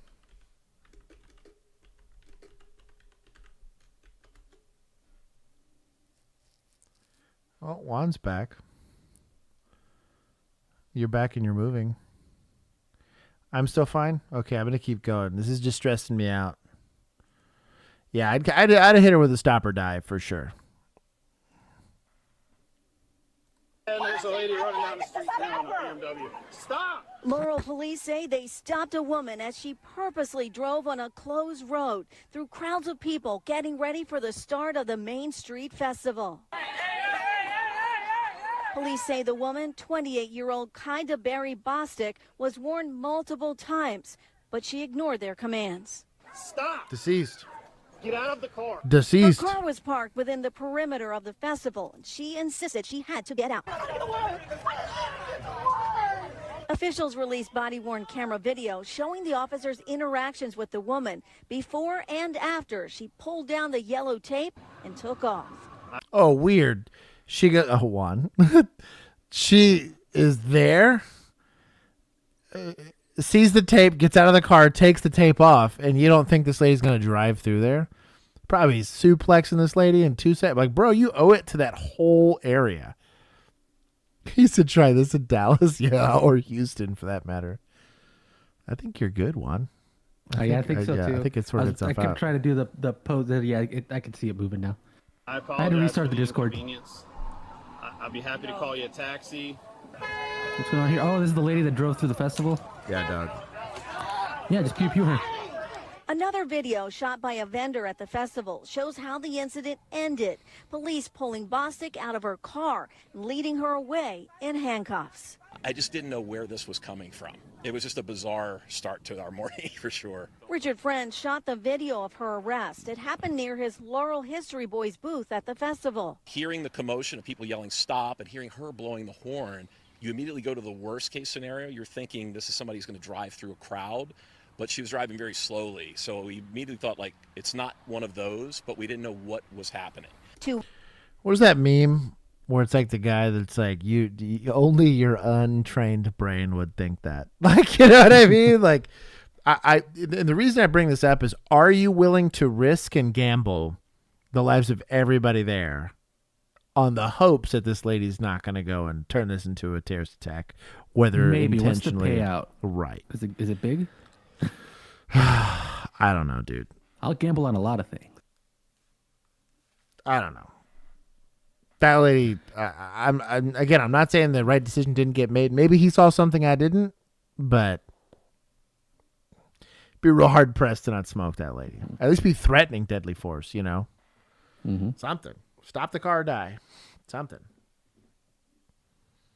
Yeah, that's Bill makes a great point there. Like that's kind of my fear with this is like you're putting yourself in a position that, dude, like the longer this car moves, the more she gets to dictate the terms of how this thing goes down. Like you got to step up eventually. That's your job. This poll. Weeks ago, Montgomery County Police stopped a woman who allegedly tried to drive through a 10K race route. Drivers going through crowds in New Orleans and public events have led to fatalities. Friend says he didn't feel Boston I was putting it pretty mildly. was trying to hurt anyone, but it's clear she never made it to work today. We're with the Laurel History Boys, so we're all about history. This is the first time in 44 years of the Main Street Festival that we've had an incident like that. Bostic is facing several charges, including assault, reckless endangerment, and resisting arrest. Darcy Spencer, News 4. Dude, I want to take points really bad, but the outcome was good. So, but I'm only going to award them 10 because this was a deadly force encounter that they did not address as such. They got bailed out by an unmotivated suspect. Ugh. Last one, boys and girls. And spent time in jail for a crime she did not commit. Last month, her felony stalking charges were dismissed after her accuser was arrested for allegedly framing her for this crime. A Fox 21 investigative reporter, Rhea Jha, tells us how this all happened. Yeah, Scott and Taylor. So this woman spent more than a year saying, I didn't do this. She says CSPD and prosecutors with the 4th Judicial District Attorney's Office mishandled her case and did not take the steps to thoroughly investigate her innocence. In November 2022, Lisa Chase was arrested at the hair salon she worked at. I had just started a haircut when I had the officers show up and tell me they needed to talk to me, and then escorted me out of my place of business and took me to jail. It was awful because I've never been arrested before. Then again, at this point, when I get arrested the second time, I still can't believe that this is happening to me. And again. There was not even a 2-week time period from that second time to the third time I got arrested. And again. In the span of 90 days, Chase was arrested 4 times. The charges came from her ex-boyfriend and his new girlfriend, who alleged Chase was spamming them with hundreds of threatening and offensive messages through a texting app. I've seen many cases that involve text messages, violation of protection orders, harassment. What I have not seen is it escalating as fast as it did for Miss Chase to lead to a felony charge. The couple filed a restraining order and brought on felony stalking and harassment charges when the text continued. We probably went over the reports 50 times because the DA and the police were so sure that Miss Chase had done this that we were concerned that we were missing something. Chase hired a private investigator who said CSPD relied on screenshots of texts the couple provided and never got physical evidence or conducted search warrants of anyone's phones. You can't just rely on the cell phone, right? You can't just rely on... Well, and the problem is, too, is this is a biased party, right? That's providing the information. It's X and X's new squeeze, right? Like... Mm-hmm. Though there are absolutely times where this is valid, right? Like there's absolutely times where the harassment's occurring and y'all won't leave Juan alone for the next rookie react, right? They'll be filing felony charges on the next person who mentions it. There you at least have to do your due diligence to see the actual. It's just habeas corpus was really the issue, right? Mm-hmm. Oh, here's the message. Let me show it to you, and therefore it happened. After conducting an extraction on her phone, the investigator found no link between Chase and the numbers the couple received texts from. In this case, law enforcement dropped the ball in that they did not gather the facts. Instead, the numbers were linked to Chase's accuser, her ex-boyfriend's new girlfriend. Weird. Whoa. I was never able to tell my story of what was going on. It was just always tweaky felony charges. Arrest me, and I had no way out. Take a screenshot of you saying way worse things. It kept happening over and over and over again. Chase's charges were dismissed in December, right before the case was set to go to trial. But Chase, who is now dealing with emotional trauma and more than $60,000 in expenses, didn't feel like this was a win. When you know you've been innocent the whole time and you've just fought your ass off and paid a lot of money to do it, like, you don't really feel like celebrating yet when justice hasn't fully been served yet. If convicted, Chase would have faced prison time. CSPD and the district attorney declined to comment, saying no records exist related to Chase's investigation and prosecution since the case has been sealed. Kristen Eaton, the girlfriend, was arrested, then bonded out of jail. She will be in court for a plea hearing in late February. Scott and Taylor, back to you. Wow. How do they not hit her with abuse at 911? Resisting. Or filing a false police report. Bro. We'll I put wonder this on if she gets away with that because she was sending it to boyfriend's phone. Maybe boyfriend claims he didn't know. I see. And so he's the one that reported. Legal loophole? Loophole? But yeah, it is ironic though, because like most of the times when you hear about these kinds of cases, the police say, oh, we can't do anything about it because no crime has technically happened yet, right? It's like there's stalking, but they need to do something. Because in a lot of states, that's kind of how the laws are written. There's not a lot of good laws to deal with digital harassment and stuff like that. Children with dating a hairdresser's ex. Anyways, that's the stream. I will be putting up. I'm deliberating. Okay, for you guys that Jordan, are here, you get a misdemeanor. Let me actually add this real quick. We'll do it live. Start a poll. We'll do it live. Amber Alert Stram. Win. Oh wow.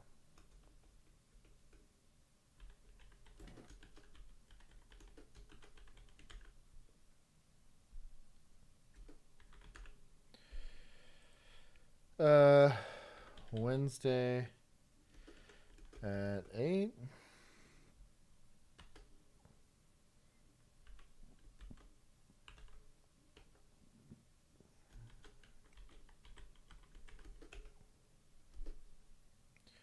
Or Saturday. I'm going to take a real quick. I'm going to let this marinate for a second, and then I'll be back and then send everybody off. I'll let this soak for a second so people can go and vote on it. Stop. Chill with the poll. Chill with the poll. Y'all got till he gets back to get to that like goal. Probably not possible, but you can try. I gotta get to 130. I'll give you all 2 from my alt accounts to try and help out. Just don't tell Josh. Nobody snitch. Dun, dun, dun. Let's see how many alt accounts I can pull up here. Let's try my company account. We'll sneak one in there. See. And then we'll do Megan's account. Sneak that in there. Oh, shoot, he's coming back. Right. Let's see. Nobody tell him. Everybody shh. Oh, that's a lot of... Yes, PM, you weirdos. Yes, PM. 8:30 a.m. would be awful. My vote counts as 10. Where did you vote? I can't see where your vote went.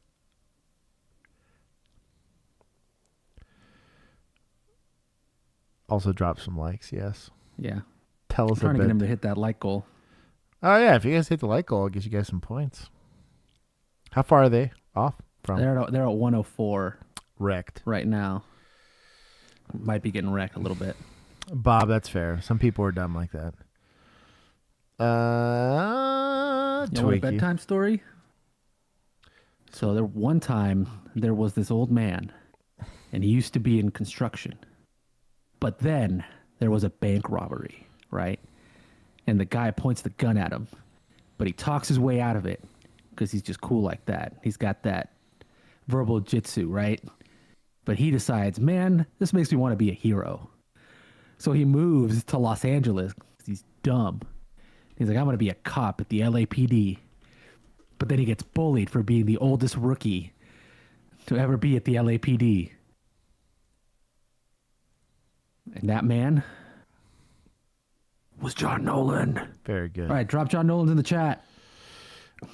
With 37 votes, it looks like we have overwhelming. So I'll set it right now. We will. I got to switch accounts to drop my John Nolan's in the chat. Oh, my God. I will set it so you guys can know, and I will play. Wait a second. Women can vote. Chill. We will go ahead and copyright strike. Oh my God, that's my bad. So we will. I'll play it tomorrow for you guys. So I will try to get home at a reasonable time, and I will pop on here. I'm gonna set the event right as we get off of here. Oh, there's a lot of John Nolans. Thank you to everybody who stopped by. If you guys would like, there are a lot. I highly doubt everyone here that is complaining for Ab Ricky's React has seen all the ones that we've made. We've made plenty. There's also we're up to number 65 or 66, something like that. Also, lots of live streams. If you guys want to go back into the archives, there's a lot of old stuff that we have that are there. Also, some Let's Plays if you guys are into that. But tomorrow we'll be playing Amber Alert. I'll go ahead and set up the chat for that. And then I'm probably a couple of weeks out. I need to do some digging and some reaching out to people. I'll also probably do a charity stream here soon. I'll figure out what and with whom and for what. But we will figure something out for that. But you guys should get the notification here within the next, probably 30 minutes. And I will see everybody else tomorrow and then also Thursday. So you guys are getting a bunch of stream time this week. And if you'd like to spend even more time with me and everybody else that's part of this channel, you guys can do either through a membership or through our Patreon group. For as little as $1 a month, you can get direct access to the Discord, which is where all the fun stuff happens. I have to go to sleep because I have to wake up super early tomorrow, but I will give you guys likely an after party tomorrow because I don't have to be up early on Thursday. So, and as well as Thursday, because I don't have to be up early on Friday. So you guys will get back-to-back after parties. I'll go talk to my moderators to see what nonsense and shenanigans we'll get into for that. But anyways, I love you all, and I will see the rest of y'all tomorrow night. Bye-bye.